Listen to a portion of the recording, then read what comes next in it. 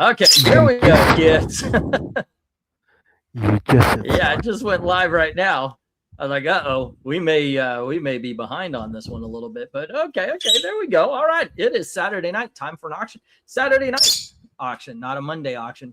I got some great books. Oh my goodness gracious! I ordered a bunch of back issues and such for last auction, the one that would have happened on Monday, but everything was late, and I got a lot of great books tonight. This is a great auction tonight. Starting off with something I didn't even notice here.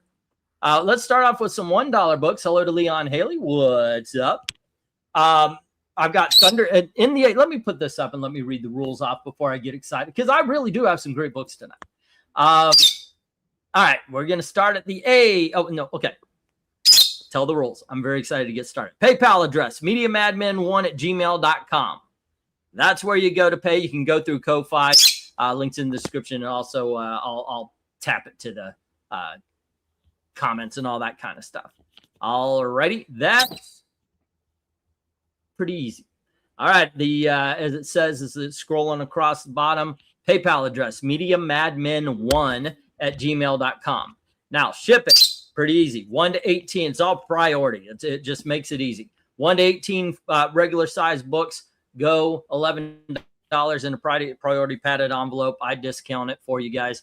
Then 19 to 50 regular size comics can fit into a medium size flat rate priority box for 19. 51 and up, it's $25 for usually a short box, but basically whatever I can fit them in and make sure that thing gets to you safe as possible.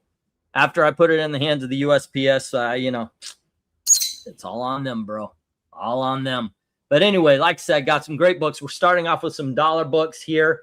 At A, we have a book called Thunder God #1. All righty. And then we have a variant cover of Thunder God variant issue #1, excuse me. A book called Vortex. This is issue #2. Looks like it's from Entity Comics. That's a 1980s, maybe 1990s independent. And then from Marvel Comics, we've got, this is Marvel UK, we've got Warhead #6 and Warheads #7. And then also a 1980s independent book, it's Warriors #1. And then we've got Wetworks, and this is issue #5, 4, 5, and 7.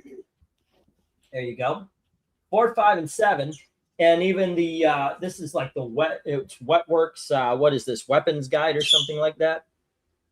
Source book.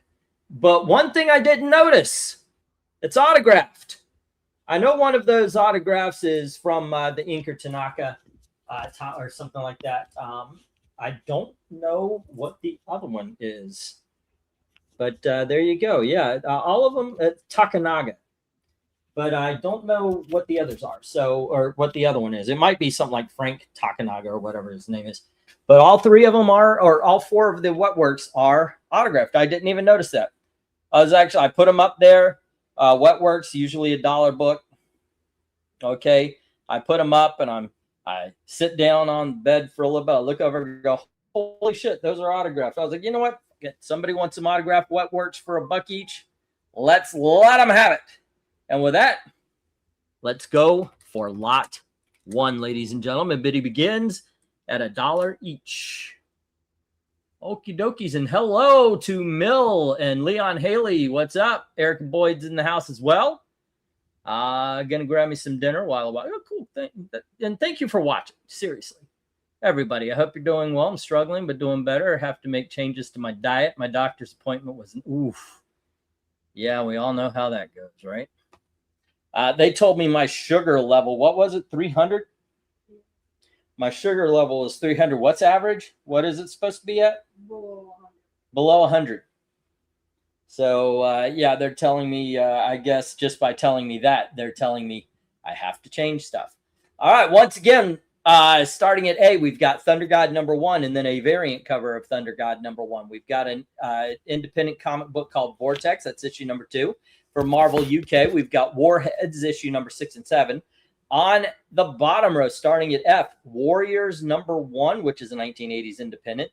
And then Wetworks straight across the board there, number 4, number 5, and number 7. And then the Wetworks source book, all autographed. All right, bidding begins at $1 each. Oh, let me get my stop clock going. So how are you doing tonight, Evil Black Cat? What is the word? What is going on with you? Not much. We basically didn't have water all day because a pipe apparently burst somewhere in the road. Yikes. Yeah. That's not fun. Yeah, so That is lack not of fun. yeah, and because of that, the tap that automatically boils water wasn't working, so no coffee or anything. So headaches, lots of headaches.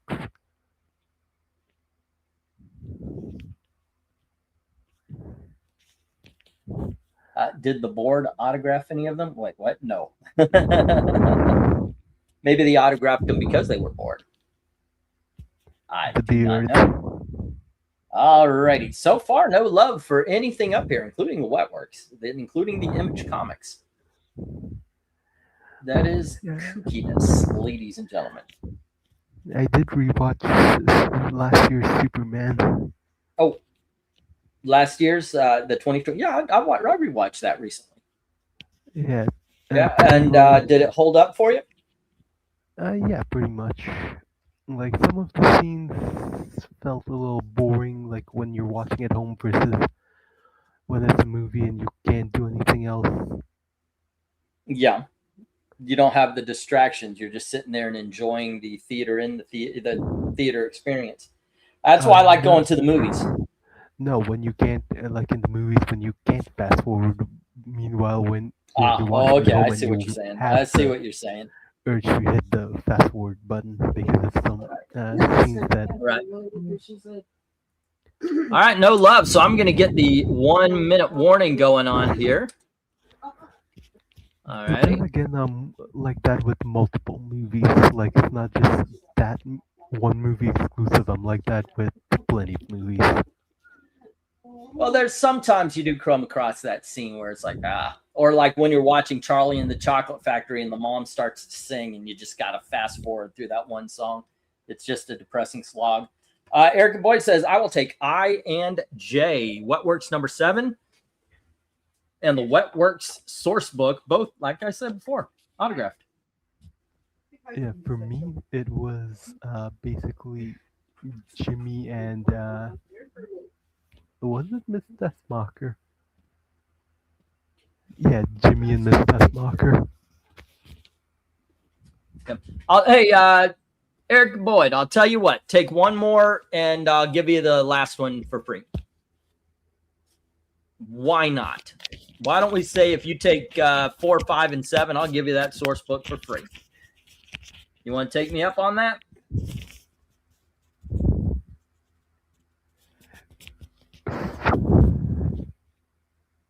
Where do you think you're going? He thinks he's going with you. I guess not. That's what he thinks. Now he's going to sit on my head. All righty. Oh, we got the stop here. And let me get the stop. The offer's still on the table for you there, Eric and Boyd. And let's get these down. And we will... it's I and J right now. And the rest are in the reject pile.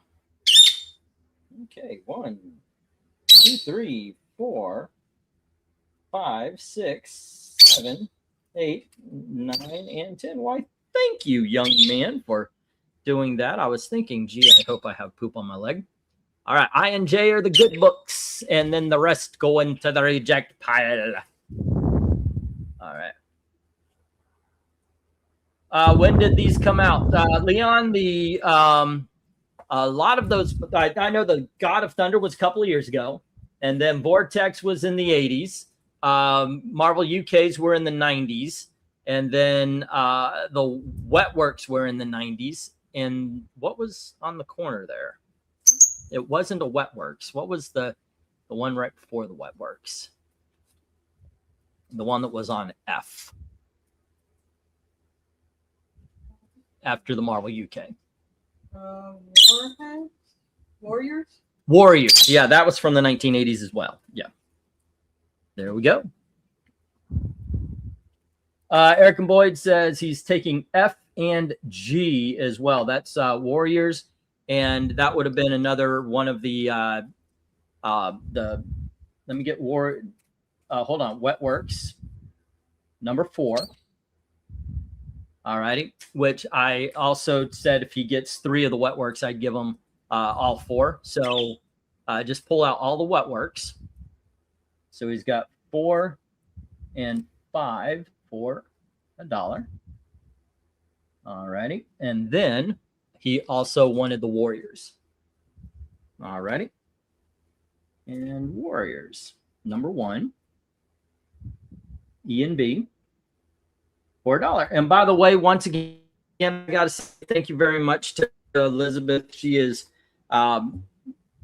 helping me out because we found out that if I try to do this, I will lose my pants, and we don't want that on camera or ever anywhere. 1, 2, 3, 4, 5, 6, 7, 8, 9, and 10. There we go. Thank you all.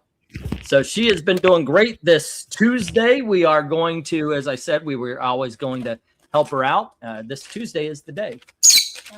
Blood Child, Blood Radio, number 3. Blood Child. Where'd you get Blood Radio from? Oh, okay. I don't even see those words. Your young eyes. Lynch Mob, number 1.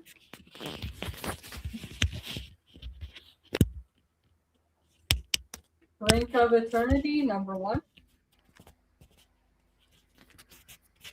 And those are both Chaos comics. The Invaders, number 2.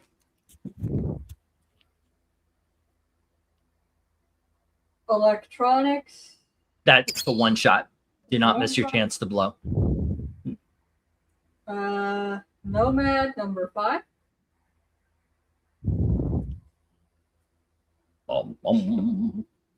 Nomad, number 7. Nomad, number 8.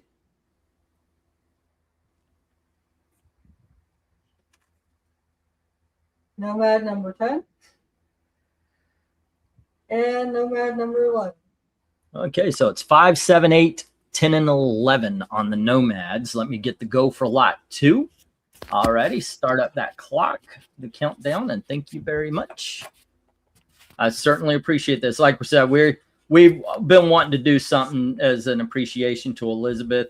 One of the things that she likes, she has a very limited diet, and one of the things she does like is this one restaurant serves a salmon that she can have. Hey, long time no see, sir.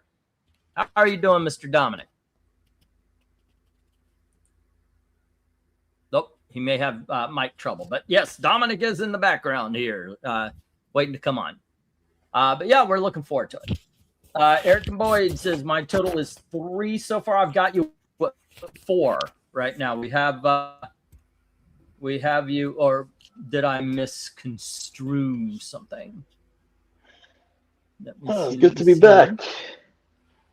Hey, how are you doing, man? I am doing well, my friend. How about yourself? It's been too long. To be fair, I've been pretty busy for the last couple of weeks. Well, I've been recovering from surgery, as you know, and it's been going pretty good. I can move. It's degrees of how much I can move around before I get hurt or anything. Or like the other day, I thought it would be okay for me to pick up a comic book box. It wasn't, you know. But yeah, it's been going well. It's been going well. And as I was saying, Elizabeth has been a trooper here, so she's been helping out. It's been it's been a really good time. A lot of fun. Well, I'm happy to hear that you're still making a full recovery. Yeah, so far so good, as a matter of fact. All righty, Eric and Boyd. And the last one we have you down for... I'm surprised that the Nomad has yet to receive a... Oh, go ahead, please. I'm surprised after all these years. I'm so surprised after all these years. Nomad received a either both a trade paperback and an omnibus. Yeah, that's now. It's one of those that it was popular for a little bit when it was out, but it's not something anybody talks about anymore, which I think is criminal because it is actually a pretty good series. Yeah, and Jack Monroe really is a good character. I remember being surprised that he was used. Excuse me. I was surprised. Whereas like during the original Thunderbolts run, well, he became the new scourge of the underworld. Yeah. Also, it did very much take after Lone Wolf and Cub, as you can see, but I thought it was a fun series. It actually was a fun series. Alrighty. Yeah. Let's see what we got here. Jim comes out of the gate with C, and that is Brink of Eternity. Brink Eternity. Okay.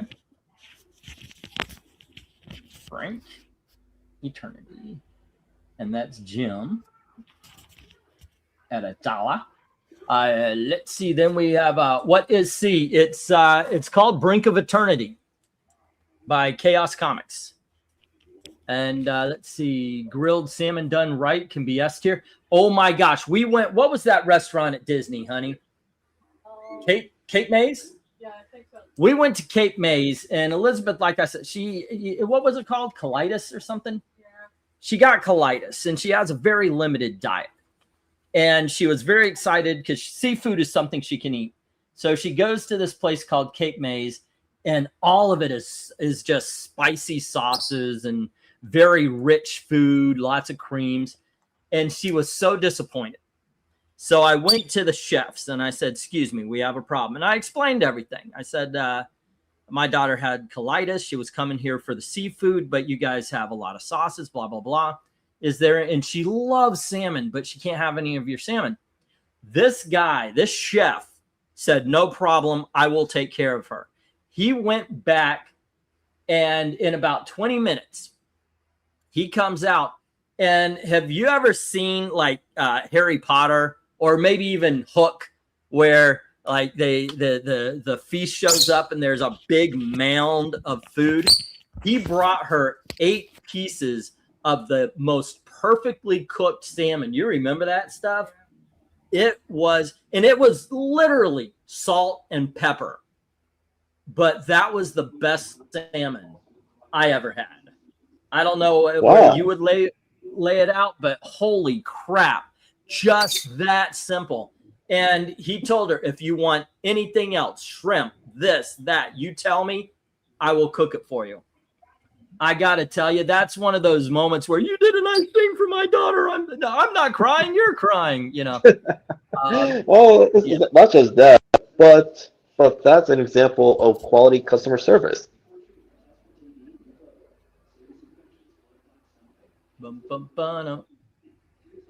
Okay, I see where we're having our. I meant if you get the other wet works, then I would give the last wet works for free. So I had you down for all of the wet works plus the Warriors. That's where we had our misunderstanding. But you know what? Okay, sure. I'm fine with that. Derek and Boyd. All righty. Let's see. I'm not sure what C is, but it's the best cover in the lot, says Jim. Tony Hayes says $1 on D, and that is the Invaders #2. All righty. And Tony Hayes. And then we have, let's see, F, G, H, I, and J. So he's taking the Nomad lot. Alrighty, and I will just put that down. Nomad lot. And it is 5 books. It's the only Nomad lot of the night. And Tony Hayes, $5. And let's see if we have anything else. Greetings to Tony Hayes. C is not Brigade. It isn't. Where did I get Brigade from? Yeah, that's Image. All I remember about Nomad was that they killed him off kind of weirdly, and looks like he does kind of look like Winter Soldier, doesn't he? I misunderstood. I guess I don't even know what I've been on. Don't worry about it, man. What I'm going to do is I'm going to take care of it. All righty. We had a little misunderstanding, but I am going to take care of it. And we will take care of that. And you are at $3 right now. All right. It is a good day. We are having a good time. All righty. And let me go on. Let me get these down. And by that, I mean, hey, no, the other Ashley and Gail, Elizabeth, come on over. Yeah, she has been a trooper. And we're going to get the stop. And let's see. Jim has the Brink of Eternity. And Tony Hayes has the Invaders. And all of the Nomad. All righty. And let's get the stop. Not even a little bit, Eric and Boyd. But you did actually get, I mean, I ripped myself off. I didn't know those wet works were all autographed. That is awesome. For $1 each, that's really good. Actually, less than $1 each. All righty, and let's get the last of the dollar books. Here you go, Elizabeth. Yeah, so there's a restaurant she likes here that she thinks cooks the best salmon, and we want to take her out for that. Amazing High Adventure number 2. Oh, all the way over. You're going to need the room. Power of the Atom number 12.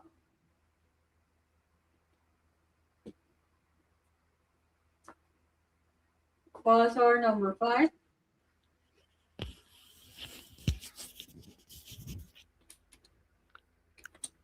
Ravage 2099 number 4. The New Warriors number 3. Annual number 3. Annual number 3.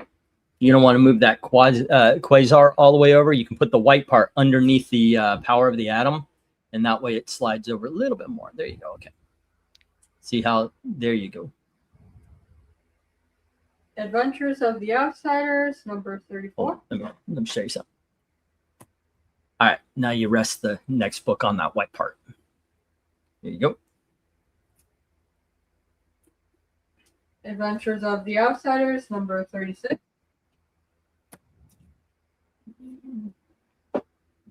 And that actually creates a little bit more room. Adventures of the Outsiders number 37. Whoop, a little tape on the front there. There you go. Adventures of the Outsiders number 39. Rest that book on the white part there. Yeah, see? It creates just a little extra room, and then everything is displayed just that much better. That only happens with the bigger bags like that. And Adventures of the Outsiders number 38. Since I was interrupting you very rudely, can you read those off, those outsider numbers off a little bit for everybody? Number 34, 36, 37, 39, and 38. All righty. And bidding begins at $1 each as soon as we get the go for lot 3. All righty. Thank you, Elizabeth. All righty.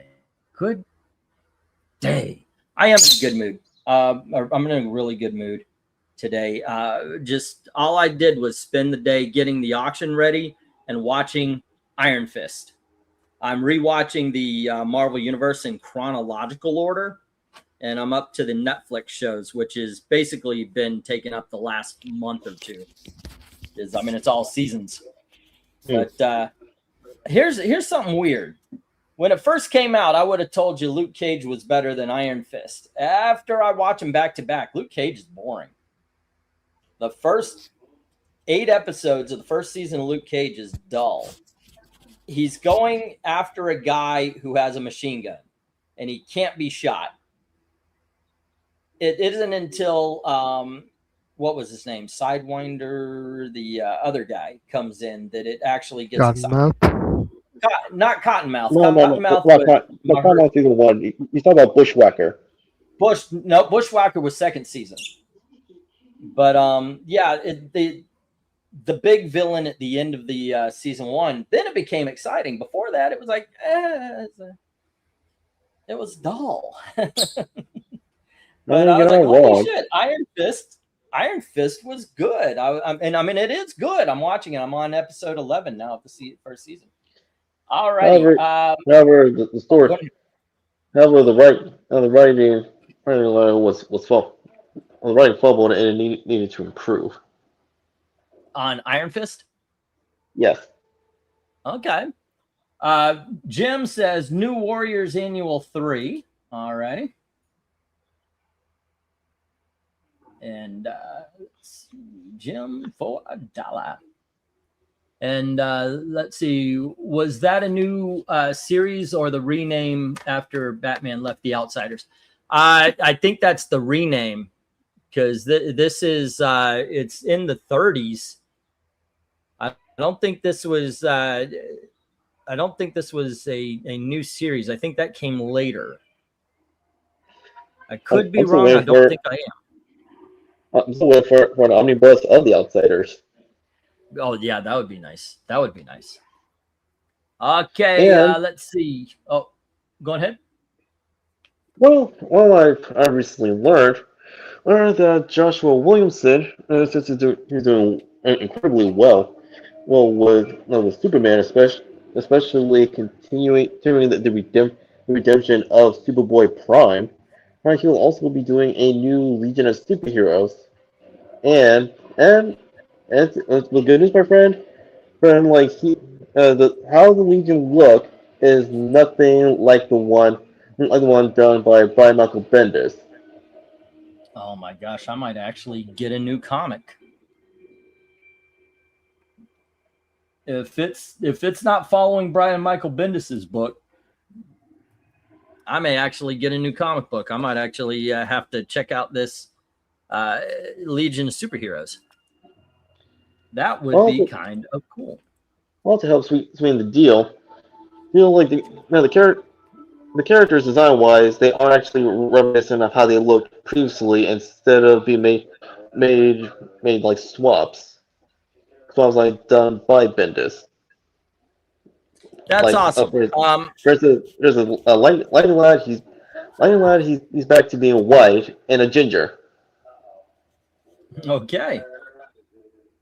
Oh well, technically, even like in the Bendis Legion of Superheroes, he was still a ginger, but he was still made black. But in this new Legion run by Joshua Williamson, he's back to his original design. Oh, we also have Tony Hayes saying that he's putting $1 on C, the Quasar, and D, Ravage 2099. Hey, good choices. Quasar, which is issue number something 5. And then Ravage 2099.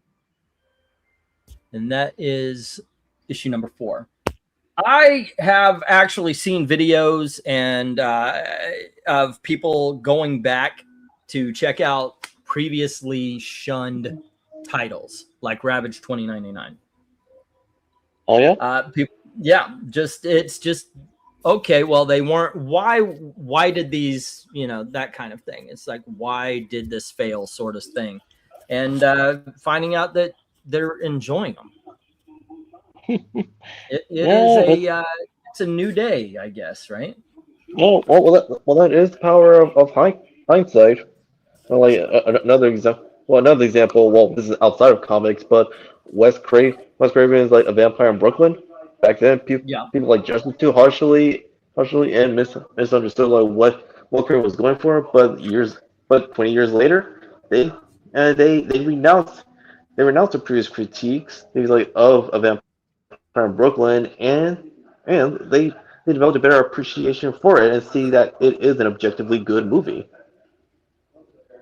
Well, if you like it. Yeah, I'm gonna bring it up. I showed that in the theaters when I was a projectionist. I didn't mind it. I didn't think it was Eddie Murphy's best, but it wasn't horrible. He did a movie right after called Metro, which I thought, that's very paint by numbers, you know. I remember Metro. Vampire in Brooklyn was pretty decent. At least it tried something, you know. I'm cautiously optimistic about the new Legion book. I've seen some of the new cover art. Not very impressed with the art on the proposed variants. Yeah, I did. Like I wasn't impressed like by the art either. You know, bad. Eric Boyd is asking me to regale us with tales of the time as a movie projectionist. I will. It's not like the artist in Absolute Martian Manhunter, which I gave it a chance after issue 1, and like nope, it only reinforced like why I don't like Denise Camp.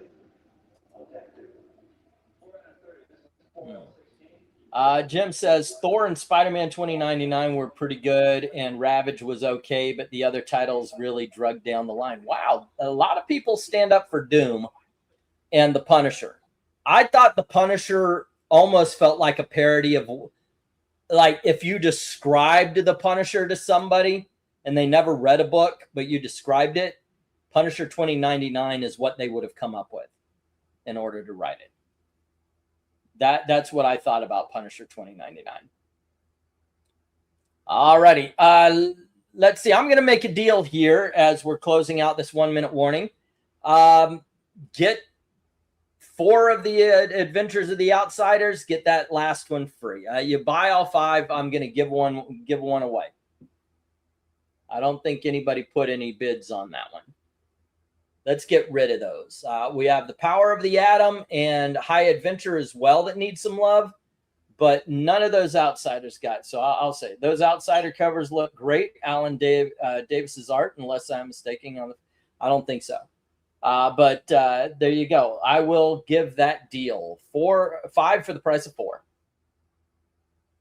as we close out here on the 1 minute warning before we go to the $2. All righty, Elizabeth's going to need your help here real quick. I'm going to put the stop, but the deal is still on the table until we begin the next lot. All righty. Bum, bum. Come on, baby, let the good times roll. Come on, baby, let me fill your soul. Alrighty, we need the Quasar and Ravage for Tony and the New Warriors for Jim. Alrighty. And all the others go to the reject box. Bum, bum.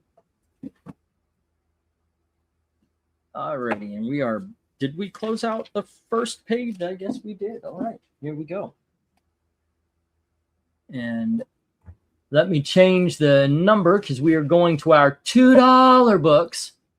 Unfortunately, Dom dropped out. I guess he's having some technical difficulties, but he's always welcome back in. All right. And we've got 1, 2, 3, 4, 5, 6, 7, 8, 9, 10. I always wondered why the tags off and there's always one book with tape residue. Here you go. All righty, starting at the $2 books, kids. And here's Dominic again. The Omen, Save the Chosen. That's issue number 0. Issue number 0. Hold up. Let's get the focus back in. I'll put the cover back down so it doesn't go out of focus. There we go. The Omen, number 1.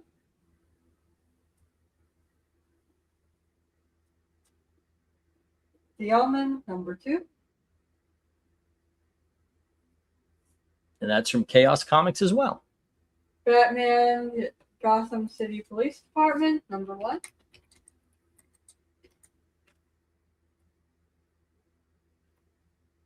Batman Gotham Knight, number 47.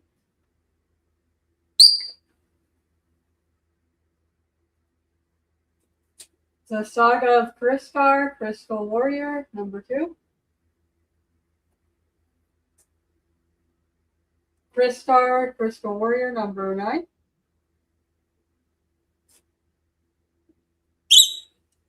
Crystar, Crystal Warrior, number 10.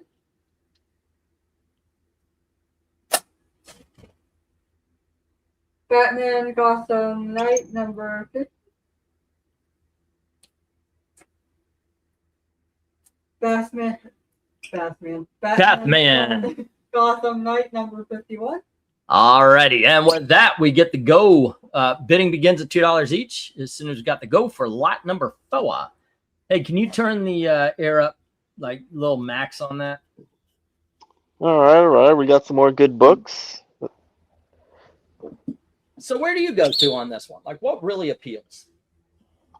I go with the Omen. Yeah. I go with the Omen and Crystar. And to answer your question about the Omen, yes, I have read them from Chaos Comics. What is the Omen? Because I have no idea. To make it a long story short, it tells the story of a group of kids who develop supernatural powers, and essentially, and their goal is to face off supernatural threats as well as to prevent Armageddon. All right, and this is the art. Oh, well, there you go. Bikinis. The camera's not focused. Oh, man. It looks in focus where I'm sitting. Okay, now it is. Okay. But the issue zero. Well, the issue zero, like it does a good job of essentially like catching people up. What the Chaos Universe is all about, and what led to like the Omen and how they came to be, as well as it gives a good enough like info of each of the new characters that are major players in the Chaos Universe. Besides Evil Ernie and Lady Death. Okay. And Crystar. Which, Jim. That's a series I've yet to finish. Jim has $2 on the Crystar, issue number 2, 9, and 10. Alrighty. Let me show off this here, issue number 2. And this is what the inside of a Crystar looks like. There we go. Fun times. Good 1980s comics. With that old comic book smell that we all know and love. Ooh, doggy.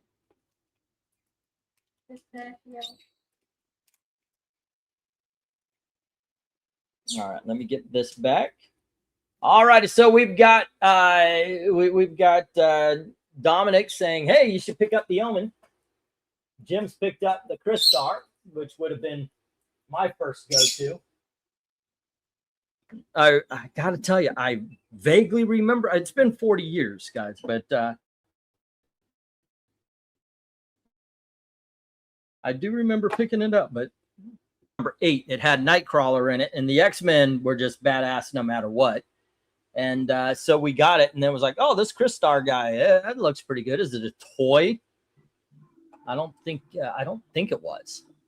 All right, we have Jim with FG&H. Like I said, that is Crystar. Well, Marvel and DC of yesteryear, like they provided quality content as well as not limiting themselves to just cape fiction. They covered other genres.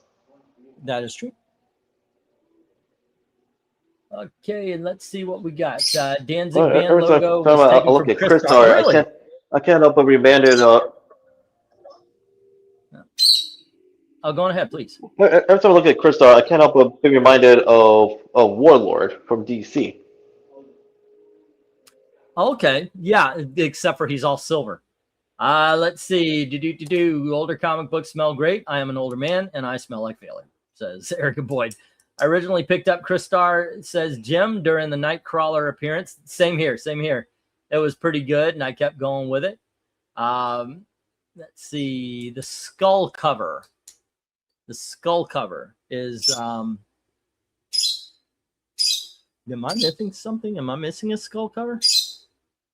Oh, okay. Well, he got. All right, I see what you're saying. There was a skull cover. Gotcha. Let's see. It was a toy. Oh, it was a toy. I got Crystar and the wizard guy in a Christmas stocking, says Jim. Well, there you go. Yeah, it was the Saga Crystar number 8 that had the Nightcrawler appearance. All right. And Jim has those 3, but no love for the Omen or the Batmans. All righty. I've been making deals all night. Nobody's taking them, so I'll say this: get all 3 Omens. I'll give you 1 and 2. Oh, well, you get 1 and 2, and I'll give you the 0. I'll give you the Save the Chosen. Then we'll do the same thing for the Batmans. All 4 Batmans for 6. Why not? I knew Crystar was a toy. I didn't know it was ever in regular continuity, says Eric and Boyd.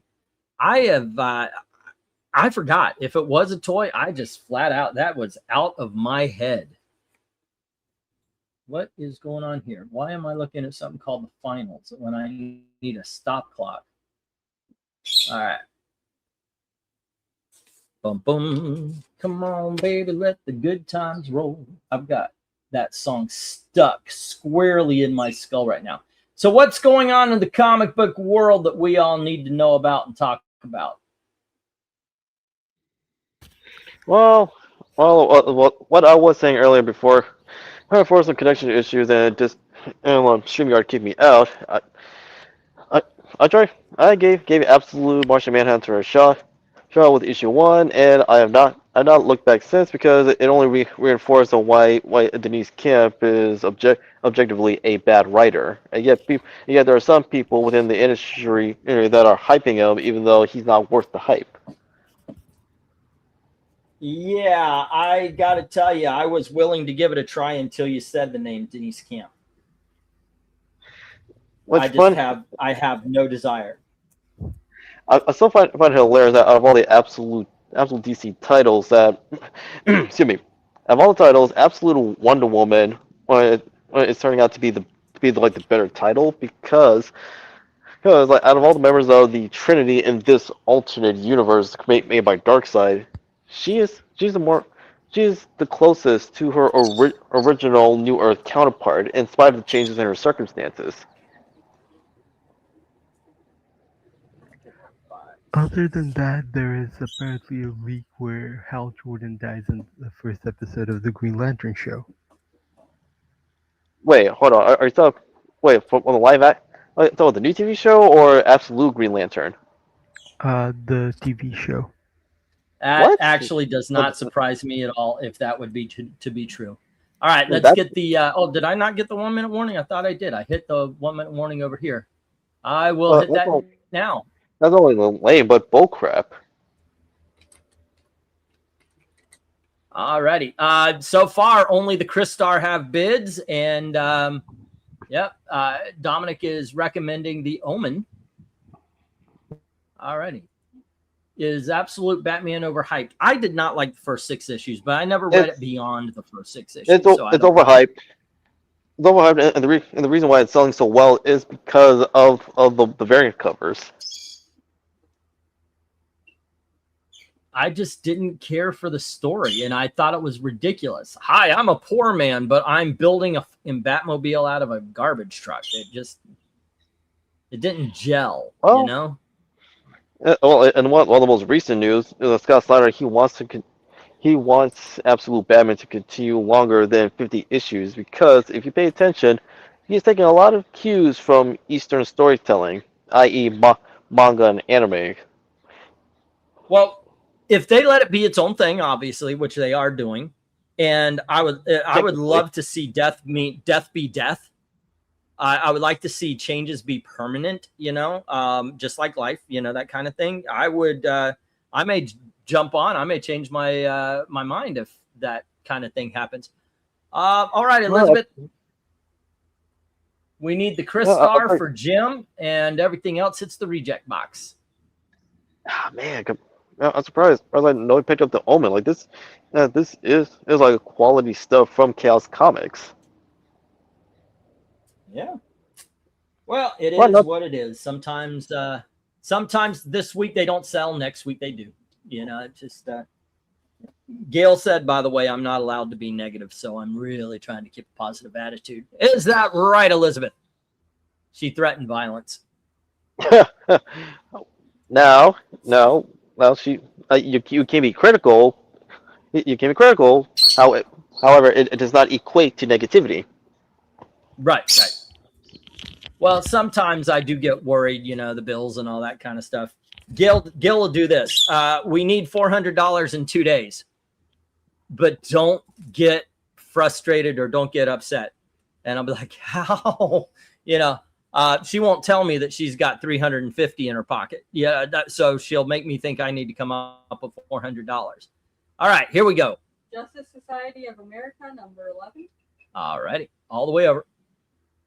Now, this is an entire board that should just go. Justice Society of America, number 12. Justice Society of America, number 13. So far, no bad books. Hi, honey. I was just throwing you under the bridge. Justice Society of America, number 40. Actually turned on some scary anime. And Justice Society of America, number 50. Make sure that you're waiting for, give it a few for the camera to, no, you did on that one. But we're here. I'm seeing damn camera from Eric and Boyd.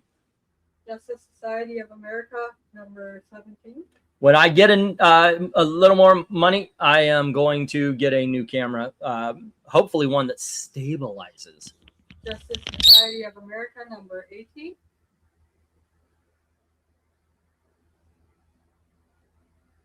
Justice Society of America, number 19.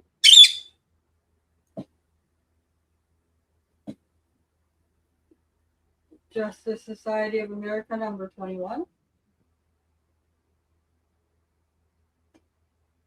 And Justice Society of America, number 22. There we go. $2 each as soon as I get the go for lot number 5. And like I said, there is not a bad book on this shelf, kids. None at I've all. got an entire board that should go. This is such a great series. I have the Omnibuy, and What really can't go wrong with JSA? the Jeff Johns JSA is one of the greatest runs in comic book history, hands down. Mm-hmm. Some great books here. All right, let me start up. Also, like Timer. well, through that set, run, it shows. It shows. Oh, John's like he understands the characters like in the world they inhabit because he started out as a comic book fan before he graduated to the big leagues. And it shows. These are excellent comics. I had this run. Highly recommend it, says Eric and Boyd. All righty, I'll tell you what. Get the entire board, 25% off. We'll go 15 instead of 20. That is 2.5 issues for free. However, now I'll say that although Jeff Johns like he has definitely like earned his keep. He like as a writer, remember like he is not immune to critique, especially when one looks back at his creative choices in hindsight. Like for instance, like him retconning Superboy Connor Kent's like origins specifically with his human donor like changing it like from the side from the scientist that made him to Lex Luthor. I kind of like that because who else would be as vainglorious as Luthor not to include his DNA in there? Yeah. Well, yeah. Ask me like why don't look back at that kind of like the crazy thing is like it actually came from a fan letter that he had written to DC years ago. Concerning like Connor's origin. While it did lead to the Insider storyline, which featured a crossover between them and the Outsiders. Because it involved like members of the individual team, Indigo being one of them, essentially being turned evil like by their respective other perspective forefathers. Brainiac being for Indigo and Connor, Well, Lex. So far, no love for the JSA. Really? That is a surprise. So far, so no. Well, there is love, but it's I've got these. You guys should get it. Kind of variety. How you doing? It's a good boy. Yeah, John's usually does great with the JSA, but I felt he phoned it in with the last JSA he did before going off to Skybound. You're not entirely wrong. What Bob was saying earlier, while like the retcon like may have like given us like an arc which culminated in the Insider storyline, which crossed over with Outsiders by Judd Winnick. Winnick, he didn't really John didn't have to retcon Connor's origins. You could have easily what he could have done was like in the background without like any of the Science of the Academy's like knowing. Like he placed those like mental commands like during Connor's development, so he could use him like as a puppet later instead of like making Lex the human donor altogether. Yeah, but then, like I said, it goes with Lex Luthor, the greatest criminal mind of our times. Our times, modus operandi. Like, have someone like Superman who he deems is his greatest threat, and then add a bit of himself to create a being that he would consider perfect. Yeah, no, you're not wrong in that part. That's a good counter argument. Yeah, at the end of the All day, right, no love for the. it didn't fundamentally. Yeah, I will say like what can be agreed upon, in spite of like how one feels, like about the retcon to Connor's origins, especially with hindsight, it didn't fundamentally change like his overall character. Because he still like became the hero that we all know and love before the New 52. Okay, hold on. All right, here you go, Elizabeth. Next lot. Unfortunately, no love for the JSA. Time Force number 1. From Pacific Comics, 1980s miniseries. All the way over.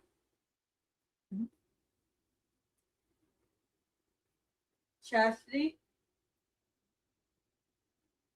There's no number. Detonator number 1. And It's shiny. it's shiny. And also, it's got an issue number 2 on the other side. There you go. Issue number 2 is unfortunately not shiny. No, just number 1. Spider-Man and the Not Ready for Primetime Players. That's Marvel Team Up featuring. Marvel Team Up number 74. It's got a roll in it. That's why it's in the 2s and not the big dogs. Spider-Girl number 2. That's Venom.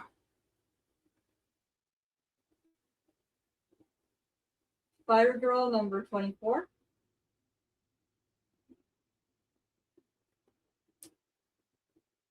Spider-Girl number 25.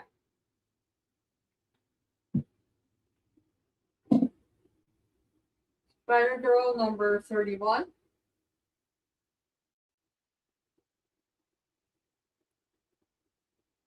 Spider-Girl number 35. And Spider-Girl number 43. All righty, bidding begins $2 each. As soon as you get the go for lot number 6. All righty. Well, once again, there are no bad books in this lot.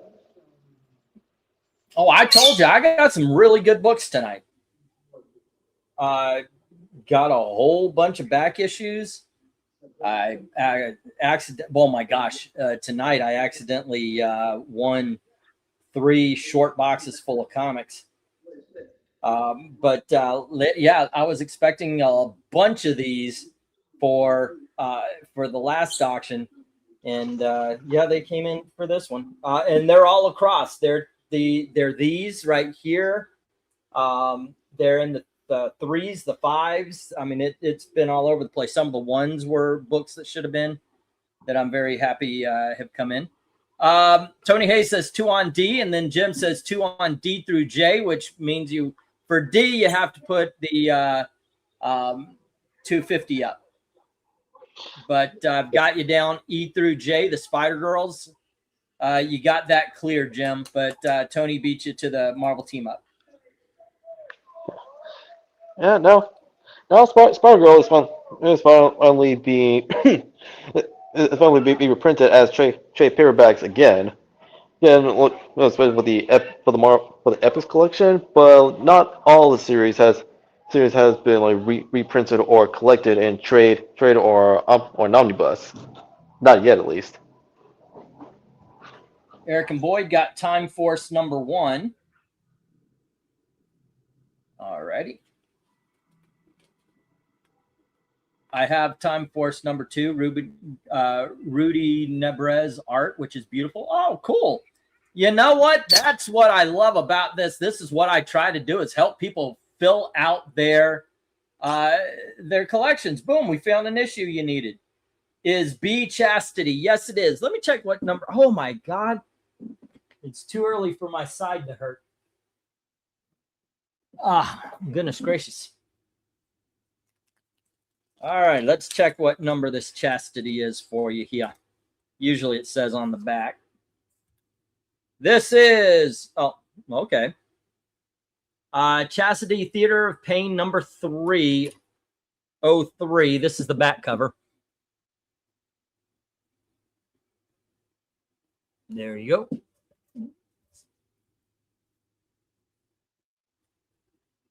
Come on, baby, let the good times roll. I fold on D. Jim can have it. All righty. Okay. Tony Hayes gives D to Jim. All righty. Woof. Oh, goodness gracious. Yikes. All right. Okay. $2 on Chastity number 3, says Eric and Boyd. All righty. Good choice.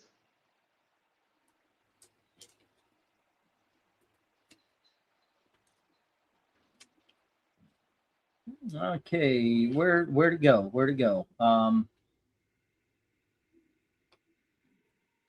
There it is. Marvel Tune, change TH to JS. Alrighty, and then we've got right now Spider Girl lot, and that is 6 books to Jim. And that is $12. And then Eric and Boyd has Chastity number 3. And there we go. And that, ladies and gentlemen, means that this board has been taken. So I am going to get the stop. Only four books left this time. Yeah, oh wait, no, only 1 book, 2 books, but in 1 page. The Detonator, book 1 and 2. That is issue number 1 and 2 for the Detonator up there. Can we get a complete sell-through on our first lot? I'm gonna put the 1-minute warning. See if we can do that here. See if anybody will. See if it's a mercy buy for $2. Yeah. All righty. We got the clock ticking here. There we go. We're at 54 seconds and counting down. Will somebody get the Detonator issue 1 and 2 for $2? Let's see. Yeah, I got you down for both the the Time Force and the Chastity there, Eric and Boyd. All right, you're saying $2. Is that are you putting something down on the detonator? I have A and B at $2 each. Yes, you do. Yes, you do. All righty. Dun dun dun dun dun dun dun. Alrighty, and let's see what we got here. It is Time Force and Chastity.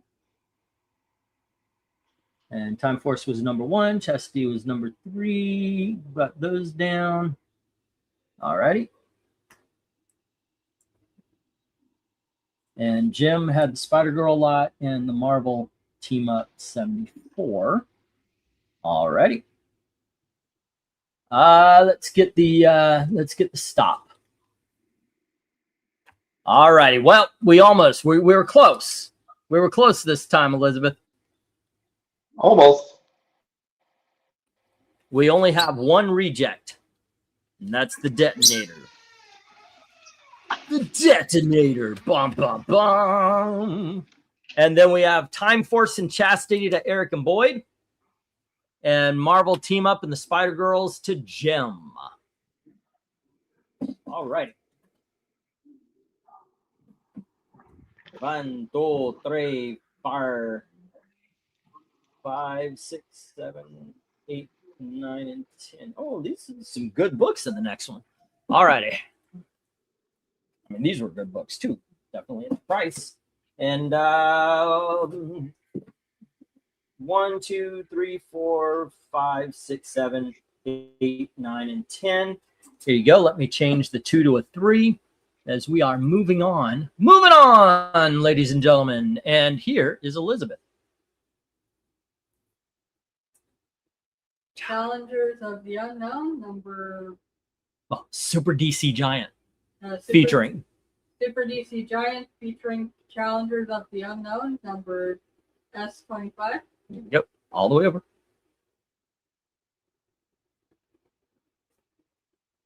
Marvel Collector's Items Classics, number 17.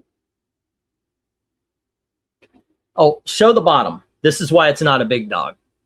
Right at the bottom there. That's why it's in the $3. All right.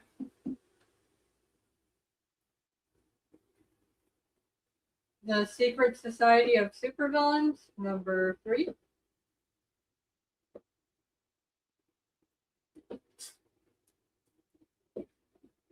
Death's Head, number 1 of 12. Well, come on. You can feel the others on the back, right? 1, 2, and 3.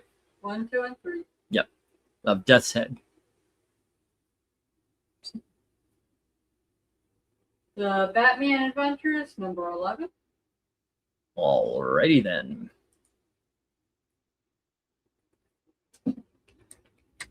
Fantastic Four, number 146.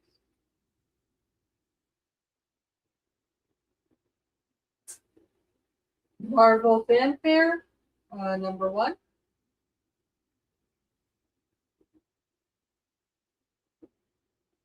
The Avengers, number 202. Oh, you know what you did? Put the Batman up in E. Put it at E, honey. Oh. All right. Now move the Fantastic Four all the way down. There you go.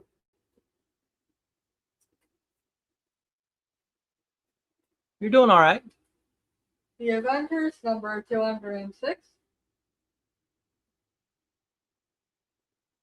And the Avengers, number 208. All righty. Biddy begins. $3 each. As soon as get the go for lot number 7. Dom, this is another one, right?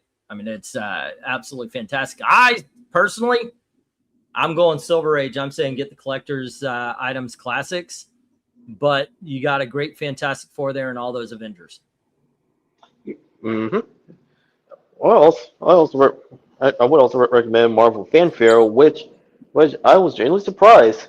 But I'm happy to see it be reprinted and collected as an omnibus. Yeah, I can see that as being I mean, it's got a lot of different stories in it. I mean, that would you get introduced to a whole bunch of different characters. Although I think a lot of people who would be buying an omnibus is already familiar with them and such. But yeah, this is good stuff. Good stuff. Alrighty. Right now I've got Jim, I've got Tony, but I think Tony steps away for a while. Like he comes back later. He misses out on a lot of the good early stuff. Mill is in the house with a bid on A and C, the Challengers of the Unknown and the Secret Society of Supervillains. And I need a Mill page. This is DC, what was it? DC, Super DC Giant. Challengers. And that is Mill at $3. And then also Secret Society. And that was, what was it, number 14? I think he said, what was it, the number of the Secret Society? Do you remember? I think it's the only one we have here tonight. There you go. All righty. Jim comes in with 3 on F and H. F being the Fantastic Four, and then Avengers number 202. Righty. And that is Fantastic Four, number 146, 146, excuse me.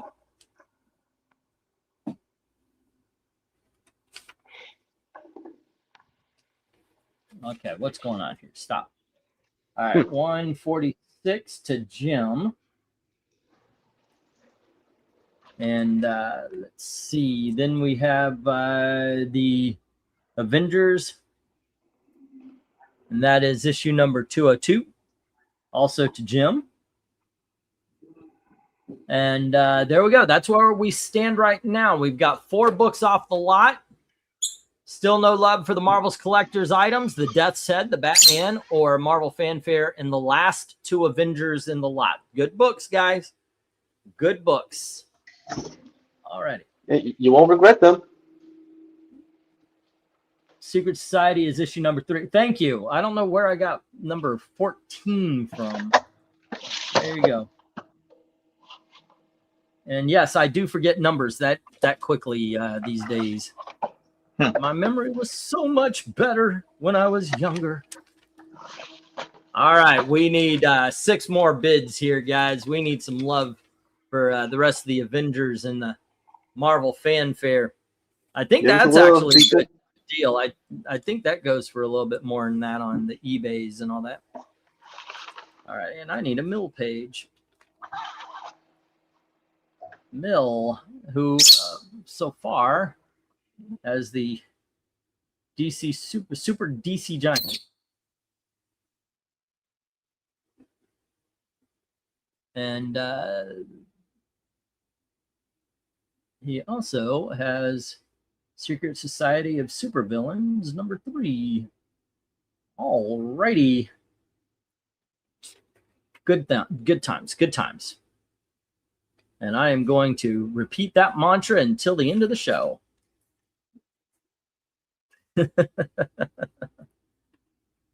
Gail was very adamant about it. Says, don't get frustrated, don't get mad, don't go, just be calm.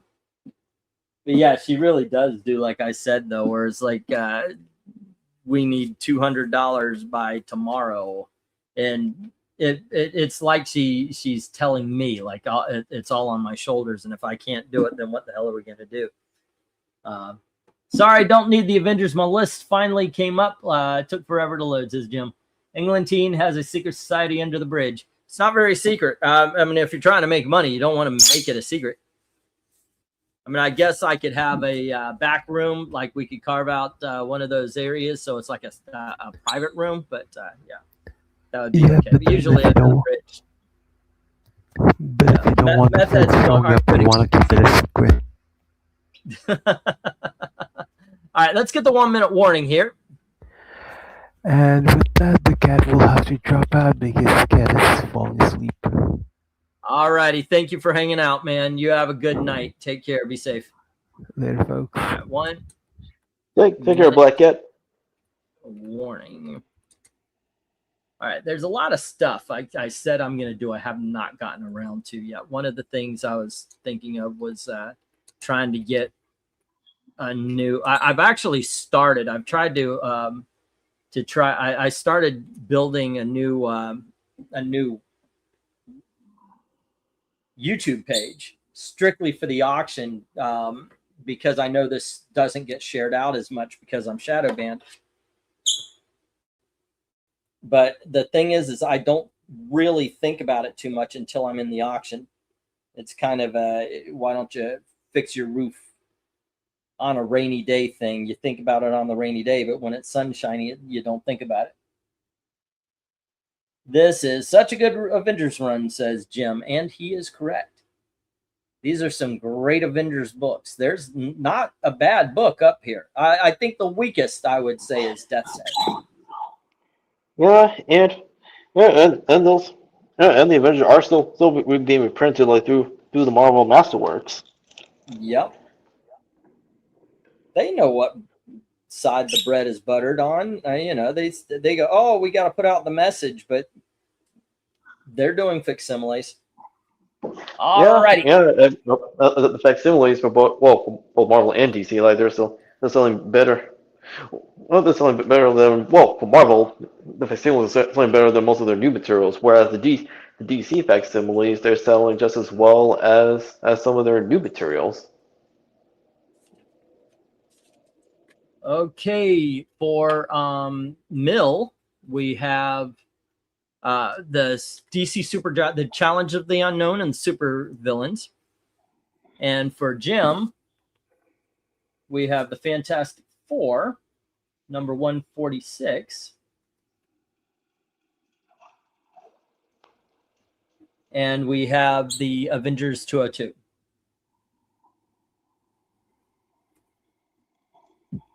All righty. There we go. Everything else to the rejects. Well, in spite of some bumps in the road, like DC is still outperforming Marvel when it comes to giving people what they want. Yeah, I hear they're kicking their ass in sales too.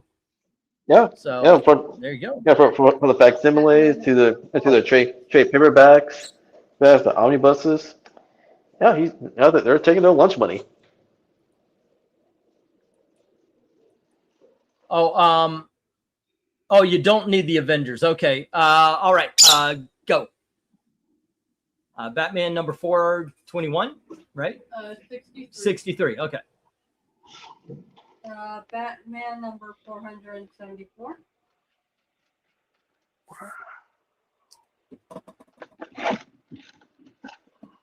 Batman number 517.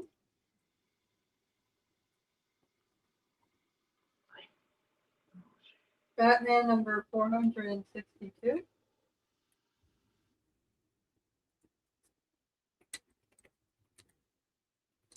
Batman number 456.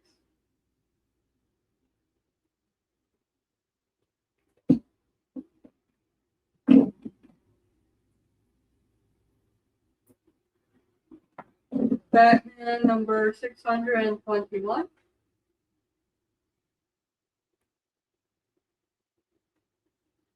Batman number 622.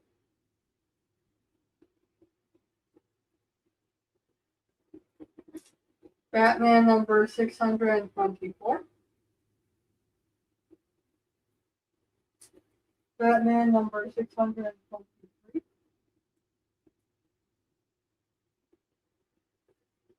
And annual Batman number 8. All righty. Bidding begins at $3 each as soon as we get the go for lot number 8.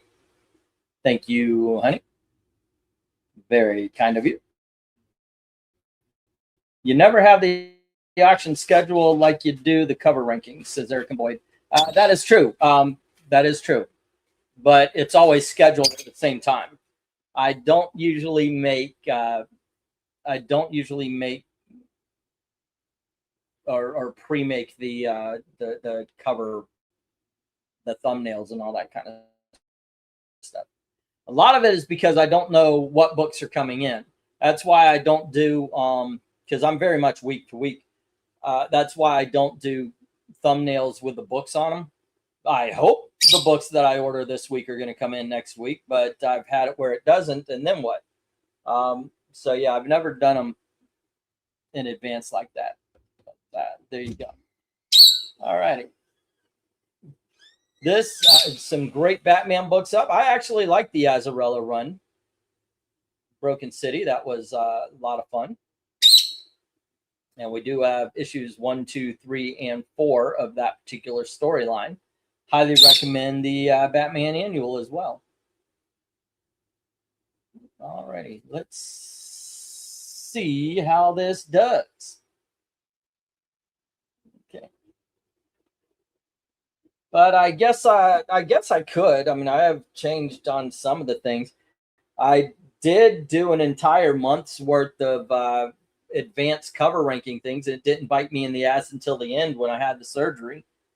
But that's actually why I stopped advertising live streams and all that kind of stuff, because I never knew, like there were times like I would schedule it and then something would come up and I had to push it back. All right. So that's kind of happened. Perhaps if you could try a generic thumbnail or something, I don't know, not being a dick, just one. I don't mind taking suggestions. Just wondering if you had the auction scheduled, you may get more bidders. I could. It won't hurt. It can't hurt. But yeah, we've one of the things is I've just lost. I have lost a lot of people over the years. Some of them I don't even know why. I've been talking. I've been trying to find Glinzer. I looked him up. I can't find his Twitter page right now. I looked him up by his name on PayPal, and I sent an email. So yeah, but over time, I've lost a lot of people who just kind of, they just kind of went. You know, it is what it is, though. All right, we got 3 on B from Jim. Okie dokie.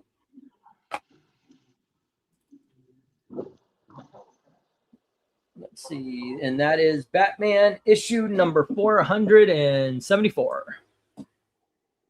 474. Jim to 3. Alrighty. One thing I'm trying to do, I know I've got a lot of books tonight, so I'm trying to make it, if there's not bidding wars and all that, that we're going at a brisk 3 minutes, maybe 4 or 5 per. It's been working out, I guess. You never know. You never know. But we used to have near 20 viewers per auction. Now 8 or 10. So it's not just getting a hold of new people. We're bleeding regulars. So there you go. I'm holding a lot of books for people who've disappeared. They said hold the books, and then Fragminion, Glinzer, like I said, Killer Bebe. Yeah, just I haven't seen them around, and but I'm still holding books. Go figure. All righty, you know what? Let's get the 1 minute warning here. We got a lot of good Batman books on the table. All righty. All right. And I'm not being negative here. I'm just actually being curious. It's like, wow, I'm just gone. I got so used to everybody filling a box up, though. I do realize I don't call out the shipping. I'm going to start changing that. I don't call out the shipping at the end of the night. I recognized that the last week. But there you go. All right. You know what? Let's just get the stop.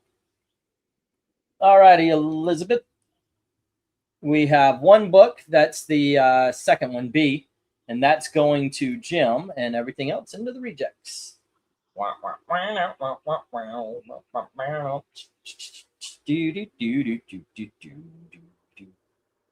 hope Glinzer's okay. Yeah, Frag me Minion's too. yeah. Frag Minion's always been in and out. But Black Spiders is gone. I know he stopped collecting comics because originally Really? he said, yeah, originally we were going to make a deal where I drove to Boston. He said he'd had something like 30 boxes he just wanted to give away. And I was going to drive out there, rent a truck, rent a car to drive there, and then rent a U-Haul to drive back with the boxes. But all of a sudden he just stopped chatting. Dang. And never came back. Yeah. All righty. What do we got? Archie and Me, number 89.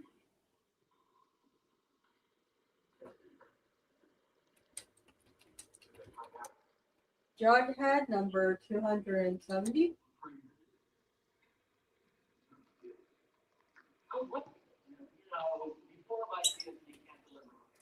Jughead, number 271.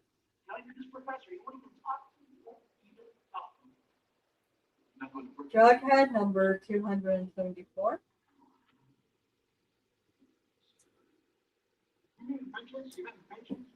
Jughead's Jokes, number 55.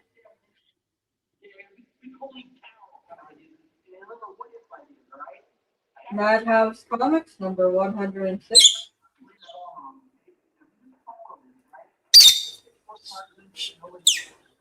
Cup, number 322.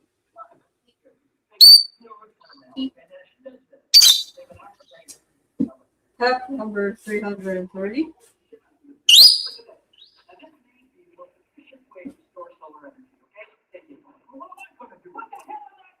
Cup, number 332.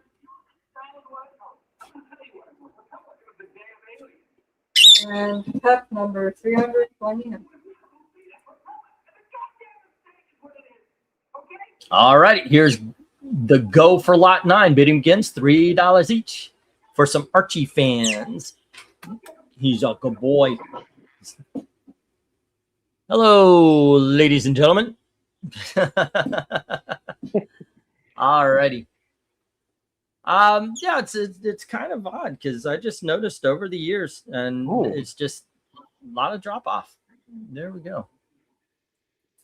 There's a lot of names. I get recommended some of my own videos, some of the older stuff, and I was like, oh, let's give this its day in core. Let me see what I sounded like. In all honesty, pretty damn good. But I recognize names like Pope Fire. Pope Fire, yeah, I remember her. I mean, just it's like wow, all these people that were like all around. It's just everybody drops off and goes about doing their own thing after a while. Some dude, he had the Thing as his. I think he passed away. He had the Thing as his profile. Started with an M, and then there was another Fire or another Pope Size, I think his name was. Yeah. But they were just all around all of a sudden. And then there was one guy that I mistook for someone else. I always did this. It's like if the names were too close together, I was like, oh, dude, no, I'm sorry, man. I thought you were someone else because I'm holding books for you. I wasn't in there. I don't think I got any books. Yeah, I was so confident in my being wrong. Jim says 3 on A, B, C, and D.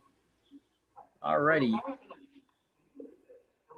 Archie and Me for Jim at 3. And then we have Jughead 270.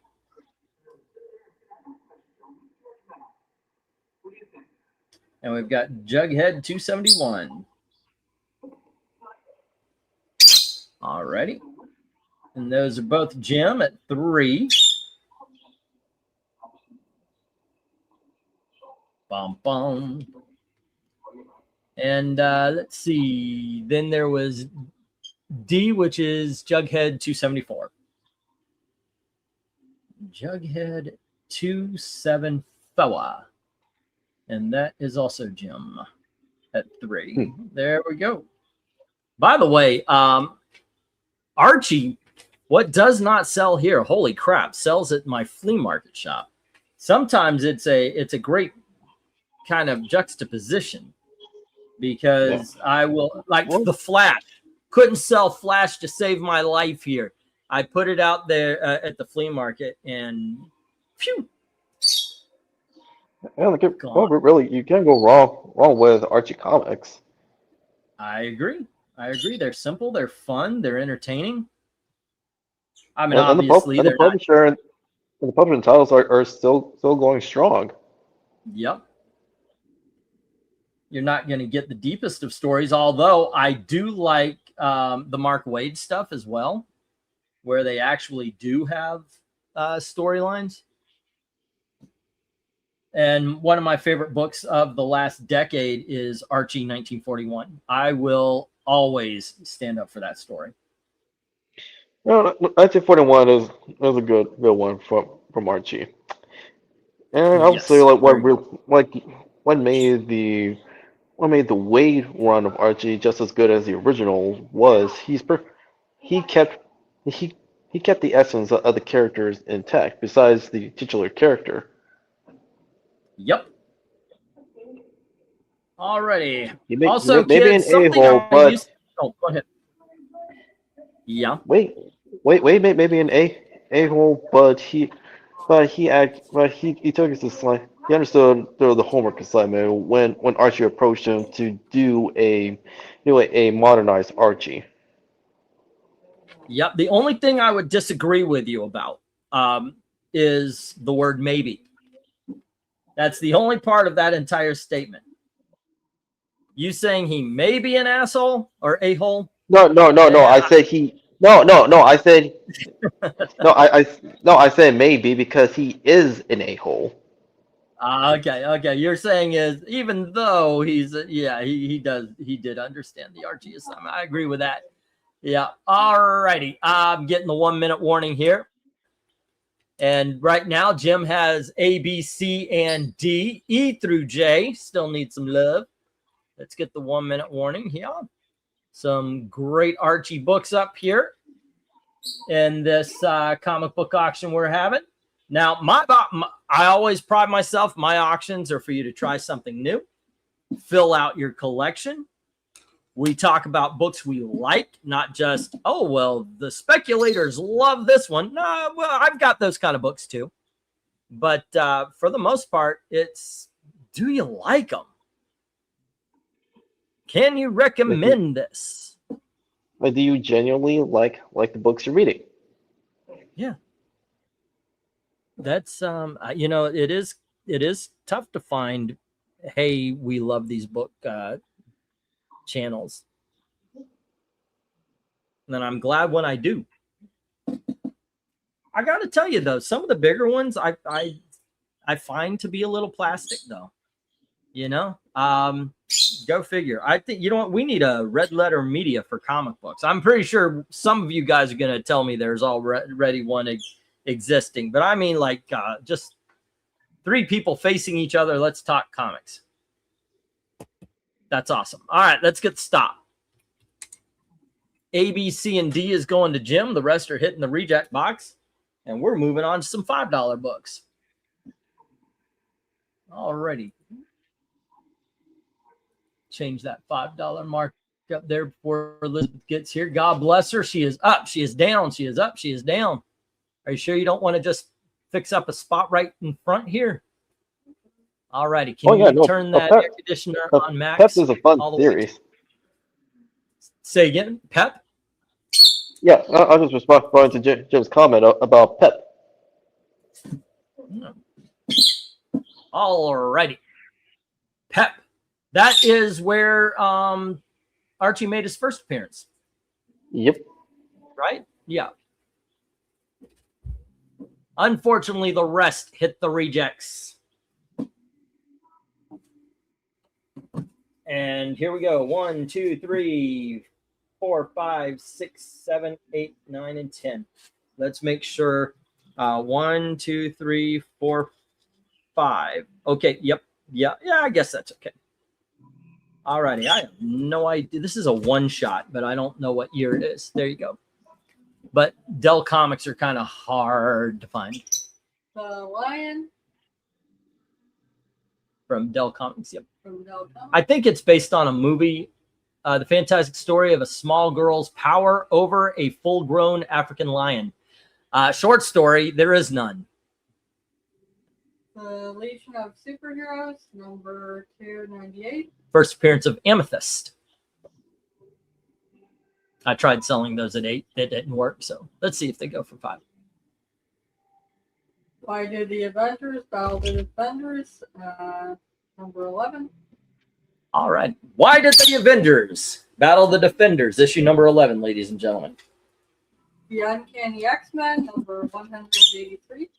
Bar brawl between Juggernaut and Colossus. The Uncanny X-Men, number 173. I do believe that's the first appearance of Mohawk Storm.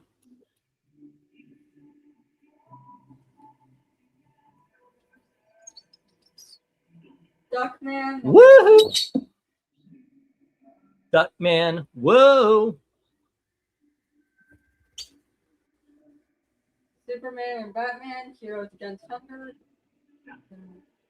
It used to be titled Heroes for Hunger, but people didn't like the covers of them slapping food out of the mouths of small children. Manual Tales of Teen Titans, number 3. There we go. The Judas Contract, Part 4. Great freaking story. Absolute fantastic story. Doctor Strange, number 16. And Doctor Strange, number 17. there we go, kids. Great books. Big $5 start. Go for lot number 10. All righty, Dom. Big question. Great books up here. What would be the 3 you would recommend? Like if you only had to pick 3. Doctor Strange, Avengers, and Legion of Superheroes. Okay. Technically, that's... No, technically that's 4, but okay. Go both Doctor Strange. I've got to say, get that Judas Contract. Surprisingly enough, Heroes Against Hunger is a lot of fun. But if I'm only picking 3, I've got to go the Judas Contract, the Avengers, and issue number 173 of the X-Men. I do dig on that. Am I on a serious delay? This gets posted before the comics are on the shelves. What? I'm not seeing that.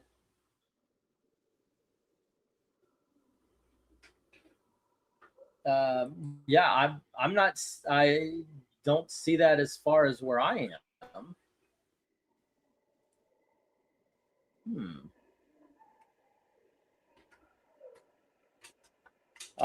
Jim says Titans, X-Men, and Legion. Great books. Great freaking books. Let's see if they translate into any sales. All right.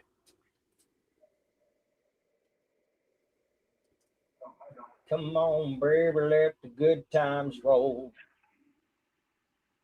Come on, baby, let the good times roll. Roll all night long.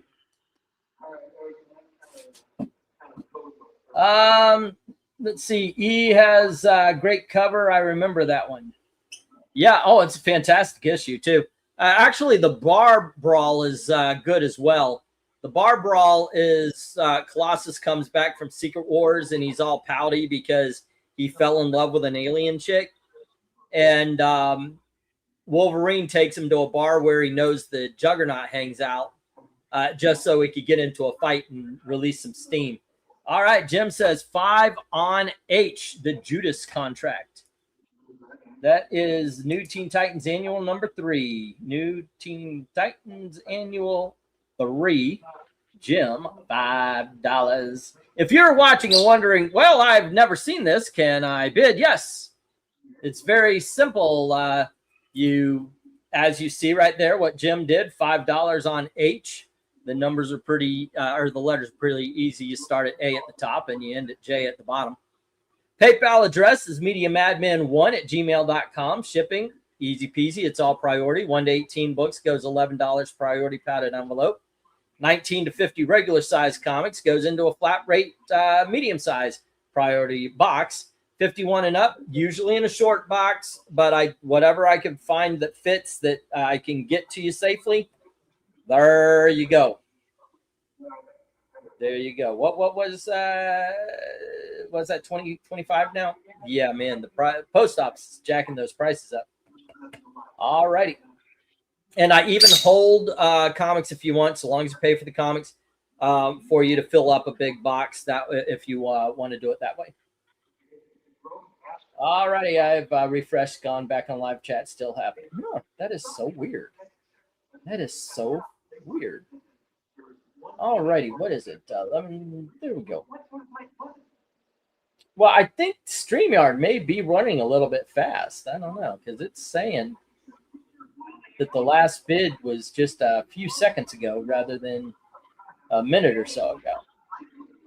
But we've only had one since 10:11, so let me get that 1 minute warning. A lot of good books being left on the shelf here, kids. Alrighty then.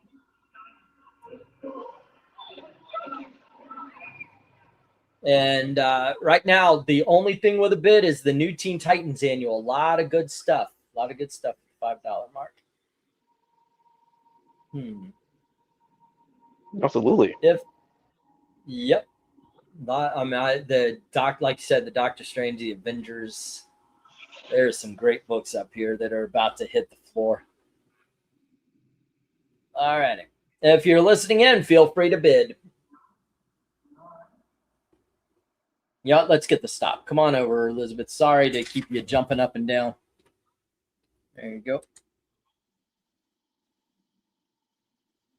If it fits, you must have quit. What is up with you, little man? What's going on? What's going on in Birdie Land?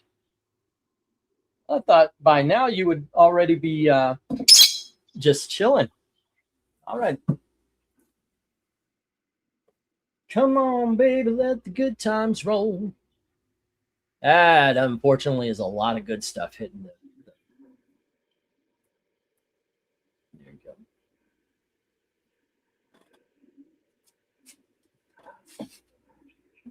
All right. There we go. Next, and the final of the first round of $5 books. The Punisher, No Escape. Remember to let it get into. There we go. Now it's in focus. Hold Punisher, up. Hold up. The Prize. There we go. Punisher, The Prize. All the way over.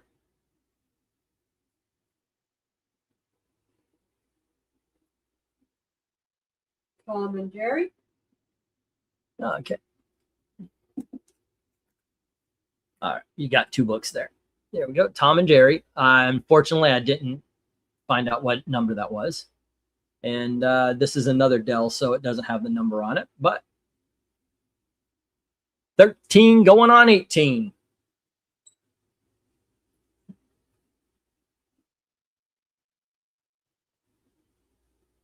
Who's Minding the Mint?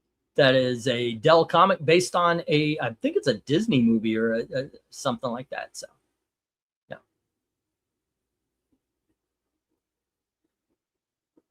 Astro Comics, your favorite comic book characters From on American Airlines. There you go. Featuring Casper, Richie Rich, and Little Lulu. You got 2 books in your hand. It looks like, anyway. Do you not? My bad. Laugh, number 173.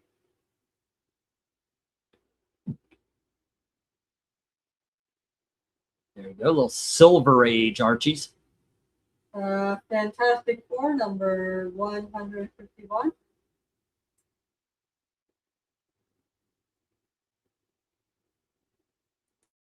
The Invaders, number 4.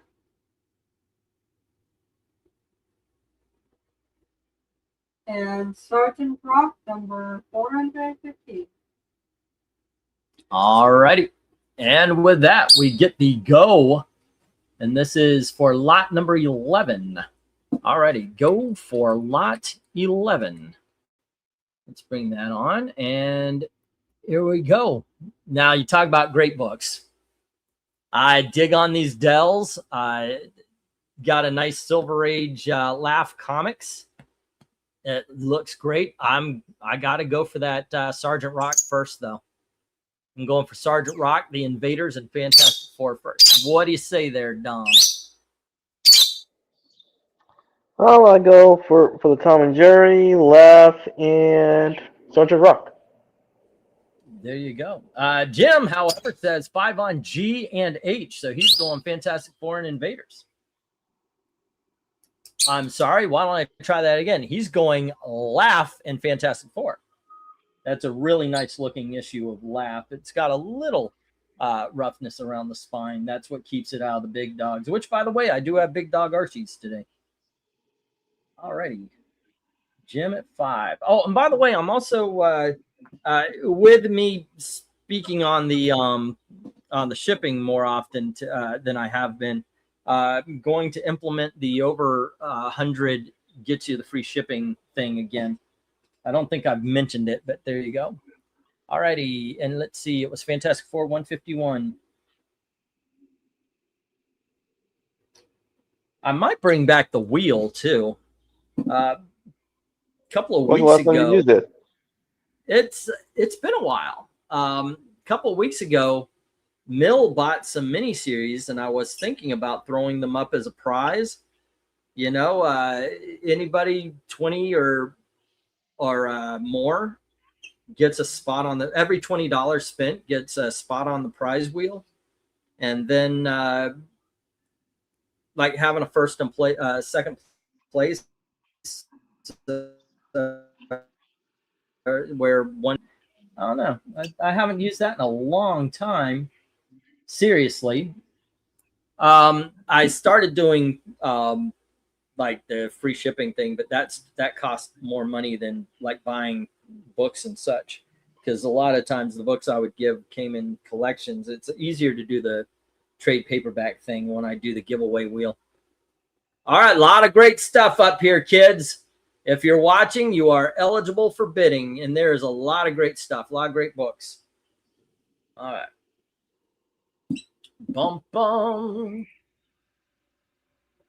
Okay, so what else is going on in the world?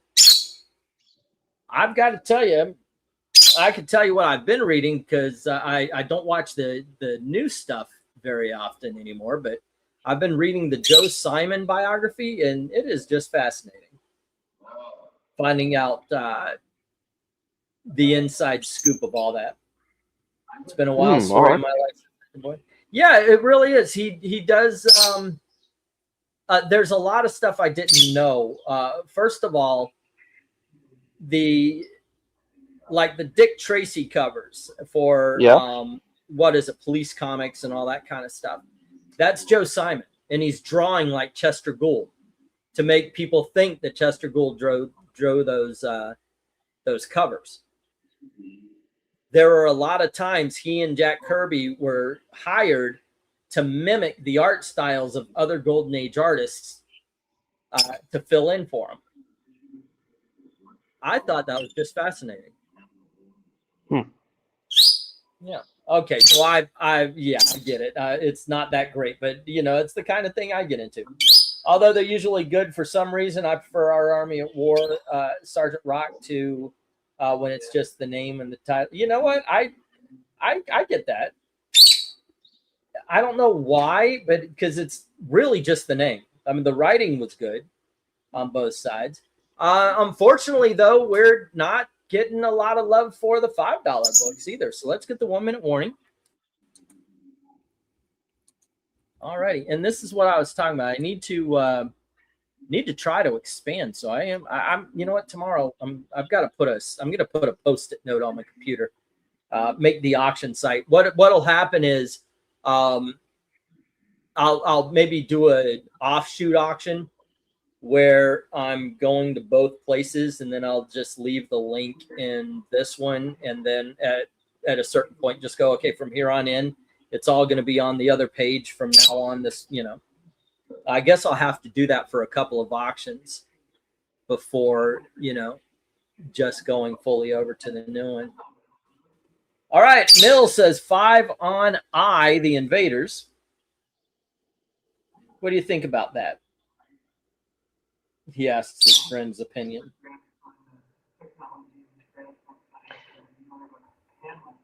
Well, it's a lot to grab, but I mean, really, when you think about like these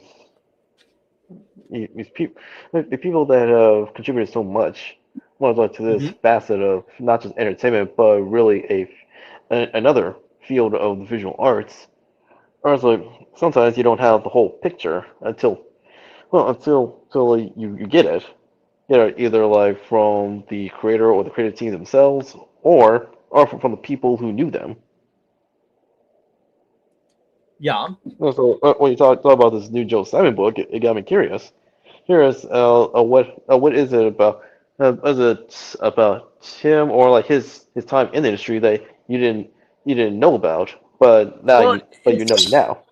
Yeah, it's a lot of little things, and it's a lot of the inside. Okay, so I did know that like Mort Weisinger and all the big guys did not like people moonlighting.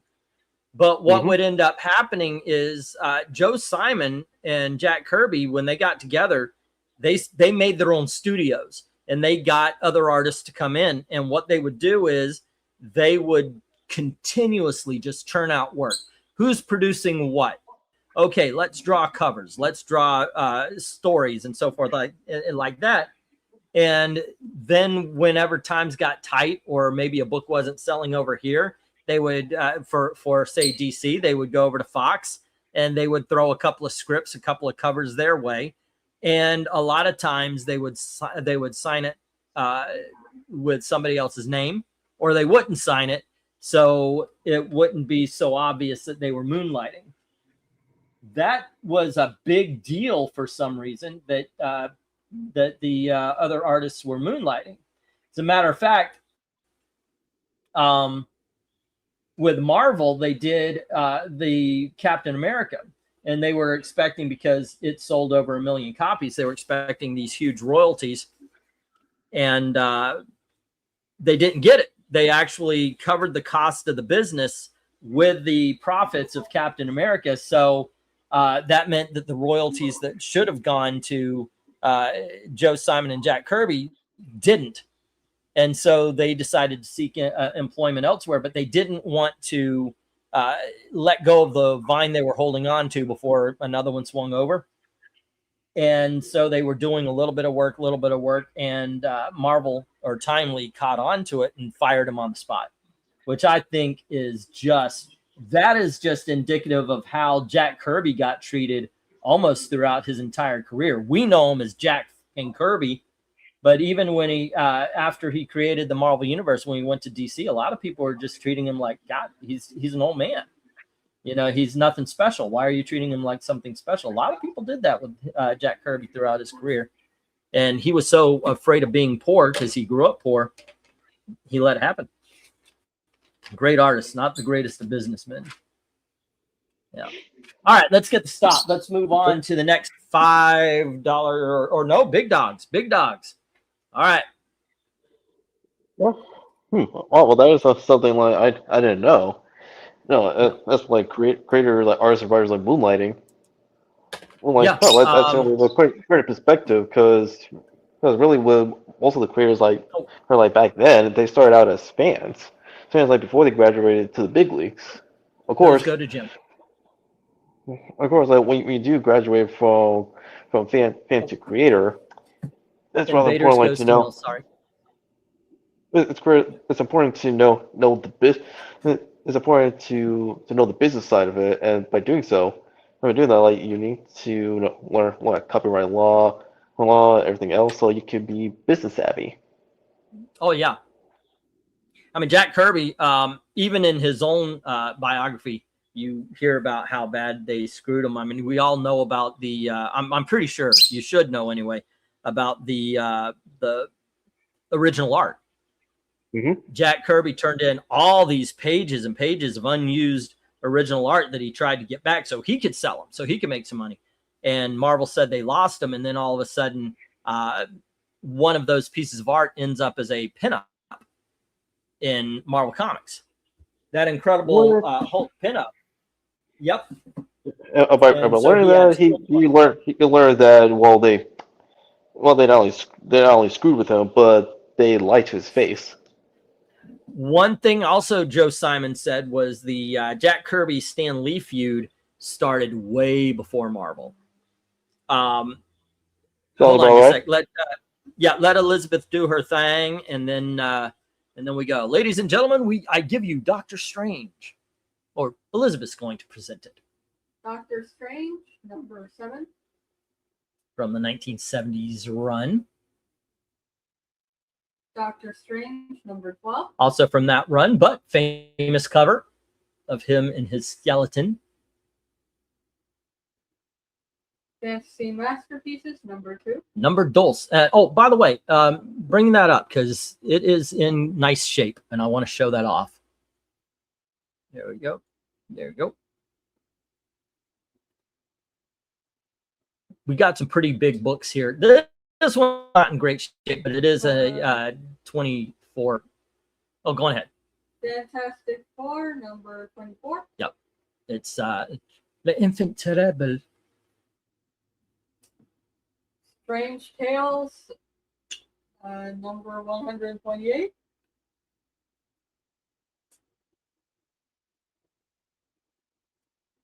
Strange Tales featuring Doctor Strange, the Human Torch, and the Ever-Loving Thing. Yeah, not the regular thing, but the ever-loving thing. Number 133. Sweet Petunia. Strange Tales, number 137. Oh, I need to change from 5 to the big dog. Strange Tales, Doctor Strange, Nick Fury, Agent of S.H.I.E.L.D., number 160.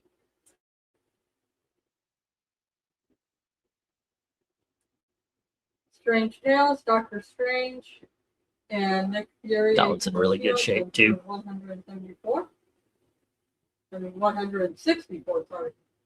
This one should be higher, actually, but yeah, there you go. Okay. Doctor Strange, Master of the Mystic Arts, number 131. Yeah, that's a 5 something. That should be higher than 10. All right, well, let's get the go for lot number 12. All right, go for lot 12, you Doctor Strange fans. Please be some Doctor Strange fans. You want to invite Clifford? Yeah. So, well, you know, yeah, by always, yeah. Okay, what was I talking about? Yeah. First of all, yes, fucking awesome books here, guys. Please, this is one of those. Yeah, please be a Doctor Strange fan. What we're talking about? We're talking about the Jack Kirby. The feud, the Stan Lee feud. Started long before Marvel Comics. Long before Marvel Comics, because when they found out that Jack Kirby and Joe Simon were moonlighting, they saw that Stan Lee was following them around. You know, Stan Lee was actually a kid to them. He was young at the time. So they saw him following him around. He wanted to be a part of the crew, and he watched them go and talk to other companies. And Jack Kirby was convinced it was Stan Lee who told Timely Comics that they were moonlighting. So Jack Kirby didn't trust Stan Lee from day one.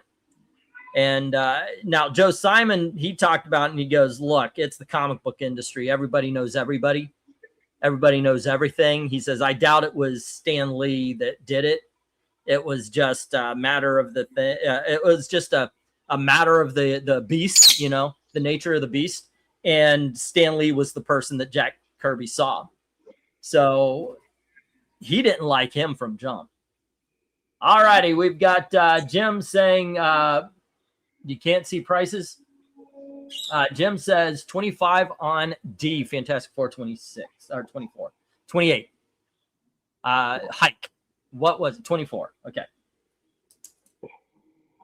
Well, I feel like even back then, like for aspiring like creators, like they had to like that take precautions and actually vet the people they meet, see if he or she is trustworthy, especially when they want to like make it in the industry that is comic books. Yep. Give me a moment. I'm going to. I was going to give Mill. Oh, he can see him now. Okay, if you want to look at a book closer, just say so, Mill, because like I said, I'm very proud at some of the shapes these things are in. I was able to get some good, like this Fantasy Masterpieces 2, excellent condition. Here we have issue number 128 of Strange Tales. There we go. A lot of these are 4s, 5s. There's a couple of them that probably, like this one, probably more of a 3, 5. And there are some that, are in pretty good shape. So I do think I'm undervaluing Jay here. It's in pretty damn good condition, bright colors. Yeah, there you go. All right. Oh. Is that F4 in bad shape or is it close to good? It's in bad shape. It's in $25 shape. You okay? Oh, bird's biting you. Yeah. Oh, great. I got rid of the graham crackers, didn't I? Do you have chips or crackers in your room? Why don't you go get some with them? Okay. Alrighty. In the according to the what is it, key collector and all that kind of stuff, I've got it priced low. But what was that other one? Comic Book Realm and eBay. According to that, I got it priced low. I'm comfortable. I'm comfortable at 25 for it. At least it'd be 25.50 right now. But there you go. All righty. Anybody interested in any of the others? Really good books here, kids. Really good books. All righty. I was excited about this. I got there's some big dogs here. All right.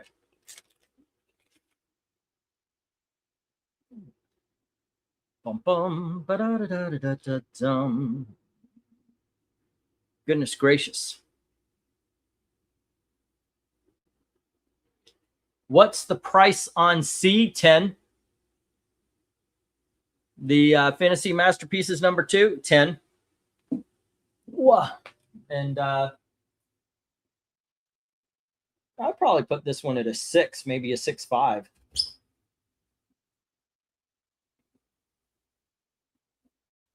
Possibly 7. I mean, it's in really good shape.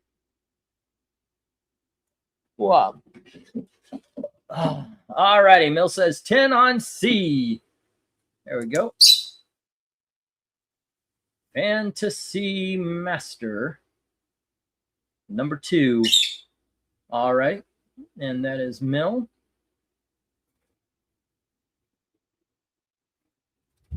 Oof. Oh. My goodness gracious. My side is about smacking me in the face here. Dun, dun, dun, dun, dun. All righty, gang. A lot of great Doctor Strange books up here. Hoping to get a bid. You brought in a sleeve of cracker. He is your best friend now. You might as well just kind of kick back. Just kind of you got to crumble it up a little bit for him. Make it easy for him to get at. And prepare for you to be wearing a mess in just a little bit. because he is going to crunch that cracker all over you. All right. Birds are not clean eaters. There you go. All right. Well, not a lot of love for the Doctor Strange. Let me get the 1 minute warning here. Okay, we've got a few lots of big dogs tonight, 6 to tell you the truth. So here we go. But a lot of good stuff, kids. You know what? We should move. I'll take care of this one since you're taking care of the bird, okay? I don't think my pants are going to fall down so quickly. All righty, we got the 1 minute warning, and right now, Mill has the Fantasy Masterpiece number 2. All righty, Fant Master number 2, and that is at 10. And then we have, let's see, Vezerin Jim has the Fantastic Four. 24 at 25. And that is 58, 83. Okie doke. Let me get these down. We will get the next round up. All righty. A lot of great books hitting the deck here. All right. Boom, boom, boom, boom, boom, boom, boom, boom, boom, boom, boom.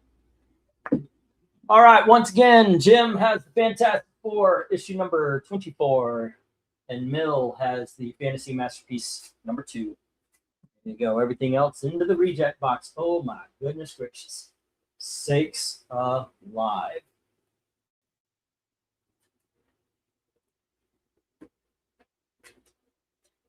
Wow. Oh, okay, so there we are. And next, 1, 2, 3, 4, 5, 6, 7, 8, 9, and 10. All righty, kids. Next up, first appearance of Helena Bertinelli, the Huntress. That's Huntress issue number 1.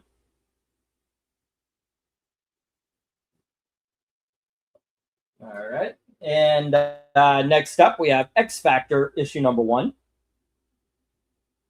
First appearance of X Factor.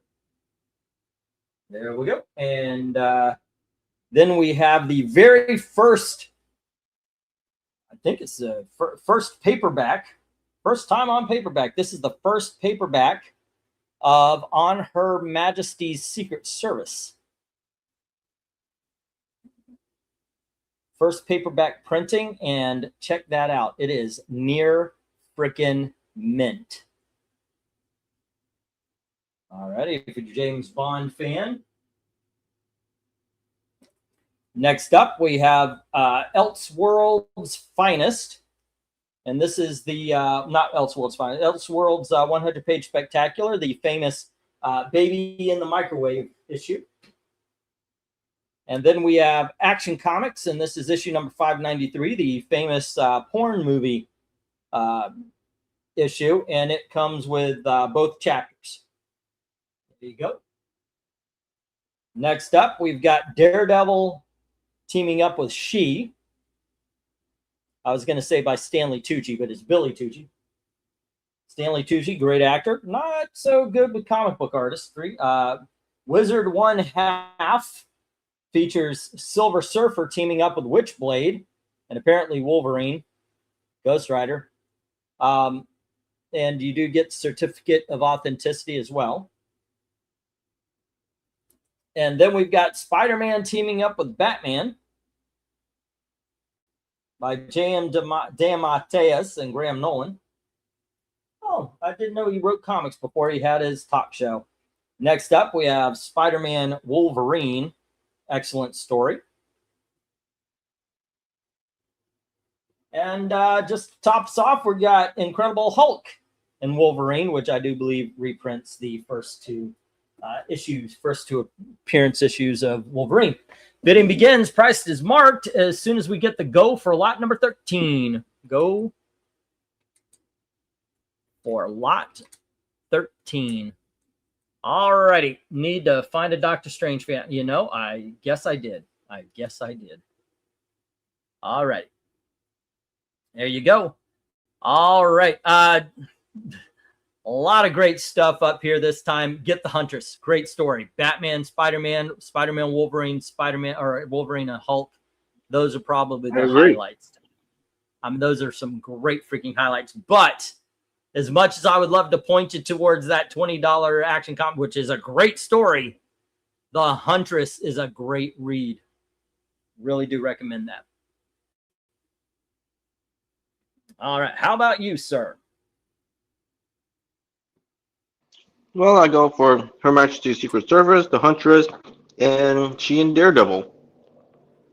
All righty. Mill has Spider-Man Wolverine. All righty. There we go. And let's see if anything else gets some. There's some great stuff up here. I went out on a limb. I didn't know if On Her Majesty's Secret, like I said, this is the first print of that book in paperback form.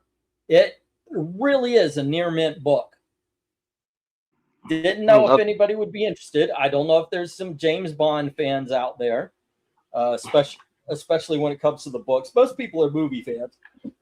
Well, actually, the film adaptation, for Her Majesty's Secret Service is a excuse me, it's a faithful adaptation. Yeah, and it's getting more love. Like for a while, it's like, oh, that's the Lazenby. Nobody wants the Lazenby, but nowadays, Hindsight, so they realized, like they should have gotten more of him. Yep. And even like in interviews, he was like he regret that he followed his agent's advice instead of actually stuck around and continued being Bond after Her Majesty's Secret Service.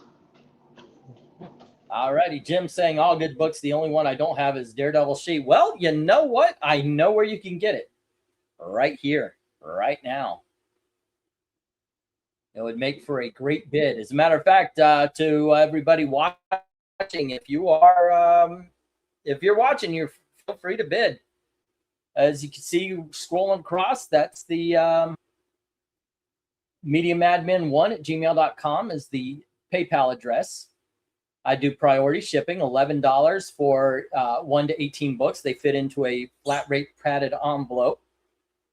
And then we've got 19 to 50 regular size comics going in. I'm saying that because like the magazines and all don't fit into a medium sized box. I got to get one of those longer ones, but that's 19. And then 51 and up's 25. Usually put it in a short box or basically find a box that we could absolutely make sure it's safe. I tape the hell out of these things to make sure that it's protected against weather as well. So there you go. I got a box, by the way, during rain, and they just put it on a wet porch, and it soaked through. Thank God for bags and backing boards.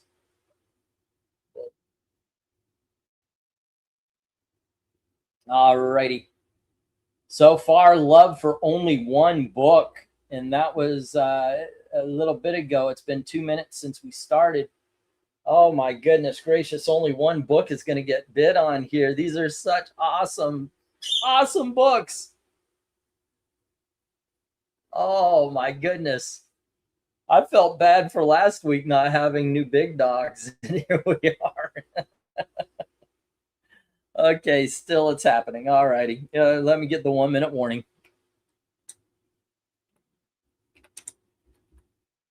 Okay.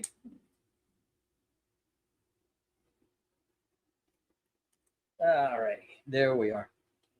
By the way, also, like I said, first appearance of the new Huntress there. Excellent story. Good book. First appearance. I agree. X Factor. All right. Boom, boom, ba-do-ba-do-do-do, ba-do-do-do, do-do-do-do, do-do-do-do-do, do-do-do-do. Yeah. All right, let's just you can't help but wonder what would X Factor look like if it went with Claremont's original pitch, where instead of having like Jean be the final member and actually keeping her on ice, we would have actually had a good story where her sister Sarah has some big shoes to fill, especially only with crusade. About like when her powers are activated, she becomes a living cerebro. That actually sounds pretty cool. A what if?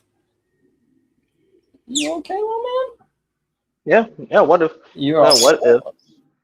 Yeah, what if Marvel went with Claremont's original pitch and had Sarah Gray be the final member of the original incarnation of X Factor instead of Jean? I would not have minded that just for the fact that Jean Grey opened the floodgates for everybody to die and come back. I mean, I know it happened before her in comics, but wow, did it really happen after her? Yeah, but if they actually kept her dead a few years to come and actually have them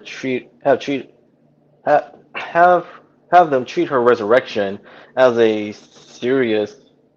not only a serious moment but also a gut punch. You could have actually told stories like of her like adjusting to a world that has since moved on from her. Not that they have Yeah. forgotten her, but like Mills. they just move forward instead of dwelling in the past. Yep. All righty, let's get the stop. Only one book got bid. It's Mill for Spider-Man Wolverine. There we go. He's getting bid shy. That's what you want to hear. Elizabeth, get these down. All righty.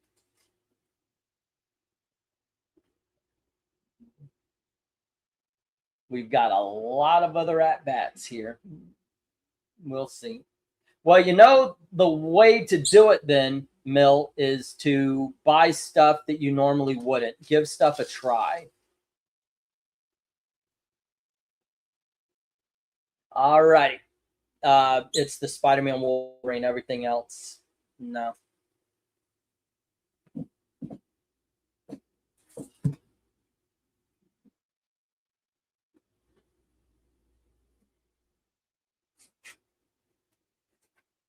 All right.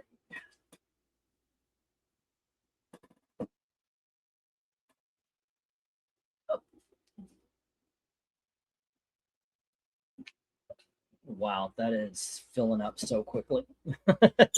The reject box is almost filled, and the other box is not even half. Alrighty, there's only 4 magazines on a row, so make sure it goes all the way over. The Savage Conan the Barbarian, Savage Sword of Conan. Yep. number 53. There you go.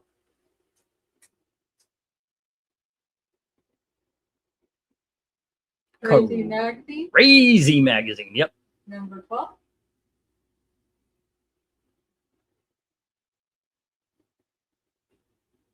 Doc Savage,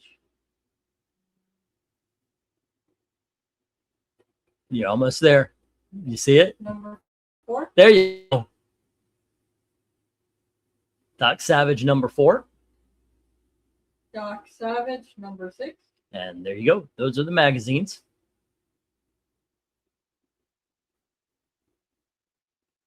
The Punisher movie special, Featuring the Dolph Lundgren Punisher movie.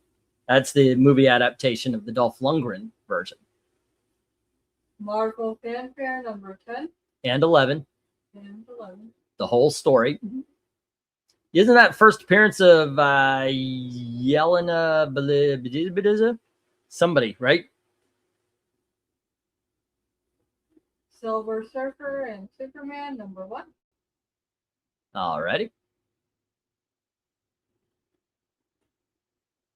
Rocketeer, the official movie adaptation. Great freaking movie on Disney Plus right now.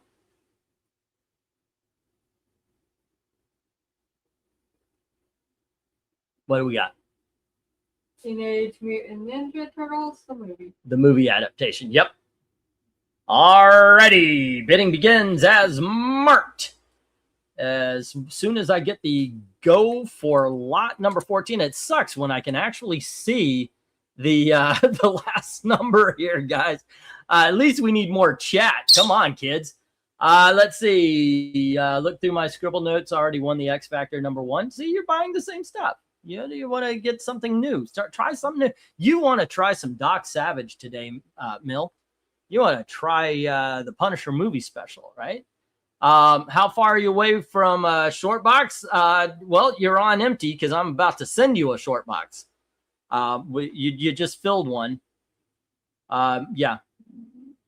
That's basically where you are. I don't know if there's any room left in the one. Elizabeth, under this box, I believe, is a Mill box. You'll actually see it. It's got his name on top of it. Can you see if there's any? It's under the one right in front of the table of the three. Yeah. If you move that top one. Nope. You seem to be going very far. You just passed it. Move that.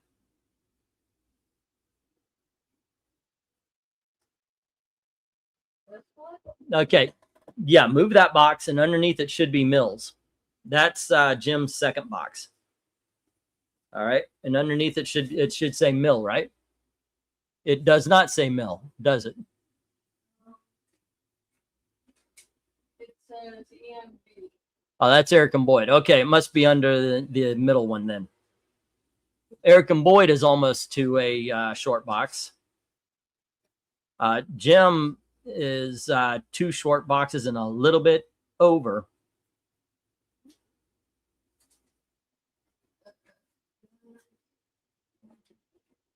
I hope so. I could use someone working on filling up a short box tonight. It so far has not been the bestest. Yeah, I'm pretty sure this one's. Okay. Is there room, like a good amount of room left, or does it look like it's filled? Like if we put any more in it, will we be stuffing it? There's some room left. How? Not a ton. Not a lot of room.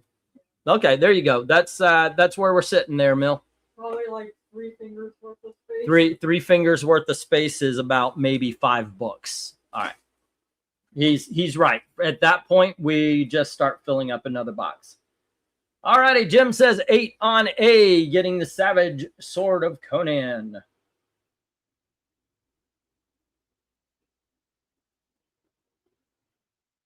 And that is issue number 53.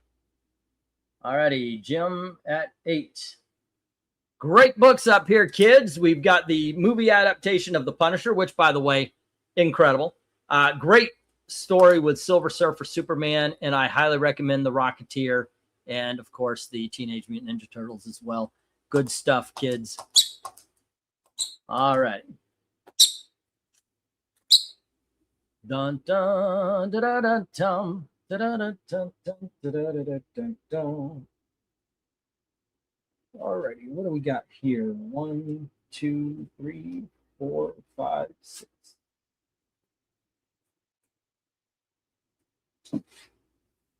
Oh my goodness gracious. New box load will help get my spreadsheet caught up. It'll make me much less bid shy. Well, I kind of wish it was that way tonight, dude. Like I said, I'm trying to talk you into give something else a try. This is okay. All right, let's get the stop. There we go. Elizabeth, let's get one book. Jim has the Savage Sword of Conan. There you go. Which, if you could do me a favor, as you pick it up, write Jim S or JS or Jim Sorensen, something along those lines to let us know it's his. All right. Usually magazine. Oh, wait, it actually can fit in there though, this time. But sometimes magazines are kept separate. I just needed the pen, honey. I thought you were going to put the, there we go. All righty. And everything else hits the rejects. There we go.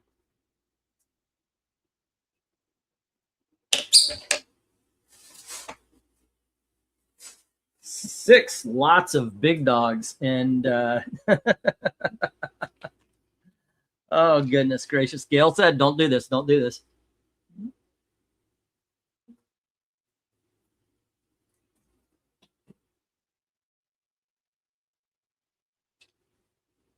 All righty. Here's the next. There you go. All righty. This is our fourth lot of big dogs. 1, 2, 3, 4. Wow. All right. Go on ahead, honey. X-Men number 175.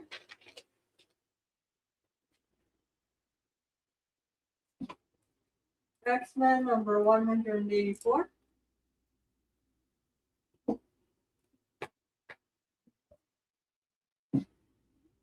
X-Men Annual number 6.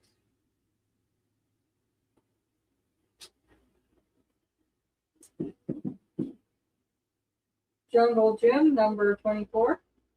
From Charlton Comics. Jughead number 64.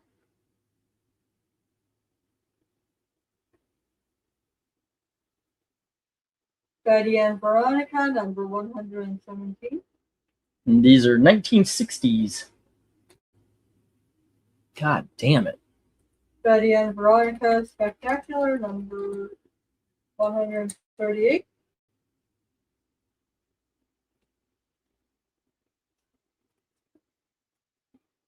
Archie number 145.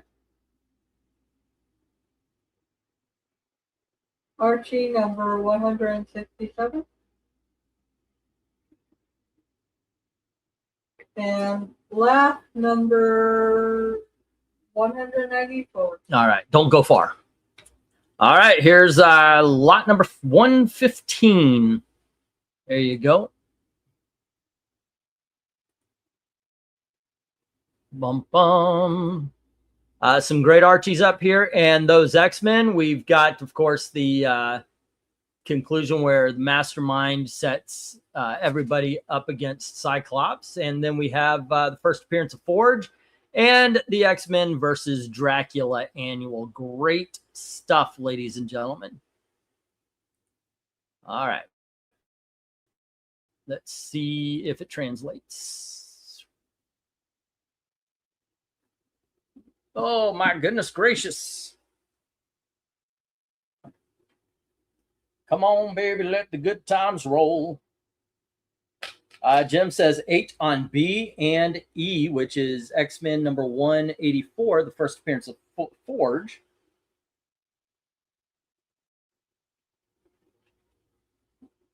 All righty.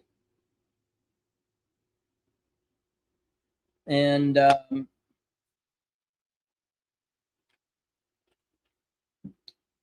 E is Jughead number 64. Okay, and that is Jim at 8. Just came from helping my dad with planting some cedar trees in the yard. Okay, well, hello, and how are you? Well, Mel, what you haven't bought, because you mentioned you're not a fan, you should try it. I've got some Doctor Strange. I've got some Archie here. You give something a try. You've ever read Jungle Gym? Has anyone seen or talked to Jay Lucian of like? Well, he's been in Sports Ball and Comics on our Twitter group. Yeah, so he's still active. He's still active. Yeah. He just, not from what I've seen, like he just hasn't popped up like in the live streams as he had previously. He doesn't come on live streams anymore. Yeah. He even asked me to do a cut. Yeah, I don't know why. He even asked me to do a cover ranking for him, and then decided not to show up. Dang. So, like I said, people just go their own way. It happens. I mean, he's there. He's in Sports Ball and Comics. I mean, think about it. Oh goodness gracious, what's his name? Bald guy was here forever and a day, and then just decided today will be my last day, and never showed up again. LK. Yeah, just one day he decided, nope, I'm not going to be friends with you guys anymore. All right. Did he actually say that? No, he just went away. I mean, there was no words. It's just, see ya. I mean, he's still my friend. I don't know what the status is in the other direction. Well, but yeah, he's so cool with me, and I do see him. I do see him. I still see him pop up in the comics aficionados. Well, there you go. Also, he is still like in the group. He's in sports ball, but I don't see him commenting. Well, not as much as he has. So he's a busy man. Yeah. It happens. Yep. Like I said, that's what happens. You know, it's just people are here and then they go their own way. It's happened quite a few times. All righty. Do we have any love for the Archie? Like, come on, guys! Like these are quality books from Archie, and there's a reason why it's still here after all this time. Yep. And if you ask me, like with Archie, like it is like one of the best all ages comics. Yep.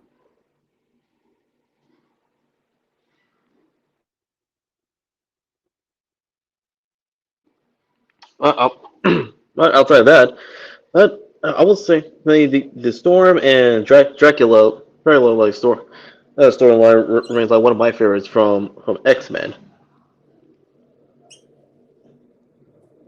No, it's a great storyline. If I remember correctly, Jay had to get rid of his home internet for a while. Yeah, I mean it's harsh when that kind of thing happens. You know, I'm not. Look, it happens. The only time where it was an active "I don't like you" is during the time of the. I mean, and by the way, that fucking nuked my channel. I should have never gone on that debate with Ethan Van Sciver. Those fuckers. If I ever find what's his fucking name, they nuked it. They fucking nuked it. That's really what messed up. But that's the only time that people actively told me, fuck you, I hate you, I stand with Ethan. And then the what were they called? They all fucking praised Ethan Van Sciver until he fucked them all over. War Campaign. Yeah, they blasted so many of my videos.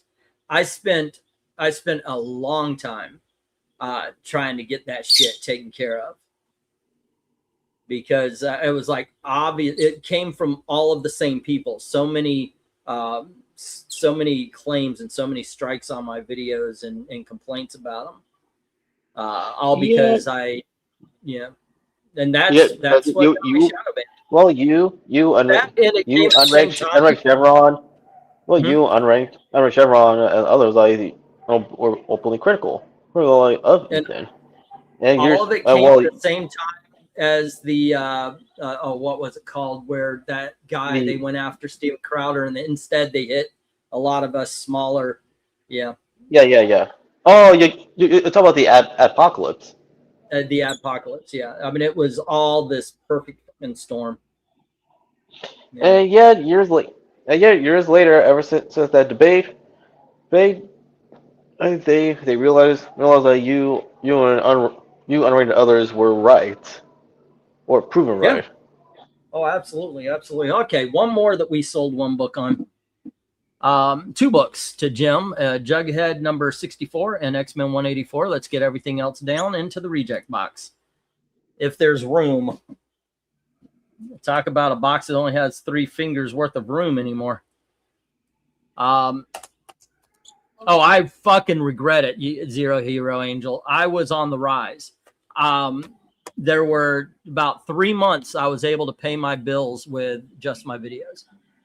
Alrighty, so X-Men 184 B and E, the Jughead, go to Jim. Everything else into the reject. Alrighty.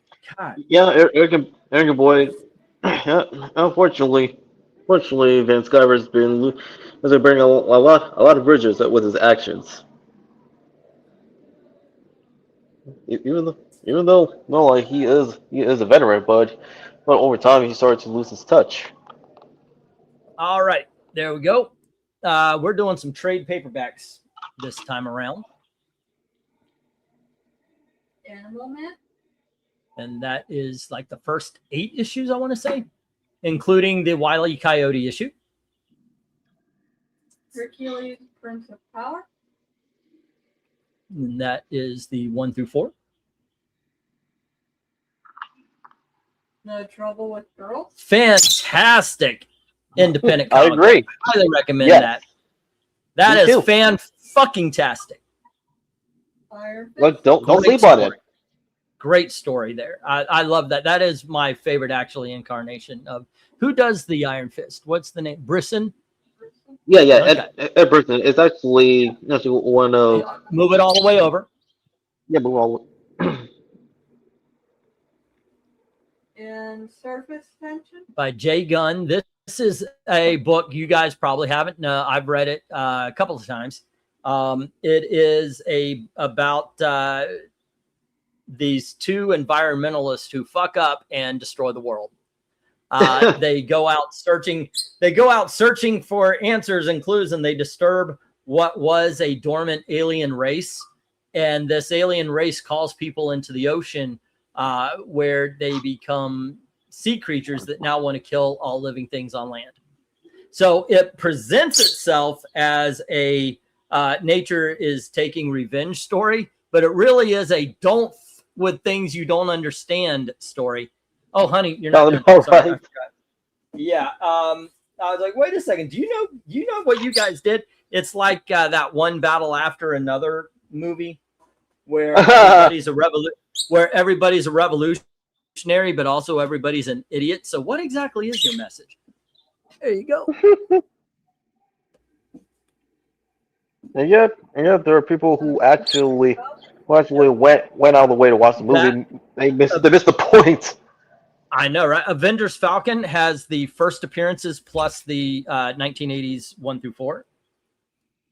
DC Comics 0 Year. Which basically tells the story of the story you saw in the Batman movie where there's a huge storm. The Riddler breaks the levees. It also goes through all of the other DC hero books from the 52. Shauna the She-Devil. By Frank Cho. Very good Hey. book. Oh, by the way, I agree. Hold on. Let me say this. Right now, everybody go to eBay, look that trade paperback up, and then get it for fucking $25 to $30 less. I need money. There you go. The Crow. Another timeless classic. Yep. And Marvel Masterworks Journey into Mystery. I've finished it. It's awesome. I've put it up for just so much less than the cover price. But once again, I need money. Frank Cho's Shauna the She-Devil is going for $35 to $40. I did not think I could get $35 to $40 for it, so I put it at $15. All righty, let me get the go for lot number whatever we're on here. All right. Well, I would say on lot number 16. Ed Brisson's run of Iron Fist is the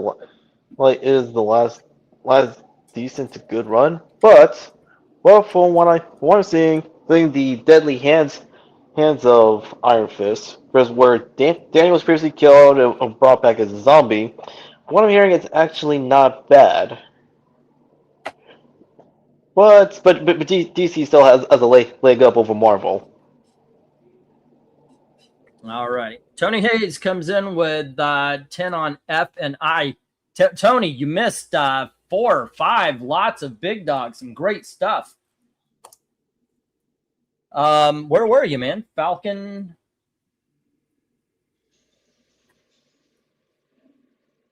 10 and I is the Crow.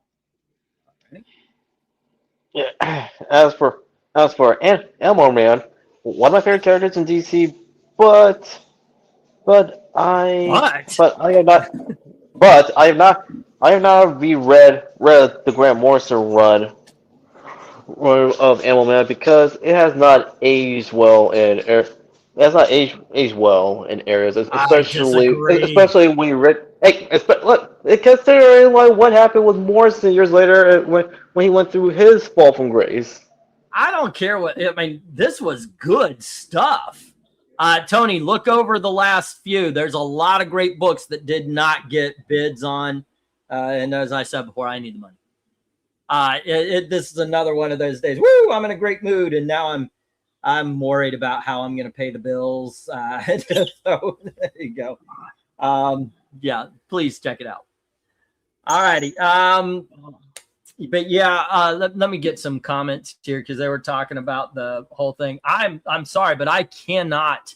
I can't not regret what I did because I was Weaponized Nerd Rage was a bitch about it. He was a little bitch because they approached him first, and he's like, "Well, I was gonna, but no, you were being." Now he was being a little bitch. He didn't want to put his ass out there. I wanted to talk because I actually thought it was going to be the creative side of Comicsgate talking to the fans. podcast side. Yeah. Yeah. And we were going to team up, but I didn't know that that what it turned out to be was Ethan was pissed off at Unranked Chevron for making a video calling Ethan full of shit for saying he's king of Comicsgate. He was full of shit. So it became an argument. And Weaponized Nerd Rage didn't want to put his neck out. So he talked to me. I said, yeah, I'll talk to him because it was presented to me as let's have a meeting and we'll talk about what's going to happen going forward. No, it turned out to be blood sports. Yeah, it turned out to be blood sports. It turned out to be a bullshit fest. I do remember also, by the way, Doug Ernst got hit a lot by the war campaign, and so did a lot of other people. And I was getting messages off screen. I was getting a lot of messages. They said this, they did this. Could you talk about that? Can you talk about this? Could you talk about that? So I was listening in. I was listening to all of them. Doug Ernst and I were basically he helped me out with a couple of things. Like if I missed something, he was there. I didn't miss a lot. One of the things I didn't miss was that Rakita would cut me or Unranked Chevron off to let the others talk, but he would let them drone. And people are, oh, Rakita did a good job. He did not do a good job. No, he was not a great moderator. Horrible at it. Yeah, I wasn't there for work campaign. Oh, go ahead. I was like he did everything a moderator should never do. Yeah, as a writer and content provider, EVS is a great artist, says Jim. Once upon a time, but let's face it, he's done 2-3 comic books tops since he became. That's 2 or 3 more comic books than I have, and I'm not a professional comic book artist. And I'll tell you what else I haven't did. I haven't fleeced people for a ton of money, saying that I'm going to give it to them either. I did find some old comments of mine, some of your videos, 2020. Yeah, you know what? I do like making those videos. I miss it. Yeah. And when I do these, like the other day, I turned on a video from what's his name, and I just went off. I think I went off a little bit rough because I'm in pain, and that makes me a lot more sparky. I don't know how to put it. So I think I went a little too hard on him. But yeah, I used to put out 2 or 3 videos a day, easy. Tony Hayes says 10 on F and I. We got that one. There we go. I will tell you that I do miss like seeing Augustine around like in the comment section. But yeah, actually, he still follows me on X. Augustine? Yeah. Oh, wow. I haven't heard that name in a while. 15 on H from Crenez. Crenez, great deal there, sir. How you been? You've been gone for a while. We're talking about how people sometimes just go on their own way. And yeah, I'm glad you're back. Hello. All righty. But I will say, like, it would be nice to see Mr. Eli stop by here from time to time, but he's doing well for himself. Eli, who's Eli?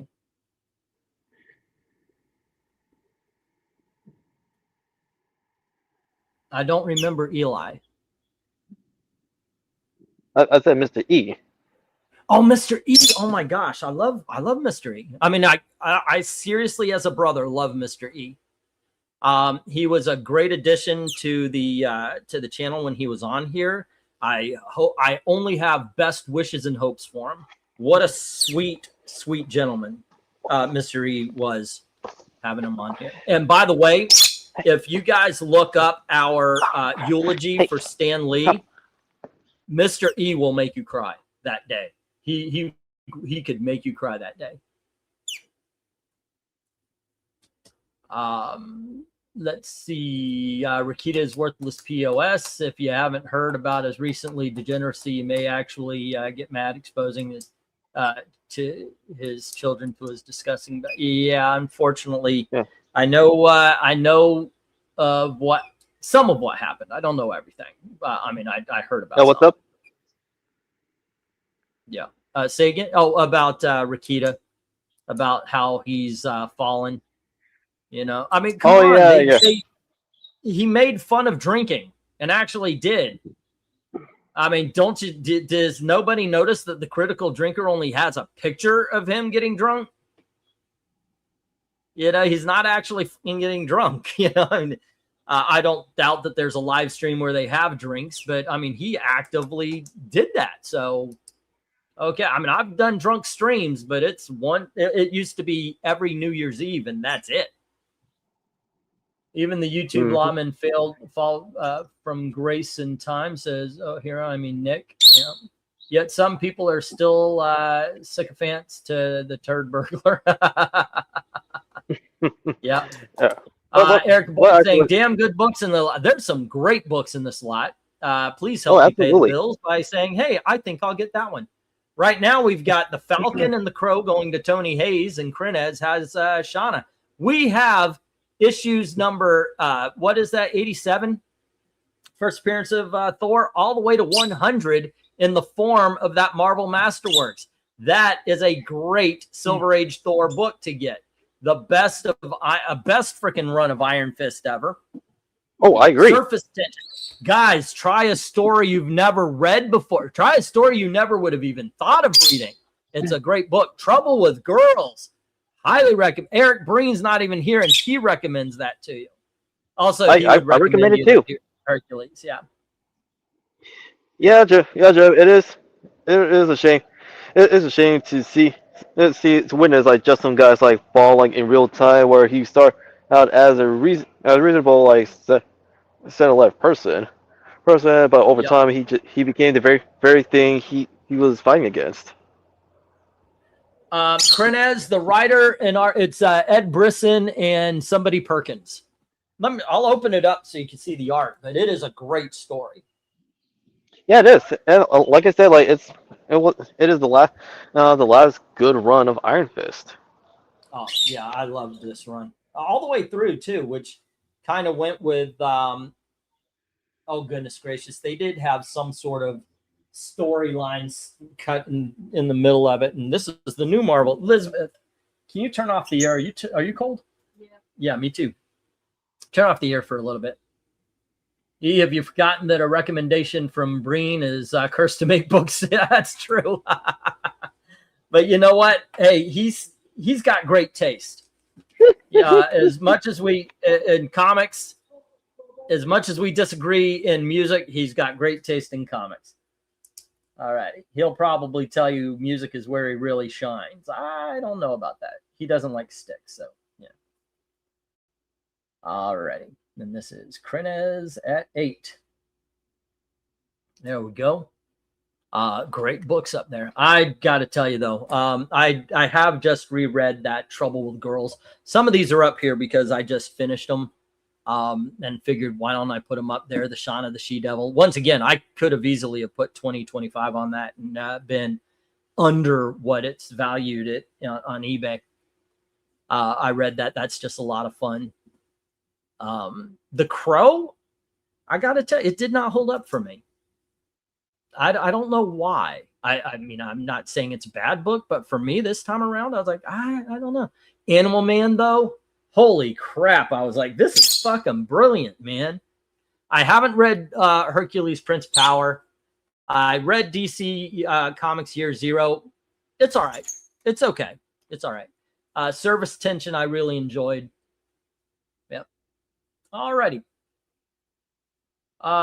Breeding's taste in music is indeed superior to just some guy got ranty. He got very oh goodness, what is it called when something only goes to one side of the aisle politically? Partisan. He got very like, yeah, it is so like he used to be able to see both sides, used to, but then it was just like he started and it started being, well, the Republican policies, the policies that they do, the policy, and then it became Republicans are racists, and there was no nuance anymore.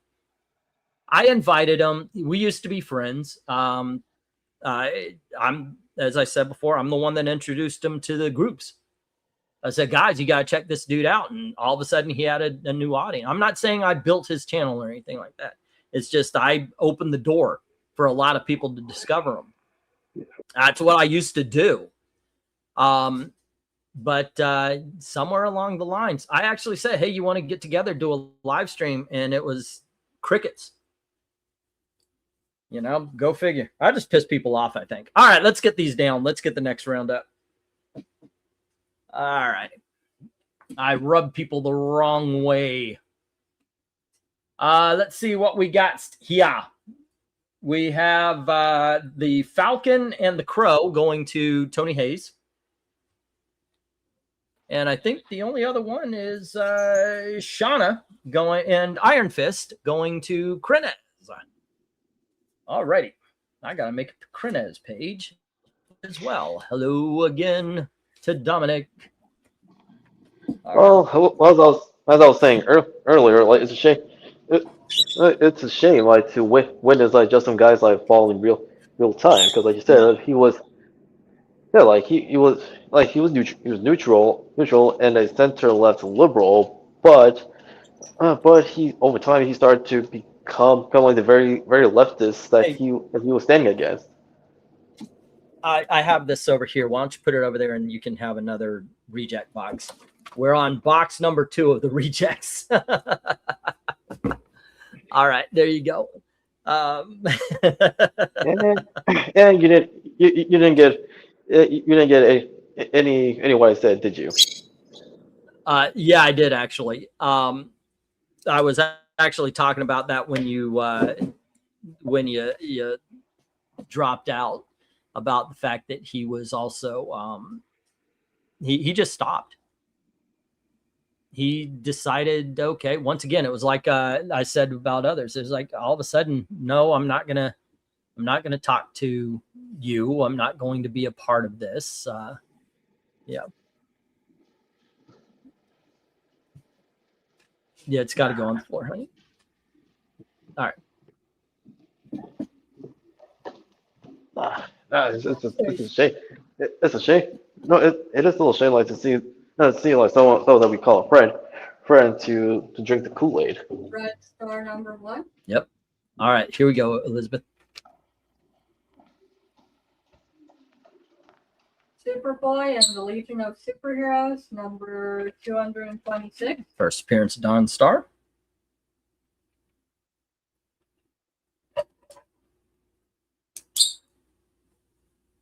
Anthro, number 4. Good cheesecake cover. Machine Man, number 1.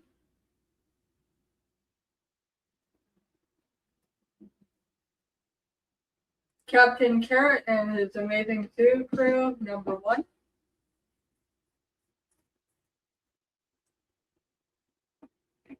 Four-star Spectacular, number 4.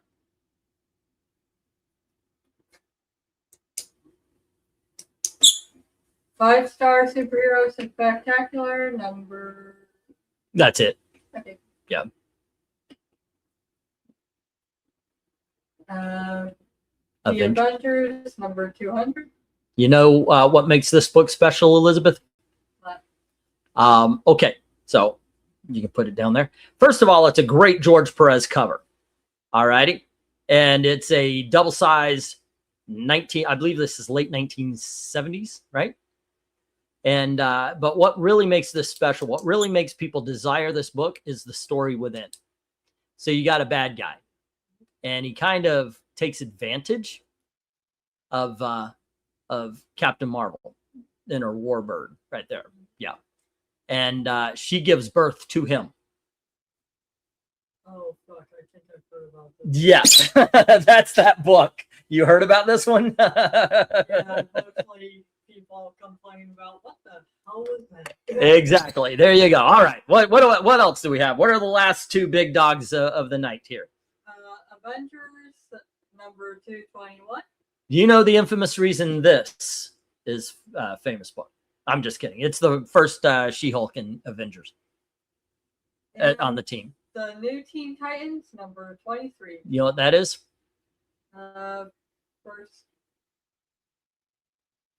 First appearance of Blackfire. There you go. All right. Cool. All right. Let's get the go for lot. I think we're on number 17. Let's go for lot 17. All righty, kids. There we are. And there we go. All righty. What do we got? Should I go there? Breen's taste in music is indeed superior to yours. No, it isn't. I got to tell you, every bit of music that I recommend, I love. So I got to say, I've got great taste in music. I mean, how many times can someone listen to Styx and obscure musicals? Well, 50 years and counting. Let's see. I rub people the wrong way. That's what she said. Oh, the jabs and reviews was not needed. Nothing to do with books. Wait, what are we talking about? Just some guy. Oh, he got, yeah. There's exactly. I love comics is cry later for most, for lost money. LOL, reject unsold books. Yep. I know I bought B from you not long ago. I had like a $2 version of it. Obviously not in the better condition like this one. So, let's see. Yeah, the rape story. You know what? I'll bid just this once. 8 on H, says Austin. Alrighty, that is. Oh yeah, Avengers. Alrighty, hey, you know what? It is a double-size Avengers issue number 200 with a great George Perez cover. That at least deserves a little something. Okay, where is? Oh, I need to make a new one. Hey, Austin for Avengers 200, and that is Austin at 8. All right. A lot of great books here, Crenez. A lot of great books that should get some bids. There we go. I'll do a show through like I did before last week, also at the end of the night. So everybody who's come in late can see the books. Dom, if you want to take a look and all that kind of stuff. So, all righty. But yes, some great books. Where do you go on this one, Mr. Powell? I'll go with Legion of Superheroes, Dreadstar, and Machine Man, and Captain Carrot. Legion of Superheroes, number 1. Absolutely. I gotta go with that. With the issue number 2, but you know what? Legion of Superheroes are the new Teen Titans. I think that has to be number 1 and 2. Captain Carrot is so much fun. You talk about a book that needs an omnibus. I've got the, or at least what's that new one that's coming out? DC Finest. I've got the omnibus, not the omnibus, but the phone book. And the Captain Carrot is such a fun book. I mean, it is animal puns from wall to wall, but it is just a lot of fun. The 5-star superhero spectacular is usually they're obviously, it's like the golden age. You get different stories from different heroes and such. The 4-star spectacular, I think, is a reprint book. Yeah, I haven't read Dreadstar in for ever in a day, so there you go. Chris says we have the showcase. Yep, I've got that one. But Captain Carrot deserves a full color. I absolutely agree. I got the showcase as well. I would love to see an omnibus. It's only like what, 20 issues? Hey boy, I know you're looking a little tired. Why don't you just go? You need to do like twiddles and just fly into your cage. I mean, do you see it, or is it just me that he looks tired? Yeah, you're like a little kid, man. You will stay up all night. The Fourth Star is one of the earliest comics I ever bought, and I still have it, says Kin K. Cool. The scary part is that Avengers 200 is better than all the anniversary issues after it. No kidding. No kidding. What? The Avengers did kind of go downhill. I like the 80s. They're like, as the 80s became the 90s, the Avengers just started to suck. I mean, no, they're great if they're in the auction, but as we're talking about stories. All right, gang, we got this, the last lot of big dogs. Let's see. I tell people about that series. They don't believe it's real good. I know, right? I'm the same way. I'm the same way with Amazing Man. I enjoy Amazing Man, but nobody else will believe me that it is a good slice of life comedy comic book. It really is. There you go. It really is. And I actually, yeah. I bought the complete series from you from the previous auctions. And I'm glad you liked it. You know, I always kind of want you. Okay, you got to tell me what you think about this. I want to hear what you, especially with books like The Amazing Man. I know I'm standing by myself on the hill, going, guys, you got to check this out. It's great. And everybody's like, I mean, for fuck's sake, I've had people do that to me with Bone now, with Jeff Smith's Bone.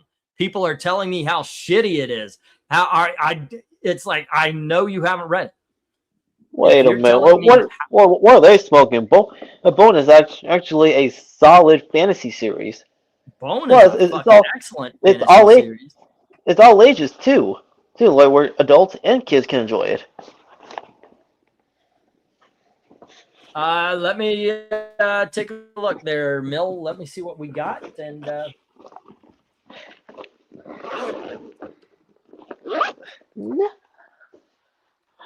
alrighty, let me find them here. They are in the box. You're not interested in the $8. Let me see what we got otherwise.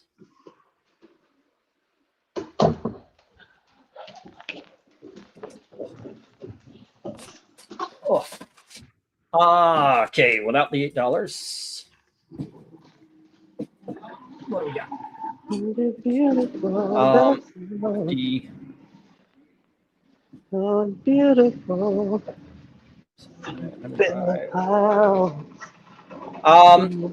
So I'm looking at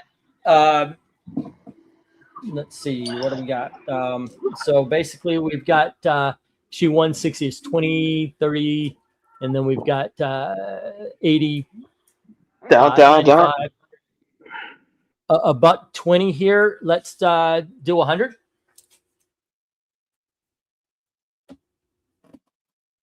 All right, see if that. Oh, there we go. Okay. All right. There we go.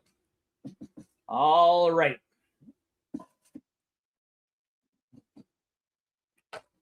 Whoops.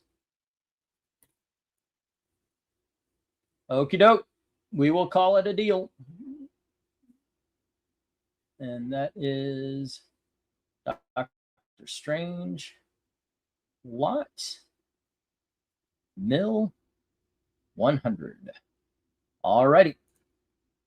There we go. You want me to put it in the box we're about to send, or do you want me to wait for the next? 1, 2, 3, 4, 5. C. 1, 2, 3, 4, 5. D. 1, 2, 3, 4, 5. E. Alrighty, and do we have any love for these books beyond that Avengers? I think I need to at least put the 1 minute warning. A lot of good stuff here, kids. 1 minute warning. Alrighty.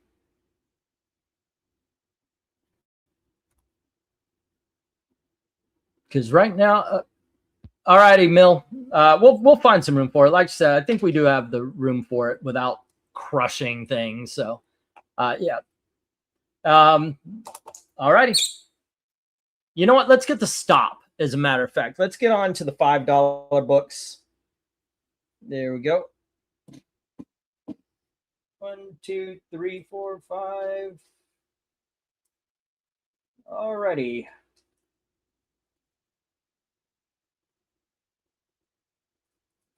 And then we've got some good 3s and a couple of $2 lots if we make it that far, depending on how late it is. Just the Avengers. Just the Avengers. Everything else, once again. Yeah, we'll see how it goes. Nope, not both of the Avengers. Sorry, the red Avengers you take. And Austin has Avengers number 200. Everything else into the reject box is okay. Ba-bum. Come on, baby. Yeah, we'll send it to you, Mill. We'll make sure you get it the next run. Hoping to get more boxes out this weekend or this week. It's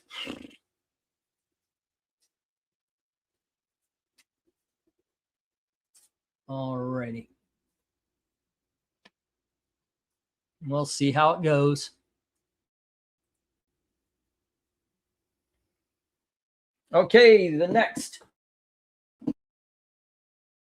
Let's move away from the big dogs, and we are back to the $5. Oh, wait, is this $5? 1, 2, 3, 4, 5, 6, 7, 8, 9. Yep, older Batman, and the first ever, by the way. That's the first ever Legion of Superheroes issue. Because beforehand, oh, go ahead. Legion of Superheroes, number 259. Before that, they were Superboy in the Legion of Superheroes. Detective Comics, number 582.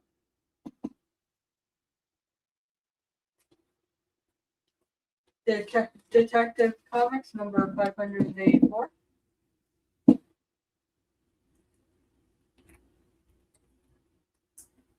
Detective Comics, number 593. Detective Comics, number 594. Detective Comics, number 596. Detective Comics, number 597. Batman: The New Adventures, number 414. Batman: The New Adventures, number 413. And Batman: The New Adventures, number 415. Alrighty, bidding begins. $5 each. As soon as we get the go for lot number 18. Some good old Detective Comics, as well as the first Legion of Superheroes comic book.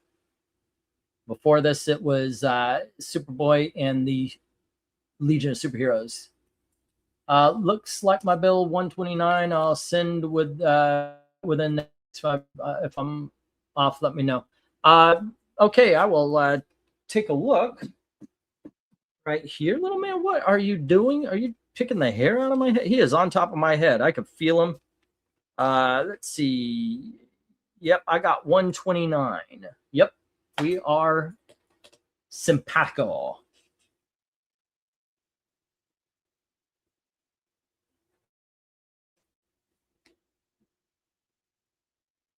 There we go.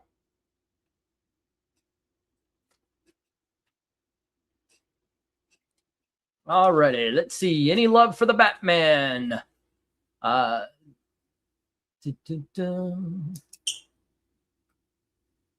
to Jim says 5 on ABC and D. Alrighty. Where's my Jim page? There we are. Jim page. Oh, it's all in my brain. Let's see. We have Detective. Well, nope. We start off with the Legion. The Losh 259. First issue of the Legion of Superheroes. Jim, $5. And then it's Detcom. And Decom. Whoa. And let's see, 582 and 584 looks like.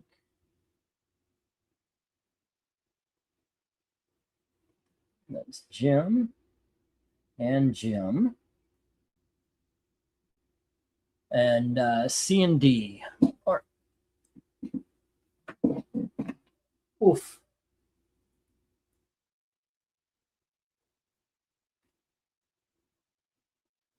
All right. There we go. Oof. And let's see. He had Legion of Superheroes 259, Detective Comics 582, 583, and 584. All righty. Gotcha. Down for that, Mr. Jim. All right. Good times. No Legion meant the top row of detective. No Legion. Okay, I thought. Okay, just the B, C, D, and E. All right, gotcha. So I got to change Legion to E. And that was what number again? 594. All right, gotcha. Detcom 594. I didn't think that was on the numbers that you gave me there for your Legion. But maybe you just wanted a wall book. How many lots do we have left? How many lots? I've got 5 left, but I was thinking maybe I'll just do the next one in a $3 or something like that, and then I'll show off the books that were already showed to the people who came in late, and if, like I said, if you want to check it out. Yeah, because I don't know. Yeah, I mean, that's fine. I mean, I've got some, I could quickly show off the $2 or something like I did last time, or just go through them because it's getting towards midnight. And in all honesty, it's getting towards my side hurting. Oh, hey, you know what? Actually, why don't I do something about that? Elizabeth, can you hand me the Aleve? You know, why don't I head this shit off at the pass instead of let my side get all hurt up? You know? I think it would actually be better for me. Yeah, you can show me the unsold books tomorrow. Okay. Yeah, because I have a live stream to be on soon, and soon, so it's Wolfton Media's channel. Oh, okay. Well, say hi. What y'all talking about tonight? Well, for tonight's episode of the Real Millennials, we're actually doing a back-to-back, but we're doing a 4th of July themed episode. Okay. Like talking about America or talking about patriotic genre shit? Yes, yes, we're gonna talk about America, but also option 2. Okay. I'm sorry for my vulgarity. But genre stuff. No, you don't censor yourself. So I know what you meant. Well, it is not. It has not been lost on me that I curse more than a lot of people on this channel. I do have. I mean, like the Lester sisters don't. You really don't. I mean, you occasionally drop a 4-letter word here or there, but it's never. As I said, you're not a vulgarian. You do not do it often. I, on the other hand, sometimes swim in it, and I get it. I get how some people might not care too much for it. All right, let's get the. I'm just gonna get the stop. Let's move on to the next. Here we go. And Elizabeth, the top row Detective Comics go to Jim, and everything else into the reject box is. All righty. I will show off the books one more time for those who came in late, and then tomorrow I'll show you the books after the King K favorites. Yeah, That goes to the reject. Yeah, tomorrow night, King K commissioned a cover ranking. So we've got a lot of Marvel Bronze Age. Would you like a little tea in that little? Do you think there's a water dish supposed to be there in that cap? Is that what's going on? What's going on there? He's trying to drink out of the teacup. I've got my tea bottle next to me, but the cap is sitting right there, and he walked up to it and he put his beak into it. Here is the next of the $5. We can go through these in a brief clip. 101 Dalmatians. All right, let's go for lot 19. Sin Girl from LSD.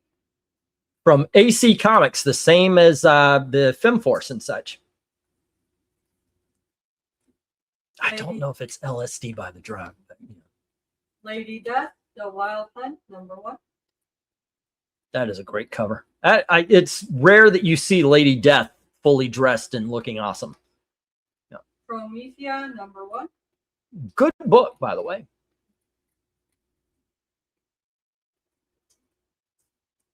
The Doom Patrol, #1. #1 by Kupperberg. This is the first issue that leads to the Grant Morrison run. Eric Breen says that he likes this version better. The New Mutants, #6. Annual, #6. Annual. And it is the first appearance of Shatterstar. Adventure Comics, Under the dollar. See, 459. there you go.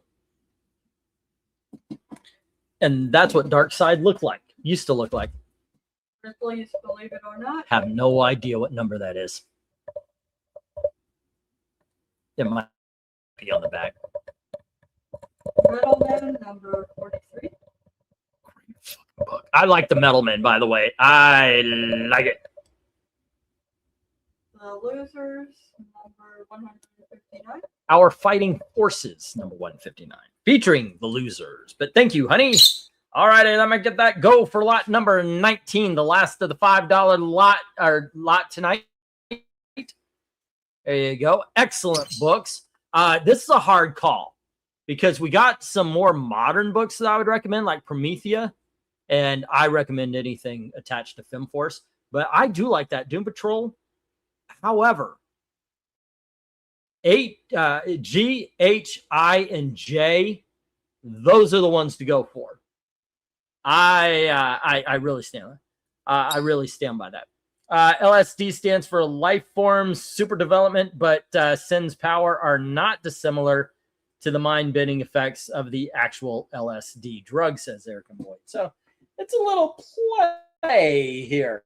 Jim says 5 on G and 5 on I, taking the Adventure Comic and the Metal Men. All righty. Adventure and Metal Men. Now, I want to get the, what is that? The DC Finest for the Metal Men. I know they've got a couple of them. I have gotten none of these things. There's so many books I want to get from that series. I just haven't had the extra dough to do. DC's Finest, the one that I really want to pay attention to are the JSAs, but the Doom Patrol right next to it. All right, and let's see. Come on, baby, let the good times roll. And that is 109, 129. All righty. Boom, boom. Ain't it great to be crazy? I know. You're over there bothering Elizabeth. Oh, he sent you a message one day by walking on my phone. He will mess your phone up. All righty, kids. A lot of great books up here. And what's this? Papa needs a brand new bag or whatever they call it. A new pair of shoes or whatever it is. Actually, Papa needs to be able to pay for next week's books and storage container, while hopefully being able to take his daughter out to say thank you for really helping out a lot. I mean, so very much. All right. She really has done so much for me. And Ashley, by the way, who I think she's pushing it. But there you go. Okay. Yeah. Yeah. If you ask me, like I honestly prefer the Paul Kupperberg run of Doom Patrol over the Grant Morrison run. Yeah. Yeah. Why is that? Well, all right. Much like with his Animal Man run, yes. While it has aged well in areas, others not. I was like not so much, especially when you look at in hindsight, like what Morrison like conducts himself like when he's off the leash. Not to not to mention like even though he's not as bad as Bendis, it was like he tends he tends to say, well, okay, let's say like he's not as bad as Bendis, but when it comes to like doing his research on continuity and the character's history, he tends to change. He tends to like to change characters like backstory via retcons, and one of them which has not aged well is the retconning of the Doom Patrol's origins by making Niles Cole to the chief as the architect for the founding members' transformations. Yeah, I get that, and I get why that would rub somebody the wrong way. Now, when you were talking about Grant Morrison, a thought popped in my head because you mentioned Brian Michael Bendis, and he does the same thing. I think Grant Morrison is good to a certain point, and then he tries to dial everything up, and it goes from interesting take to pretentious to head straight up your ass. And I think Brian Michael Bendis is the same way, but he does that with dialogue and I don't know, the swaps and such. Exactly. Okay, so Kimmo, I do believe, was first a Metalman. I think he first appeared, I want to say Showcase, so maybe in an early Metalman appearance. But I'm answering Jim. I do think. Okay, I don't know the Showcase issue, but I know he first appeared in Showcase. Now the Metalman is another underrated superhero team of the DC universe that deserves an omnibus. Yep. I know I was saying they got the DC Finest, and I do want to get those. Eric and Boyd says 5 on D, which is Promethea.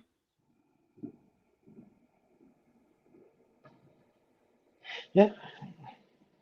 Well, I would say like I would briefly go back to Morrison. Like much like I don't revisit his Animal Man run. I also don't revisit his X-Men run. Okay, I don't. I do not like his X-Men run. I do not like it here or there. I do not like it anywhere. I do not like it in a house. I do not like it with a mouse. I do not like it with a fox, even if that fox was Courtney Cox. I do not like it here or there. I do not like it anywhere. There you go. Okay, I forgot the fucking rest of the story, but there you go. Yeah, what I would say, really like what one of the aspects of Morrison's like Animal Man run that has not aged well as time went on is not only like the environmentalism, but also what you brought up the pretentiousness, because that's what Bendis does also in his writing. Is about one issue of Animal Man where he killed off like wannabes and had his like mantle chance over to Freedom Beast because the original wannabes is quote unquote appropriating culture, even though that's not true. That was never the case at all. Yeah. Oh, by the way, yes, I do. How many episodes have you seen? Wait, what? I've actually been here.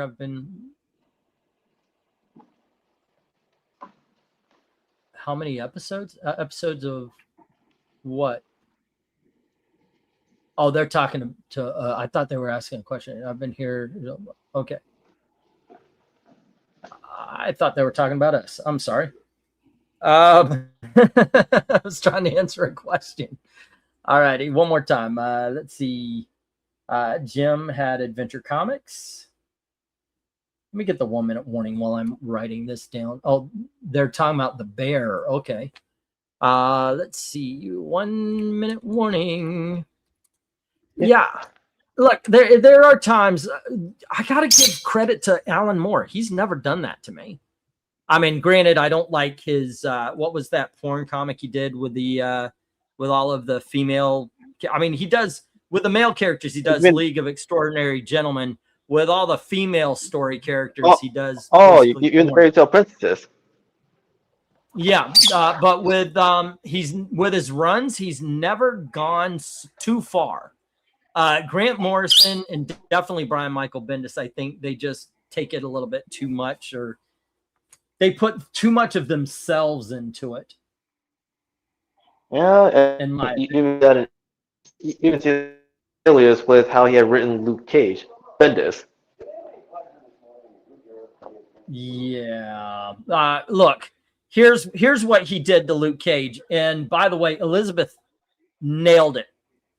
Because we were walking around Coliseum. Do you remember this? We were walking around Coliseum of Comics, and they have statues everywhere. And I'm looking at Lost Girls. Thank you, Trusty. That was the Alan Moore porn comic.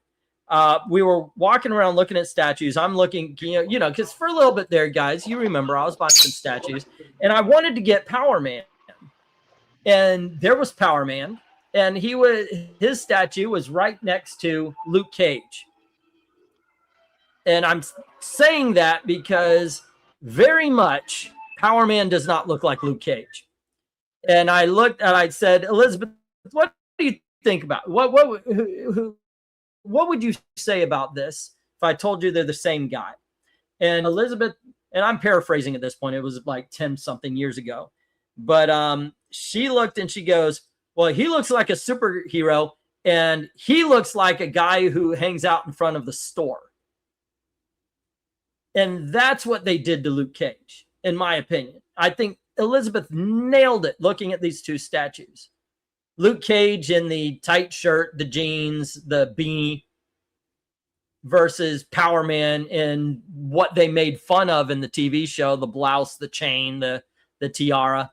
He looked badass as a superhero. Don't get me wrong, I do get why they would want to change his costume because it's extremely 70s. It's a very comic book costume. But like they changed it to black guy hangs outside the store. Yeah, they changed it to just some dude. They could have called him Didn't Do Nothing and it would fit. It was just not right. It wasn't right what they did to Luke Cage, in my opinion, in the new Avengers. No, everybody I agree. else got to look like else got to look like a superhero. Luke Cage looked like guy at the stove. Yeah, except for Power Man. Yeah, he looked fine as Power Man. Yeah, that's just me. Yeah, even in the 90s, in Volume 2 of Heroes for Hire, Luke Cage, he was still wearing a variant of his original costume, but it evolved. But then when New Avengers came around, it's just giving him a t-shirt and jeans. Yep. It's even with anybody keeping the color scheme, it's too civvy.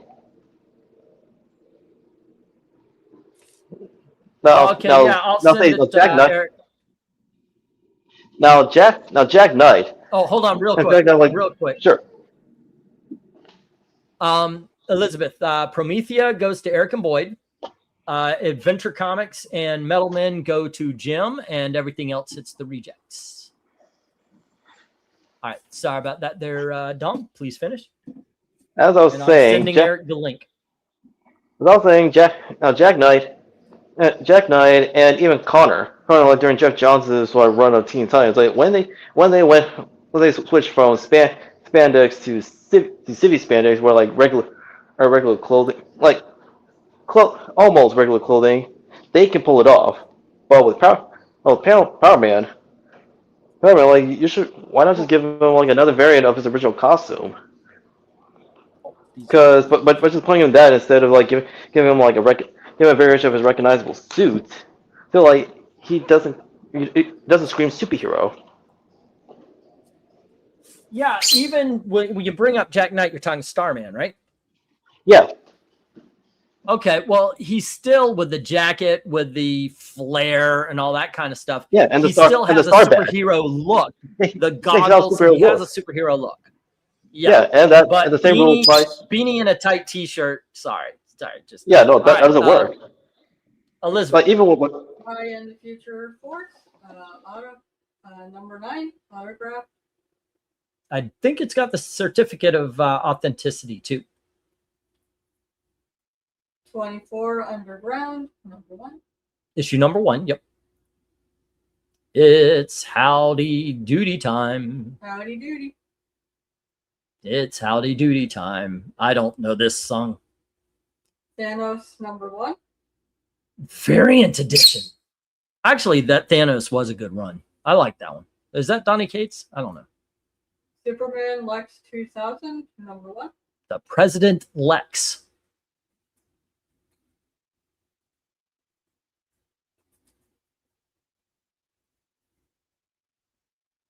NFL Super Pro. Greatest comic book ever made. No cap. X Factor, number 52. Signed by, oh goodness gracious, not Louise, Walt Simonson. Radioactive Man, number 106.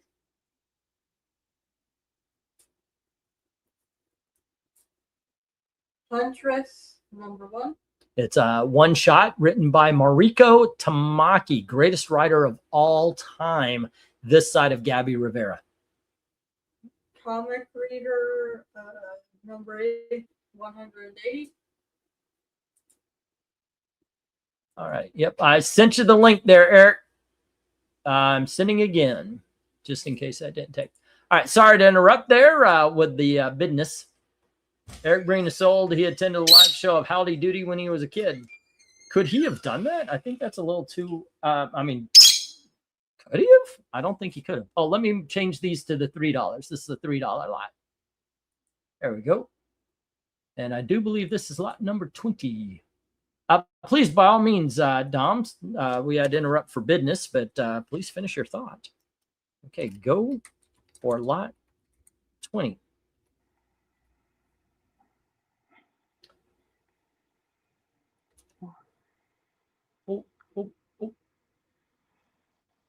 Are you there? All right. Let's see. Austin, I just rewatched the old Ms. Marvel origin video. Here's a quote from E. You can't be a superhero without committing property damage. It does seem to be that way. I think I remember that. Yeah. Well, I remember the thought process behind it. Because it's what got me, that kind of thing is actually what got me on the side of Iron Man in the Civil War. You have the origin story. The superhero comes out to fight. They do incredible property damage. And boom. I'm right about that. I was actually on 2 episodes of Jim and Tammy Faye Baker show as a kid. Wow. Okay. Did you get makeup tips? Yeah. All righty. Once again, Dom, if you want to jump on and keep going, I am A-okay with that. The only difference between current Luke Cage and Rage is the I know, the luchador mask. That is it. But yeah, it's, gosh, they depower man them. I don't know. Still here. What was I?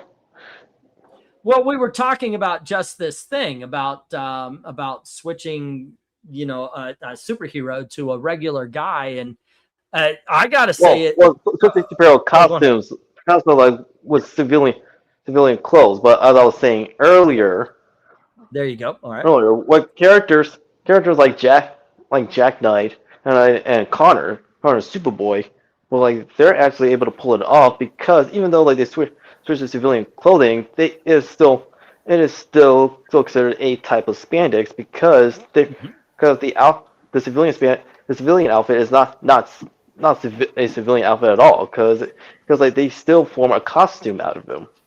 Oh, with Jack, he had his bomber, he has bombers, the goggles, and even the star badge. Besides besides the cosmic staff, and the cosmic staff and the belt. With Connor, when he switched like from his bodysuit costume to civilian clothing, like he turned into a costume as well by having his iconic black shirt with Clark's symbol. Yeah. Trusty come in and talk about the bear. Goodness gracious. Little man, what are you doing down the back of my shirt? Oh, Luke. Oh, go on ahead, please. Oh, Luke. Like even like we give him a yellow shirt or black jeans. He's like, it's still too much of a civilian outfit and not the CV spandex or even a variation of his original suit. Yeah, it's absolutely just street guy. I don't know. Anyway, hello to Eric Breen. How are you doing, sir? I was worried there for a second. My closing play didn't get any anything for a day, as far as I got things from our groups. So I got the link earlier on my phone, but not on this ancient computer. So I had to shut it down, unplug it, plug it back in, reboot it, and it came on. But I need Trusty to come in here now because there's two kinds of people that watch the bear and the uncool. Okay. I have never seen the bear. I guess that makes me the uncool. You are part of the uncool, sir. Yeah. I am, I don't know, just never had, actually, I didn't have the, what is it, FX or whatever it is? Yeah. Well, it's now on Hulu. It's just I've got a line of TV shows. Gail and I started like 10 different TV shows that we're trying now to work through. But in the meantime, the bear showed up on Hulu, so maybe we'll check it out. All right, let's get these down. There's nobody's posted anything about the books, so let's get these down. We'll get the next one, and then we'll keep going. Yeah, if you don't trust me, trust Trusty. It's literally in his name. And I said he's on 64, and I told him about it a week ago. I do trust you. You pointed out a show that I did finish that I thoroughly enjoyed. It's called Widow's Bay. It's on Prime. It's on Apple, I think, isn't it? You watch it through Roku. I don't know what half the shows I watch are on. Right. I love Widow's Bay, but the bear I liked much better. The Widow's Bay is The Fog. It is a remake of The Fog, hands down. And it's funny. And it's in some places it's actually scary. So it really worked. I liked that show. It worked out. By the way, if you guys don't know, The Fog is a movie by John Carpenter. Watch that version, not the 2000s version. I need you to read and actually, I actually do need to jump out for Wolf Stream, but I will see you tomorrow for the for the unsold books. But Eric, it's good seeing you as always. Good to see you, Dom. All right. Well, thanks for jumping in and keeping the conversation, man. By all means, no problem. Eric, please finish. Oh, well, okay, he's out. Sorry for interrupting you, dude. All righty, Elizabeth, what do we got? Detective Comics number 601. Detective Comics number 603.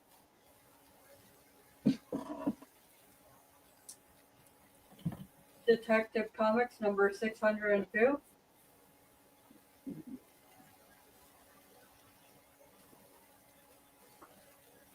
Detective Comics number 603 again.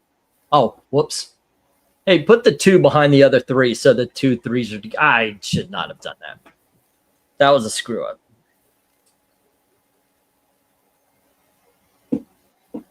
And the other, so it's 203, 602, 603, 603. Yeah, there you go. So it's in order, basically.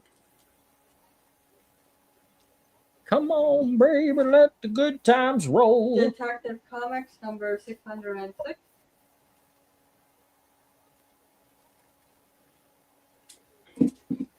Detective Comics number 609. Second appearance of Anarchy. Detective Comics number 610. All righty. All right.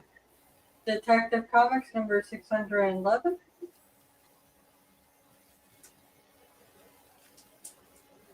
Detective Comics number 612.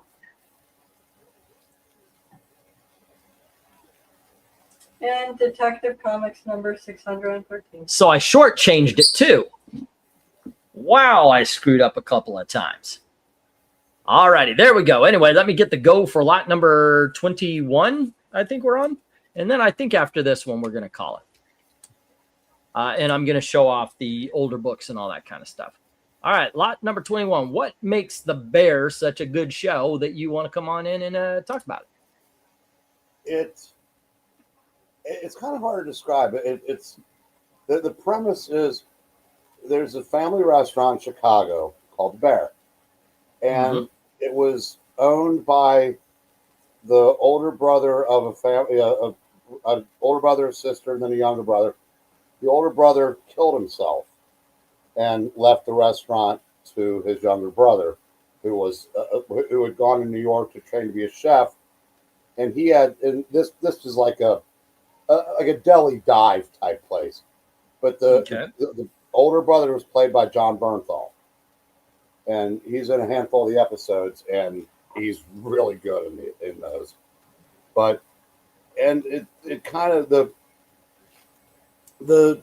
it's them basically trying to keep the place going, but the brother wants to be a chef of a fine dining establishment. That's what he eventually wants to do. But they don't have any money, and blah blah blah.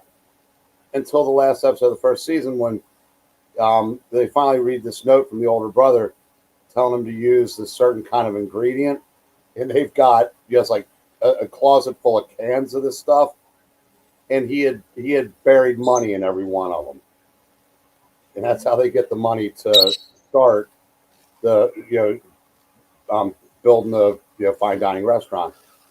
And it's just a ton of people in the show you'd recognize. Bob Odenkirk plays one of the relatives. Jamie Lee Curtis plays the mother, and she's unbelievably good in this. Abby Elliott, Chris Elliott's daughter, plays the sister. Did you see the Iron Claw? Yeah, I know who the lead is. Yeah. Okay, yeah, the guy who played Carrie Von Erich is the star of The Bear. Okay.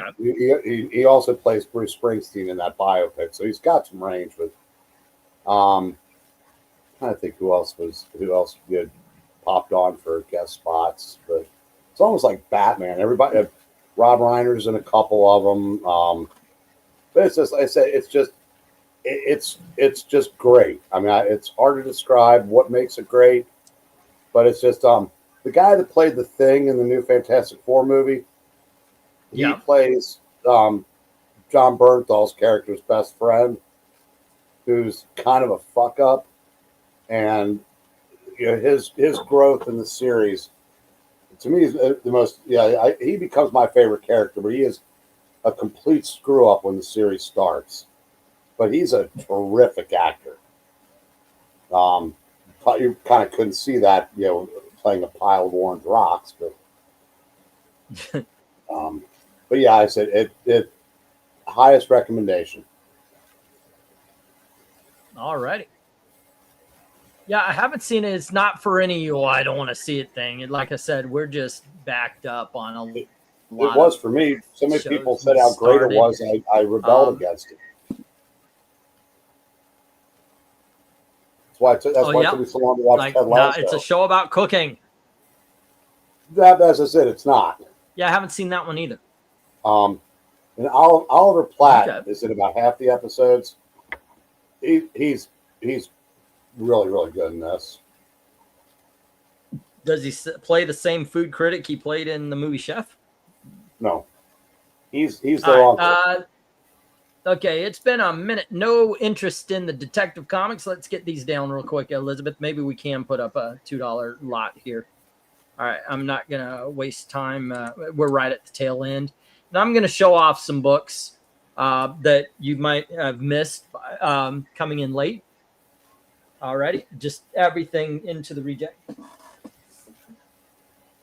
All righty. And there we go.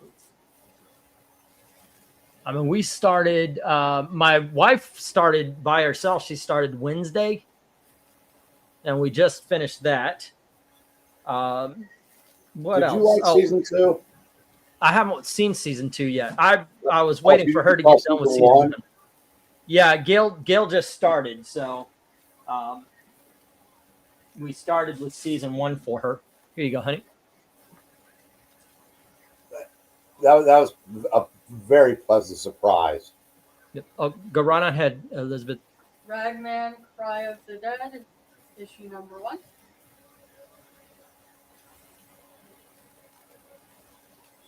Ragman, Suit of Souls, one shot. Yep. Tarzan of the Apes. Don't have any idea what number that is. It might be on the back. Sometimes I write them on the backboard. Dark Future, number 1. From the 1980s. Power Pack, number 15. Baseball issue.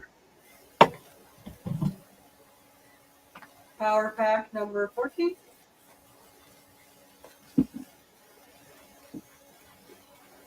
Power Pack, number 15.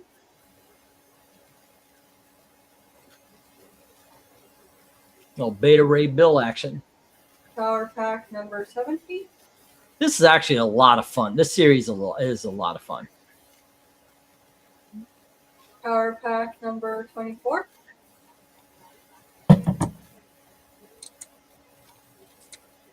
And Power Pack, number 25. All right. There we go. We'll see if there's any love for this one. If there isn't, I'm going to cut it short because we've got one more lot that I have in the box. So there you go. All righty. Yeah, I didn't see season 2, but season 1 is a lot of fun. We enjoyed that. I'm waiting to see season 2. But what else? We started a couple of them. And it's just, yeah. I lasted one episode of season 2. Really couldn't stand Wednesday season 2, huh? It might have gotten better, but it just did not have the same feel that as it. I didn't expect to like season 1. Pleasantly surprised. Seemed like season 2 was going to go into a direction that was going to. It was, to me, it was like they were trying to please Blue Sky. And on really? Yeah. It went woke. Okay, Tony Hayes says $2 on the Power Pack lot. All righty, $2 each on the Power Pack. And that was the feeling I got from the first episode. It might have totally, course corrected, but I don't know. That's 6 books. All righty, and that is 12. And then let's see, Jim has alrighty, and that it has A and B, the Ragman. That's Ragman, Cry of the Dead, and that's issue number 1. Alrighty, and then that leaves the Tarzan. That is it for this lot.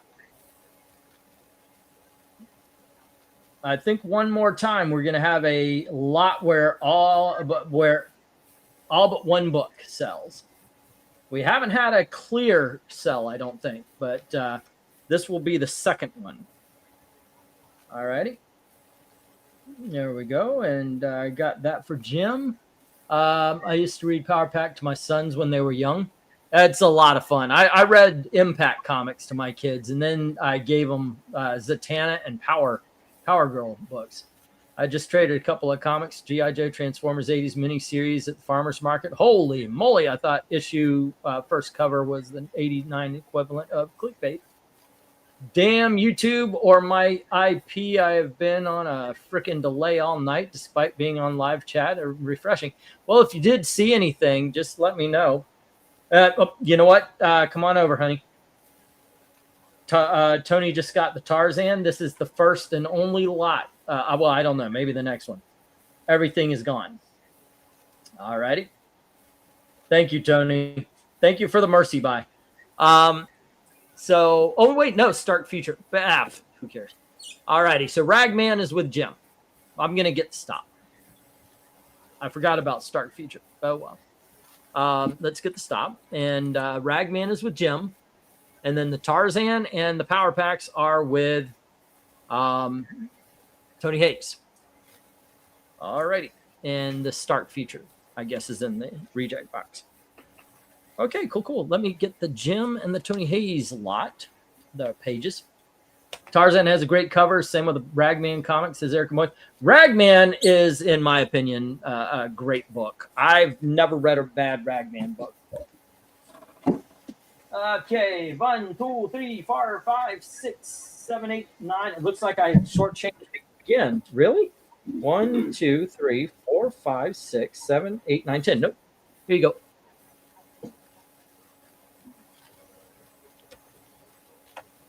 The Invincible Iron Man, number 8.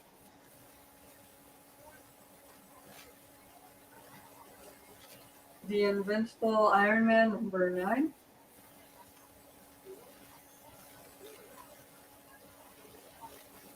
The Invincible Iron Man, number 10.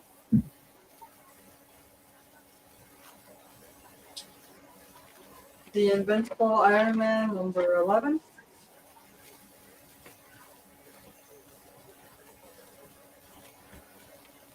Iron Man Civil War, number 13.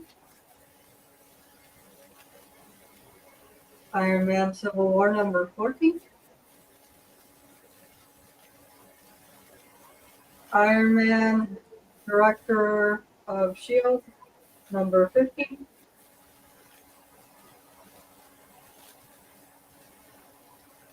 Iron Man Director of S.H.I.E.L.D., number 16.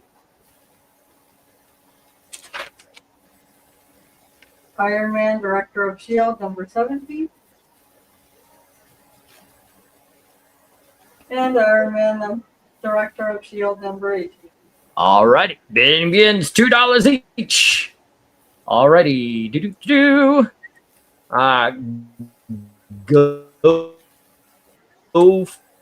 for, I haven't had this many lots in a long time. Go for lot number 23. And here we go.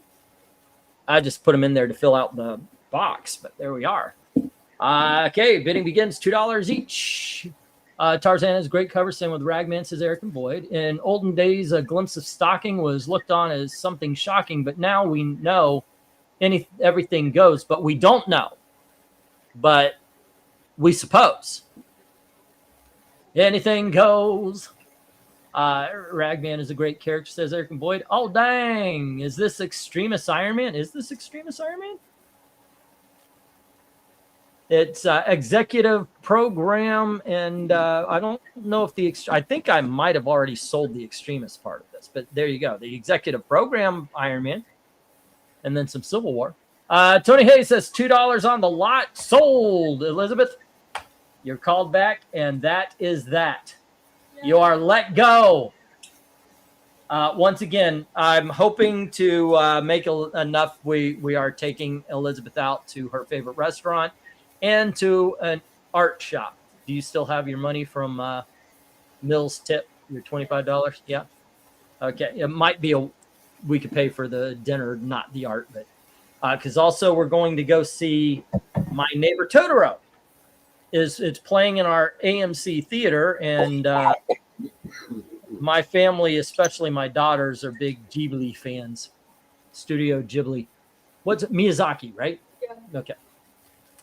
There we go. All righty. Thank you, honey, for your help. You are awesome. Let me write this down on Tony Hayes' page. Okay, we've got Iron Man lot.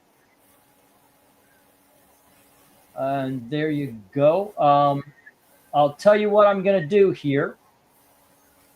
I'm going to read off everybody's books, and then I'm going to show off the older stuff for the, if you came in late, you want to check out the books, I can show. If not, I don't have to. It's up to you guys. Because I would like to talk about TV and all that kind of stuff too. But I could talk about that while showing the books off, so it doesn't matter. But here you go. This is Tony. Invaders number 2 for $1. Nomad Lot, 5 books for $5. Quasar number 5 for $1. Ravage 2099 number 4 for $1. The Power Pack lot for $12. Tarzan number, I forgot the number, for $2. And the Iron Man lot for $20 for a subtotal of $42. We are starting on the 3rd box. We're going to try to get as many boxes out as possible to you guys.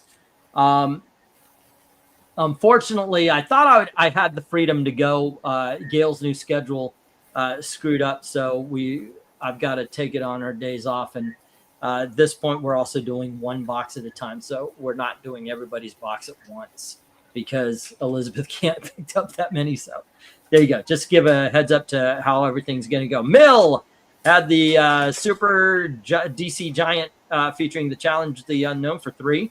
The Secret Society Supervillains number 3 for $3. Invaders number 4 for $5. Fantastic Masterpiece number 2 for $10. What a great deal that was. The Spider-Man Wolverine for $8, and then that Doctor Strange lot, the Silver Age stuff, for $100.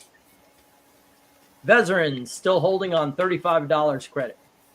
At the end of, if you do buy credit like Veteran did, what happens is at the end of it, so once he spends $35, ship it off. If you prepay, you automatically get the free shipping. All right, Krenez had the Shanna of the jump. Man, you got a great fucking deal on this one. This thing is going for $35-40. I knew I couldn't get that here, so I put 15 on it. I'm still making money, so I'm not. And then you also got the Iron Fist TPB. That is such a great book, but it's 23. If you want them shipped right now, it would be 34. 34 with shipping, 23 if you want me to hold them for a bigger box. All right. Tony Hayes, I know that I've got a box for you. If I can fit them in, I will. If I can fit them in without crunching them, I will for you. But I think we're really on the creation of the next box. All righty. Let's see. Jim.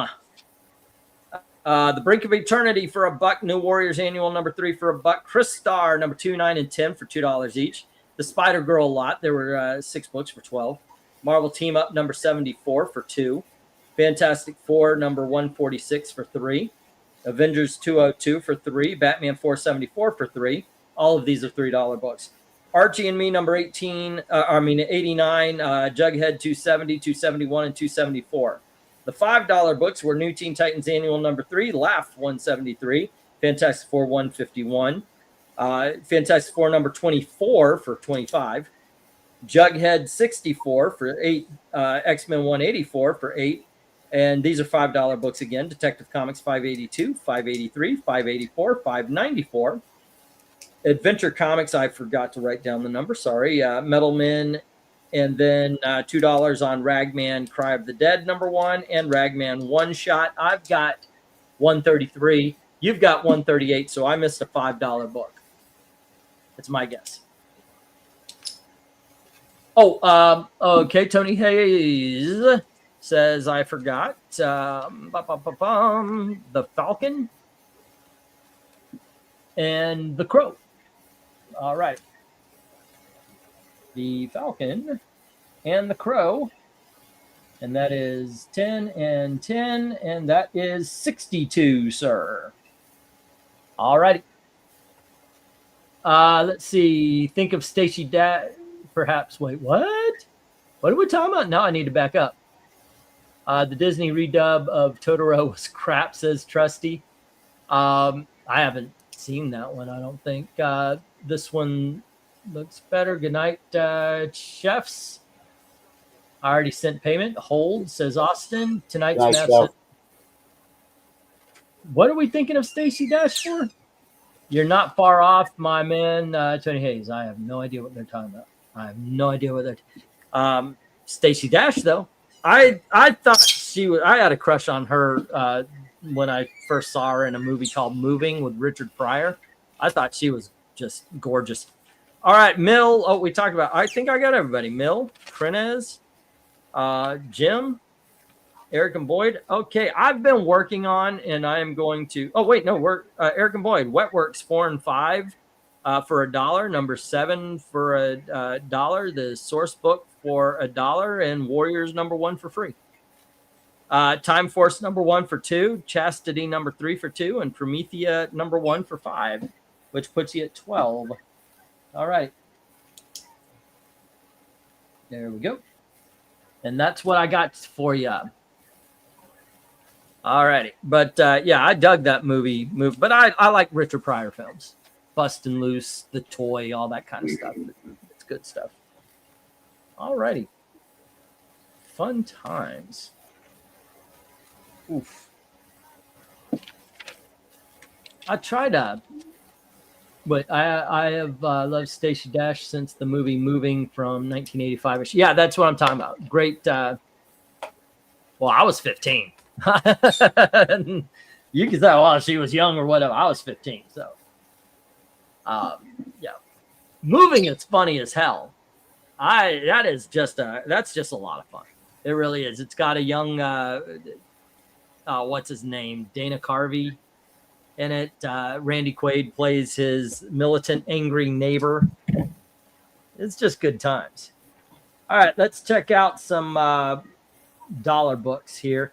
For you guys who showed up a little bit late, if you want. If you don't, just say, hey, let's get past this. King Kong Bunny is in move. Yep. All right. There we go. The leftover $1 books. I'm not going to go past the big dogs because that is later in the day. So, but for those of you who came in late, for as long as we could put up with it, here you go. I'm going to re-show some books here. All right, the $1. Eric, if you want to continue any TV talk or something you're watching and all that, I am A-okay with it. I am chill. I was a little worried tonight about making bills. I don't think we really hit where we needed to, but still, it's a good time. It's a good night. Gail, by the way, before we started, gave me the don't get frustrated talk. All right. This is a book from, what is this? Crusade Comics. It's called Thunder God. There we go. And I've got this and then a variant cover of it. So we've got Thunder God number 1 twice, depending on your cover.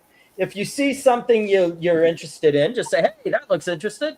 And there you go. Once again, these are the leftover dollar books from Entity Comics, which I'm assuming is a 1980s or 90s from the look of it. It's called Vortex. That's issue number 2. And then for Marvel UK, joining Death's Head in the quest for the Sapphire Lotus, we have the Warheads, issue number 6 and issue number 7. I'm trying to remember what else Gail and I have been watching, too. It's just like, wait a second. We were locked onto something, and then it's just, we've been watching a lot of movies. Running, what is it? Hide and Seek. What is that? Ready or Not 2 came out on Disney Plus, and that was just a blast. I had a good time with that. This is another independent comic book from Millennium Comics. It's called Bloodchild. There you go. It's issue number 3. From Chaos Comics, Lynch Mob, issue number 1. Okay. And from New Science Fair, Story of Electronics. From Marvel, we have High Adventure number 2. So what are some of the things you are partaking of, Mr. Breen? And as far as what? Yeah, just other than the bear things you've seen, have you been enjoying the World Cup?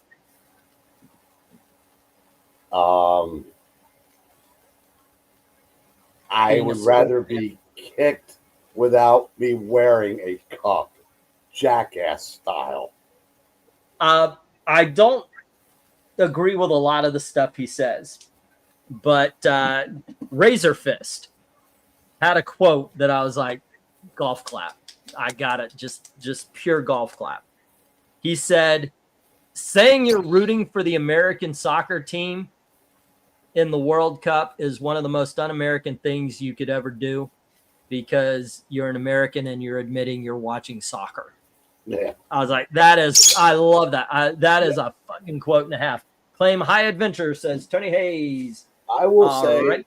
in all seriousness, this has attracted, the World Cup attracts a lot of the same sports, and I'm making air quotes, fans that watch the Super Bowl. Maybe it can reach a little sense of patriotism that, while the Americans were in it, but it's more like it's an event. It's FOMO. It's you want to feel like you're part of it. And I gotta admit, if I were still drinking and hadn't been drunk and could go to a pub and knock some back while I'm watching soccer, I'd probably get it more, because that seems like that would be fun. But I'm not going to pretend to be something I'm not. I've never been a soccer fan. I'm not going to start now. Power of the Atom, issue number 12. Fun series, kids. Bit it up. Please don't. I'm going to be naming off the comics as we talk. It might sound a little rude. I'm not trying to be rude. It's just, there you go. But yep, if you see something, say, yeah, I claim it. Because at this point, it's a claim sale. The only time it becomes an auction is if two people are right next to each other. Let's see. I've been using Tubi and the free movies available on YouTube recently. That's where I've been seeing Westworld, Mel Gibson's Conspiracy Theory, and Forbidden Planet. Westworld's a lot of fun. I actually thought about doing that. I can't get away with wiping out everything, though, because I've got Amazon Prime for shipping on bag and backing boards and all that. And my wife watches Days of Our Lives on Peacock. I can't get away with destroying Peacock, but I thought about that. Tubi is just fine. We have Adventures of the Outsiders, issue number 34. Issue number 36. I find something comic related that you might be interested in. Issue number 37. What is it? Issue number 39. And issue number 38.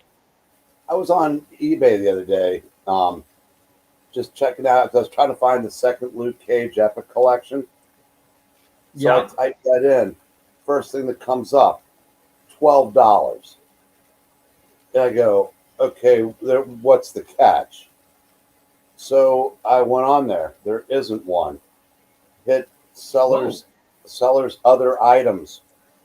I ended up buying that, the Defenders Epic Collection called Enter the Headmen, and the Hulk Epic Collection that covers 201 through 226 in an annual. The total for all three was $54. That was after shipping and tax. Wow. In contrast, okay, so Epic Collections cost $55 now. God damn. Tony Hayes gets the Adventures of Outsiders lot. Alrighty. Let me put these over here. And then we move on to the $2 books. Let me change. Alrighty. That. And $2. There we are. And let's see, where did there's a couple of $2. So why don't I do this lot by lot? There wasn't a lot left on that first $2 lot. We have a book from Chaos Comics, The Omen. This is the Omen Save the Chosen preview. And then we have The Omen issue number 1. And we have The Omen issue number 2.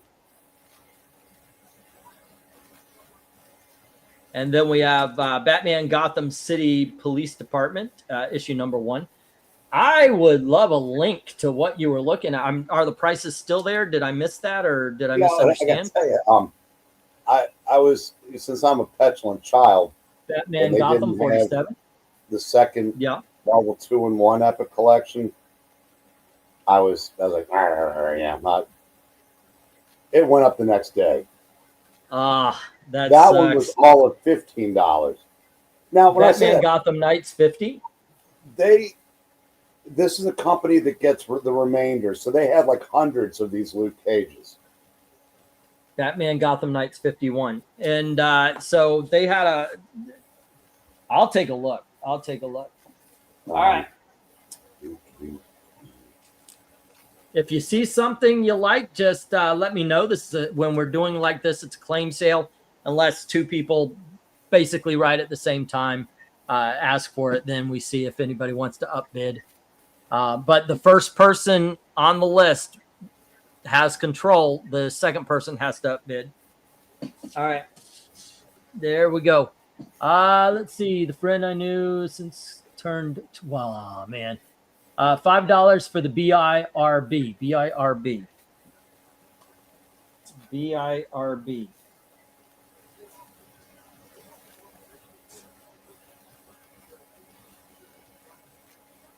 What's the BIRB? I'm not sure what that is. I've got Batman Gotham. That starts with a B.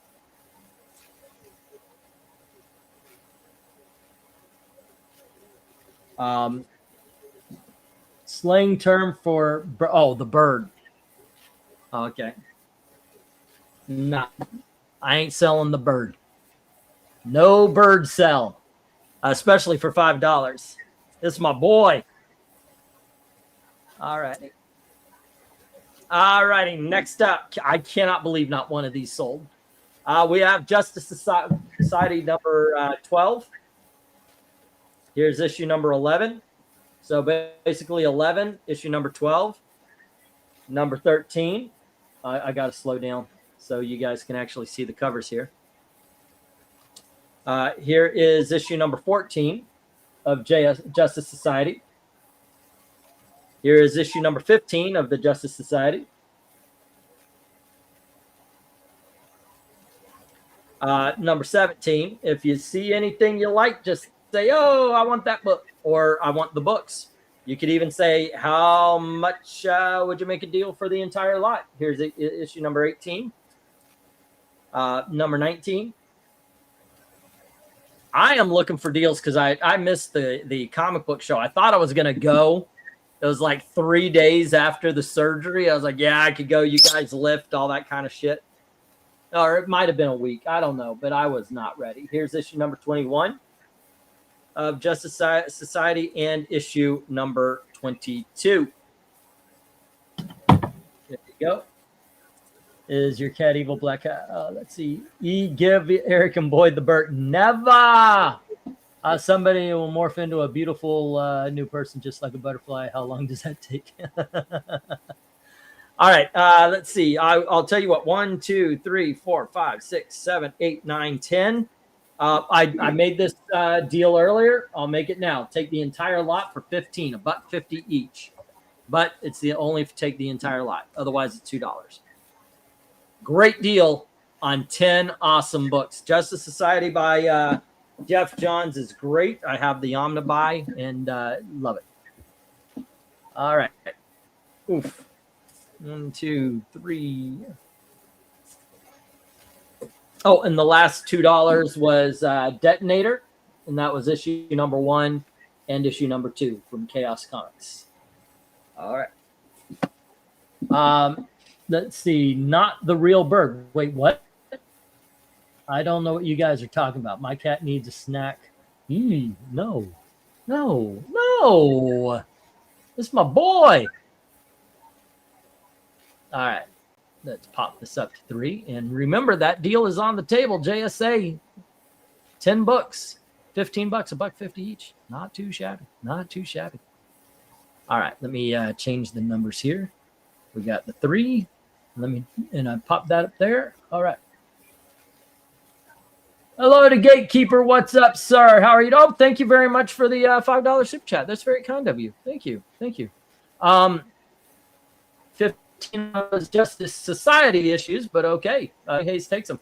A little bit of a claim sale right here, Gatekeeper, if you want to partake. Alrighty, and it goes through PayPal, not through super chats. I definitely appreciate the super chat, but if you are interested, just say the word. Justice Society lot 15. Okay, Tony Hayes. Blurry old looking dude. That's Are you. you drinking again? No, Okay. you're blurry. I sent you the one from the Marvel 2-in-1 that I found that Yeah. went up the day after that, and you should be able to maneuver from there. Good. I want to check that There's out. about 4 pages. Aaron, Yeah. Am I blurry again, guys? They had the first Avengers omnibus for $27. Omnibus. Yeah, that's pretty good. I picked up the Daredevil Volume 2 omnibus for $38. I thought that was a great deal, but if they got Avengers Volume 1, shit, yeah, that's just too good. The Spider-Man 27? Omnibus 4 they had for a whopping $40. And I spent Wow. triple figures on that, because I couldn't get a deal on it at the time. But yeah, there's at 40, that would be around 100s, right? 1 to 120. Yeah. Volume 4. That's not bad at all. Yeah, there's I like do 100. love watching and listening to Pistachio. All jokes aside, I want him a lot. I'm glad you guys aren't driven crazy by my boy. He is. I mean, yeah, I got to tell you, I spoil him a shit ton because of what happened to Pistachio. He will never go outside again, except for to be transported. Yeah, without a cage. But yeah. All right, Marvel Collector's Item Classic issue number 17. It's in the $3 for that crunch right there at the bottom. All righty. Death's Head 2 or Death's Head 1, 2, and 3, guest starring Death's Head 2. So it is issues 1, 2, and 3. All righty. Batman Adventures issue number 11. One of the better deals on the board tonight. Marvel Fanfare issue number 1. Avengers issue number 206. Avengers number 208. And Avengers number 202. Once again, if you do see something, say, hey, I see that, and I would like that. And it's a claim sale, but it'll only become an auction if somebody's right next to each other. All right. Good stuff. The Avengers, I am surprised the Avengers stayed. I get it with the Marvel Collector's Item because it is a little damaged. It's definitely a reader copy. Because if it was in great shape, it would have been a big dog. But yeah. All righty. Not a lot of Batman sales. I think maybe these would be. I don't know. Maybe it's going a little bit too far on these, but we will find out. Batman 463. That Brayfogle look. Then we've got Batman 517. Batman 462. What do you think about Brayfogle Batman art?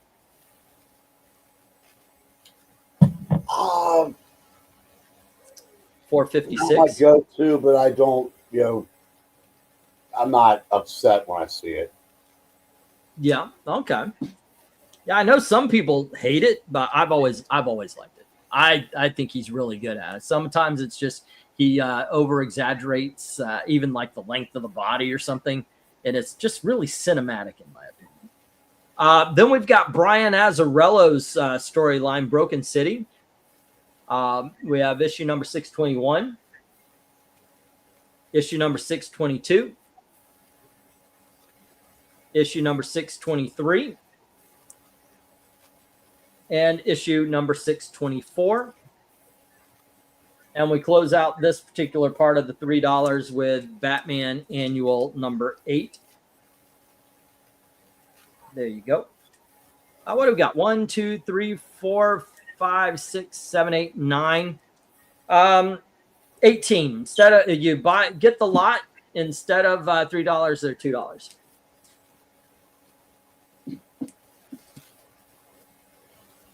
All right.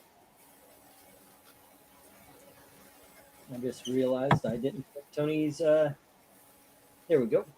Justice Society need to go in the good books. All righty. Let's see. Where do we go? Butters brought me a dead mouse last night. He was very proud. Oh, you got a cat. We got a couple of cats. The day they bring me a dead bird, I'm going to them up. Anyway, that's kind of dark. All right, more of the we got some more of the $3, and this is in the shape of some Archies. What's left over of the Archies?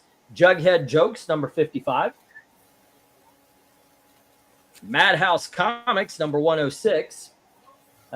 Pause it so you guys can read the jokes. Get this movie over with in a hurry. He's costing a fortune in bananas.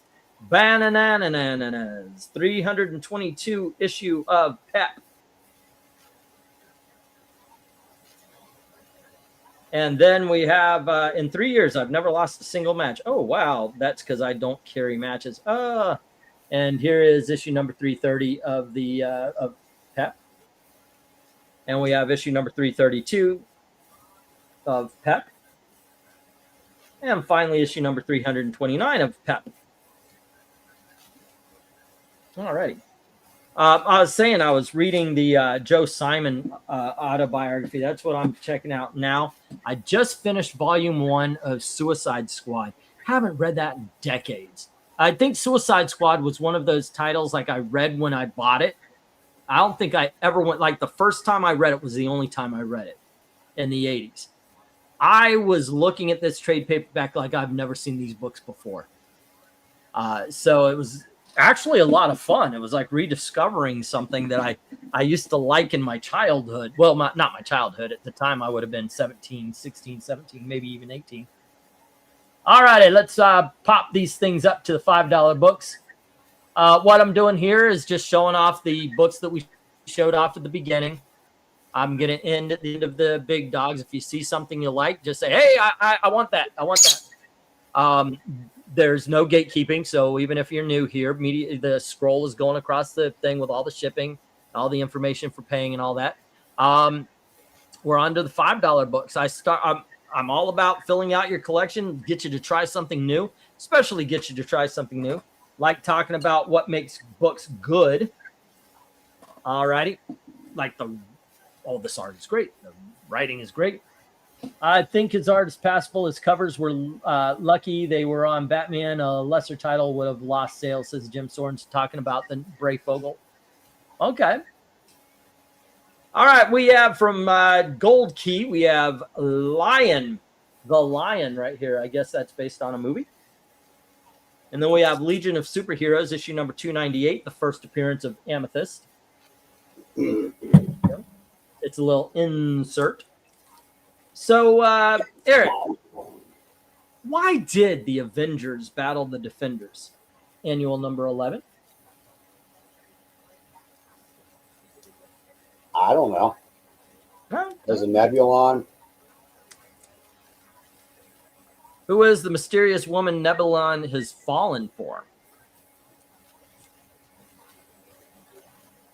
X-Men 183. And we have X-Men 173, first appearance of Mohawk Storm. I think second appearance of Yukio, who becomes Lady Deathstrike. Duckman, for those of you who remember those old cartoons, this Duckman number 1. Heroes against hunger. They're not for it, they're against it. They again it. There you go. And let's see, Doctor Strange, issue number 16. And Doctor Strange, issue number 17. I like that cover. I just like the mood of that cover right there. All righty. Once again, if you see something you like, just say, hey, I like that and I want that. And I'll put it on your sheet there. If you are new, feel free to bid. This is a claim sale. The only time it becomes an auction is if somebody's right next to it. And it is the responsibility of the person lowest to bid upwards. We got $5 on that X-Men. Issue number 183 or 174? There you go. 183 or 174. Or both. Both is good. Both works. Both is good.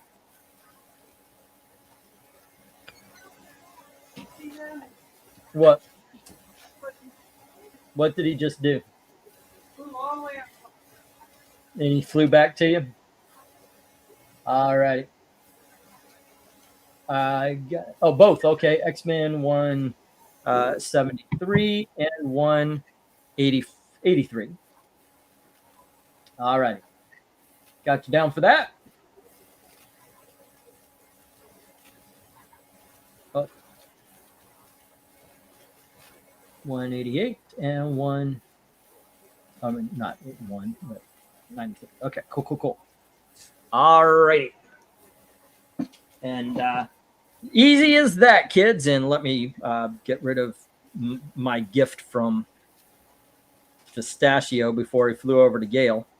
There you go. Right. And there we go. All righty. Next $5. So we had a little bit of a discussion here, Eric, about this book right here, Doom Patrol #1. And it was me and Dom and a couple other people were talking about how this Doom Patrol, by the way, is a hell of a lot better than the Grant Morrison run.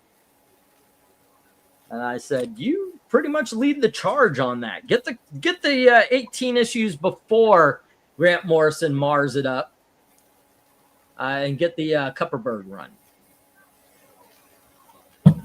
Well, I'm in agreement on that.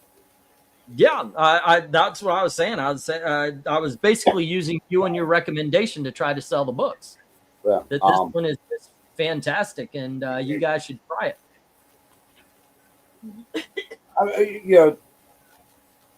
I'm in the minority because everybody loves that Grant Morrison run. It's one for me. All the work he was doing at that time. I liked Animal Man. No, I love Animal Man. Yeah, I just think Doom Patrol was weird for weird's sake. And it wasn't a superhero book. It was an acid trip, and I said that, and a lot of people loved it. I just wasn't one of them. There you go. We were talking about Grant Morrison, and you can tell Dom is not a fan. By the way, I kind of understand where he's coming from, though, because Grant Morrison very much is a writer who you'll read his books and be like, wow, that's a great take. Okay, you're getting a little off here, and now your head is straight up your ass. That's the 3 stages of reading Grant Morrison run. New Mutants Annual number 6. This is the first appearance of Shatterstar. And we've got the April issue of Ripley's Believe It or Not. Sorry, guys, I did not get the number on this one, but awesome cover. Our Fighting Forces, issue number 159. Sergeant Rock, issue number 415. How is this not in the big dogs? Sergeant Rock is usually in the big dogs. All right. And then we've got Punisher, a couple of prestige formats, and that is No Escape. It's a prestige format, double size. And then we've got the Punisher, The Prize. If Glenzer were here, we would be selling Tom and Jerry. There you go, from Gold Key Comics. and probably 13 going on 18. And who's minding the mint? Have you heard from Glenzer at all, Eric? Have you seen him mention something or anything on Sports No, Bomb? I haven't seen him in forever. I've sent an email even. Who's minding the mint is a Disney movie Dell thing. Payment sent, says Eric and Boyd. Forward to all my comics next week if possible. Okie dokie. Everyone take care. Gotta go. You have a good night, man. Astro Comics featuring Harvey characters. It is an American Airlines movie thingy jigger. And then we've got the Walt Disney Classics 101 Dalmatians movie adaptation from 1990s. Re-release. Sin Girl from LSD. This is a one-shot from the FemForce people. Lady Death, The Wild Hunt, issue number 1. Alrighty, and that is all of the $5 books. If you saw something you like, just let me know, and I will put it on your sheet. There you go. And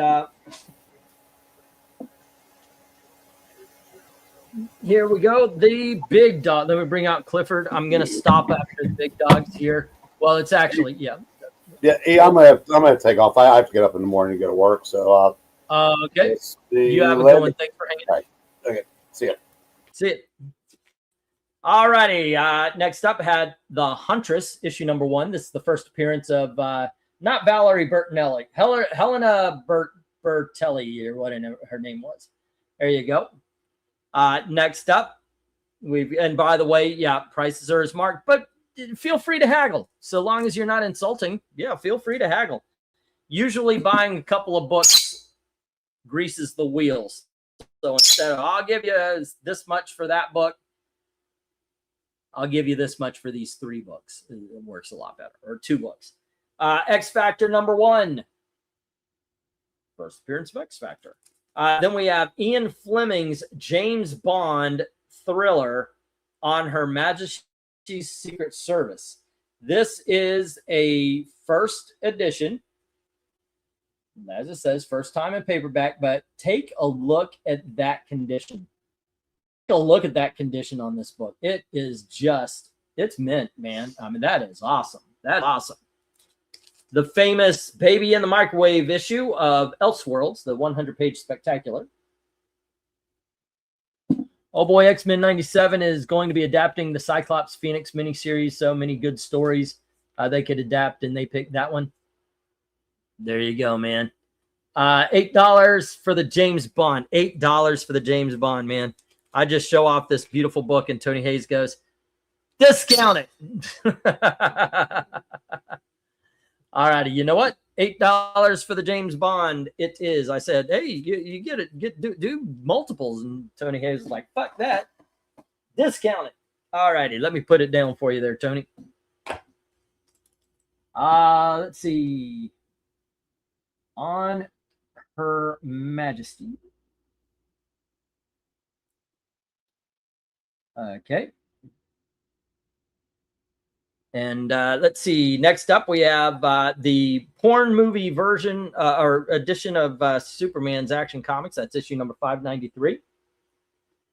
And we have the first chapter, which is 592. So it's $20 for the 2 books. This one's doing all the walking, basically. It's kind of like 15 and 5. You know, I'd go 15 on it if y'all want it. Daredevil and She by Billy Tucci. Wait, what does the gold sticker on the James Bond book say? The gold sticker says, first time in paperback, a top national bestseller for over months. This is the first edition paperback. All righty. Daredevil She. Silver Surfer Witchblade. Now, this is a 1/2 issue right there, and it's got its certificate of authenticity from Wizard Comics as well. So there you go. Next, Spider-Man Batman. And we have the Incredible Hulk and Wolverine. There we go. Eglantine, the theme song to Her Majesty's Secret Service is one of those CDs. Is on one of those CDs I sent you. I would listen to it again, but I can't get a CD out of my car. It's been in there forever. It's like the replacements or whatever they're called, from How I Met Your Mother, with that I will walk 500 miles, but it's complete 70. It's the most useless disc I could ever put in my CD to get stuck, because it's a lot of 70s songs. In Indiana, all of if it's not country, it's classic rock from the 1970s. So I don't know why I even stuck that one in my car. But anyway, one more time around the block, we had The Huntress, X Factor #1, The Baby in the Microwave, Elseworlds 100-page spectacular. That's not what the book is about, but there is a scene where a baby gets put in the microwave and it got recalled for it. The Action Comics porn story, where Superman and Big Barda make a porn movie, or are brainwashed into making a porn movie. She and Daredevil. Silver Surfer, Witchblade, and Batman, Superman, and finally Hulk, Wolverine. Alrighty, there we go. Next lot of big dogs. Once again, if you do see something, let me know. I'll put it on your sheet. If you're new, welcome. I'll make a sheet for you. And as you can see, you go through PayPal. The address is mediamadmen1@gmail.com. Shipping is pretty easy. It's all priority. 1 to 18 books goes priority envelope, one of those padded ones, for $11. Then 19 to 50 regular size book goes in a medium size box. If they're like magazines and such, I might put in a long box. So that's 19, and then 25 for 51 and up. Usually I put it in a short box, or people like to hold it until it fills a short box. But I absolutely make sure they're as safe as possible, including taping every inch of the box to save it from inclement weather. All right, we've got Crazy Magazine, and this is issue number 12, the Paranoia issue. And then I've got Doc Savage Magazine, issue number 4. And Doc Savage Magazine, issue number 6. There we go. I guess I'll put them on the side here. There we go. And let's see. 1, 2, 3, 4, 5, 6, 7, 8, 9. I'll stop at 8. Let's see. It might be on Ms. Smallbone, says Tony Hayes. Okay, I was worried that it said something like now a major motion picture, which would make it not a first edition. No, it actually said that's how I knew. And then I looked it up and I was like, oh, okay. When I saw that, wait, this is a first edition, I went on a hunt just to make sure that's what I was looking at. All right, we've got the 1990s Punisher movie adaptation with Dolph Lundgren. That's just badass. And then we've got Marvel Fanfare starring Black Widow. This is issue number 10 and issue number 11. And once again, if you see something you like, just go, oh, yeah, I'll get that. And we'll take care of you. Silver Surfer, Superman. There we go. The official movie adaptation of The Rocketeer. And we have the official movie adaptation of Teenage Mutant Ninja Turtle. And then we have the X-Men issue number 175. And we have the X-Men annual number 6. And Jungle Gym issue number 24. All right. Bum, bum. Once again, if you see something, let me know so I can put it on your sheet. Let's see. 1, 2, 3, 4, 5, 6, 7, 8, 9, 10.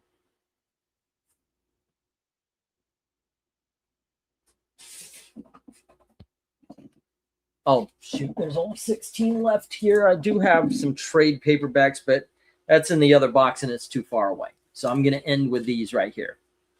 7 on the Rocketeer, says Tony Hayes. Okay.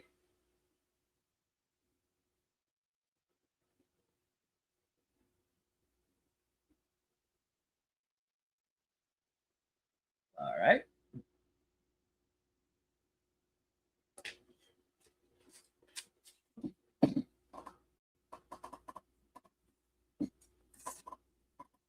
Tony Hayes making the deals. I think Tony Hayes has also been the only person that's participated in this part. Let's see. Show that jungle gym again, please. Okie dokies.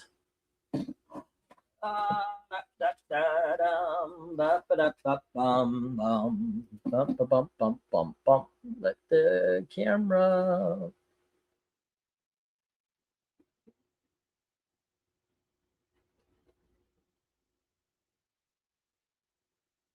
There you go.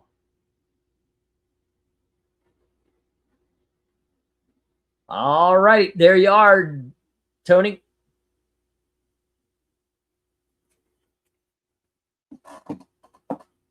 Should have put you down for it. I had a facsimile of that Black Widow Marvel Fanfare issue. That was great. If I remember correctly, it had to do with her origin, which, if I heard right, sounds better than the Black Widow movie. And 7 on the Jungle Gym. All right, sure. Why not? Oof.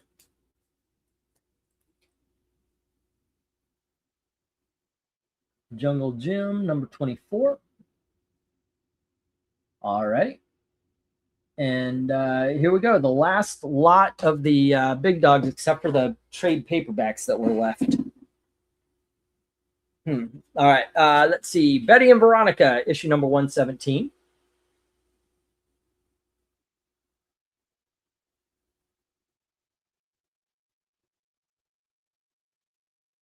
And then we have Betty and Veronica Spectacular. This is the Archie Giant series, issue 138. This is a double-sized issue, as you can see. The spine is in great shape. There you go.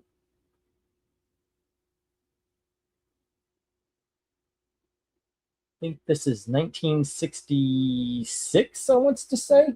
60 years old, man, and the book looks good. Speaking of, I know this is like 60, I want to say 64, 65, but this is Archie number 145.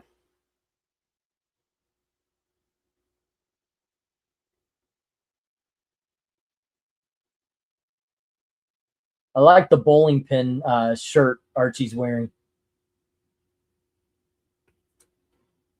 And then we have Archie 167.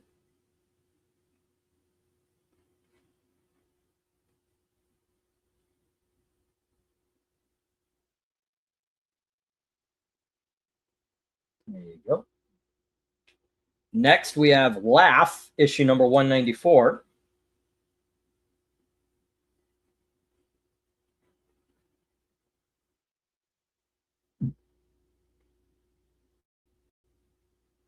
There you go. All righty. I'm going to put those down here. If you see something, just let me know, ladies and gentlemen. Anybody's able to join in. We have Doctor Strange, number 7 from the 1970s run.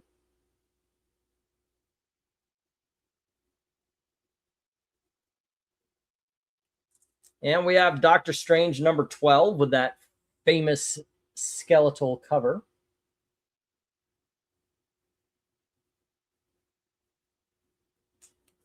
Next up, we have the first appearance of Blackfire, Starfire's sister, from New Teen Titans. There you go. And then we have Dreadstar number 1 by Jim Starlin.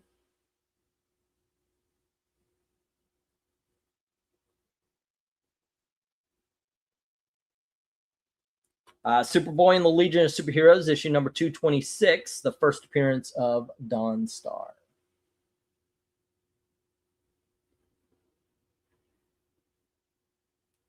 There we go. From, wow, what year is this? I forget. Issue number 4 of Anthro.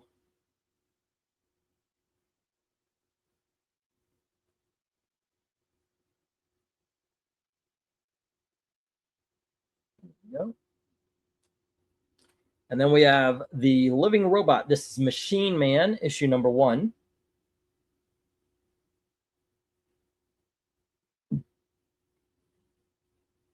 There we go. Book I highly recommend, Captain Carrot and His Amazing Zoo Crew, issue number 1.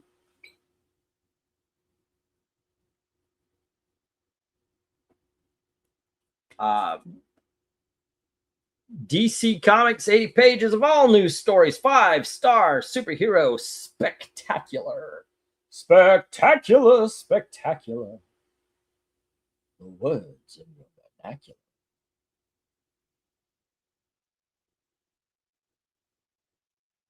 There we go. And finally, the 4-star spectacular. All right, if you see something you like, just let me know and I will put it on your sheet. Otherwise, this is it, ladies and gentlemen. Not just the auction, but the re-show. All right. Good. Wait, you know what? Hold on just a second. Oh, I forgot. I had... Oh,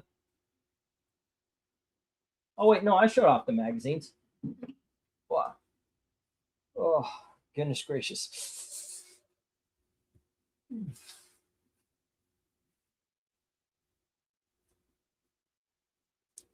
There was still a couple more. Oh, okay.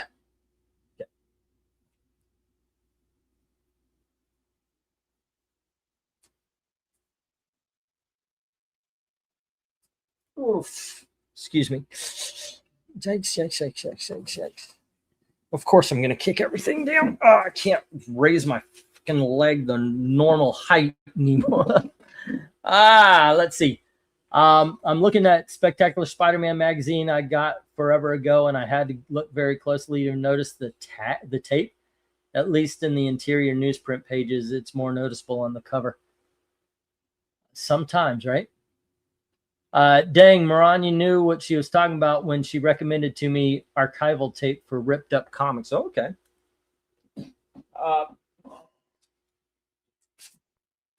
Morania's a smart gal. All righty, we had some trade paperbacks, including, we were talking about this, the awesome Grant Morrison Animal Man. The Hercules, Prince of Power. Haven't read this one. Bob Layton. Actually has it right there. Oof. Trouble with Girls. Highly recommend this. Highly recommend it. Such a fun book. Another book I recommend you guys have never heard of. This is such a hard sell. Surface Tension. I really enjoyed this. The art's pretty damn good. The story's pretty awesome. But yeah. All right.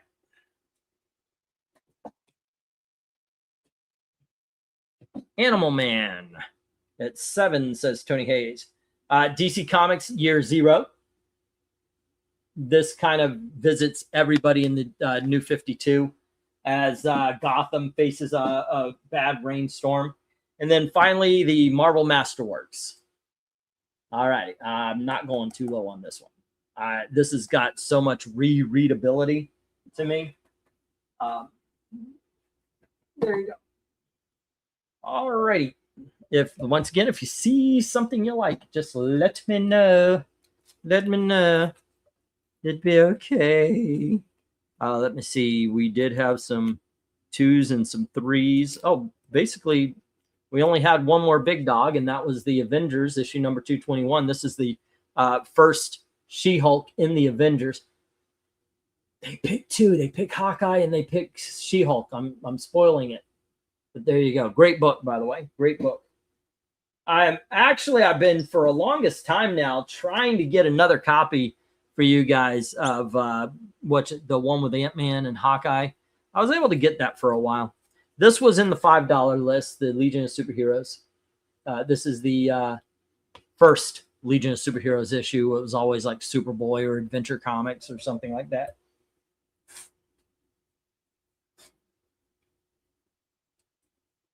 All right. And the rest were all the tail end books, the 2s and the 3s and all that kind of stuff. All right. That is that, ladies and gentlemen. That is all she wrote as far as the books that were being showed off and all that kind of stuff. Tony Hayes.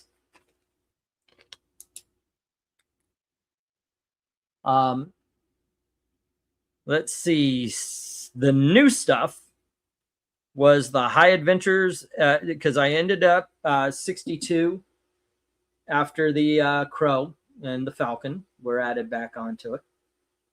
Then we had High Adventures number 2 at $1, 63. Adventures of the Outsiders lot, 5 books for $5, so that's 68. The Justice Society lot for 15, so that's 83. X-Men 173 for 5, so that's 88. And then 183 for 5 for 93. Honor Majesty's Secret Service for 8, and that hit 101. Rocketeer movie adaptation for 7. That is 108. Jungle Gym for 7. That is 115. And then Animal Man for 7.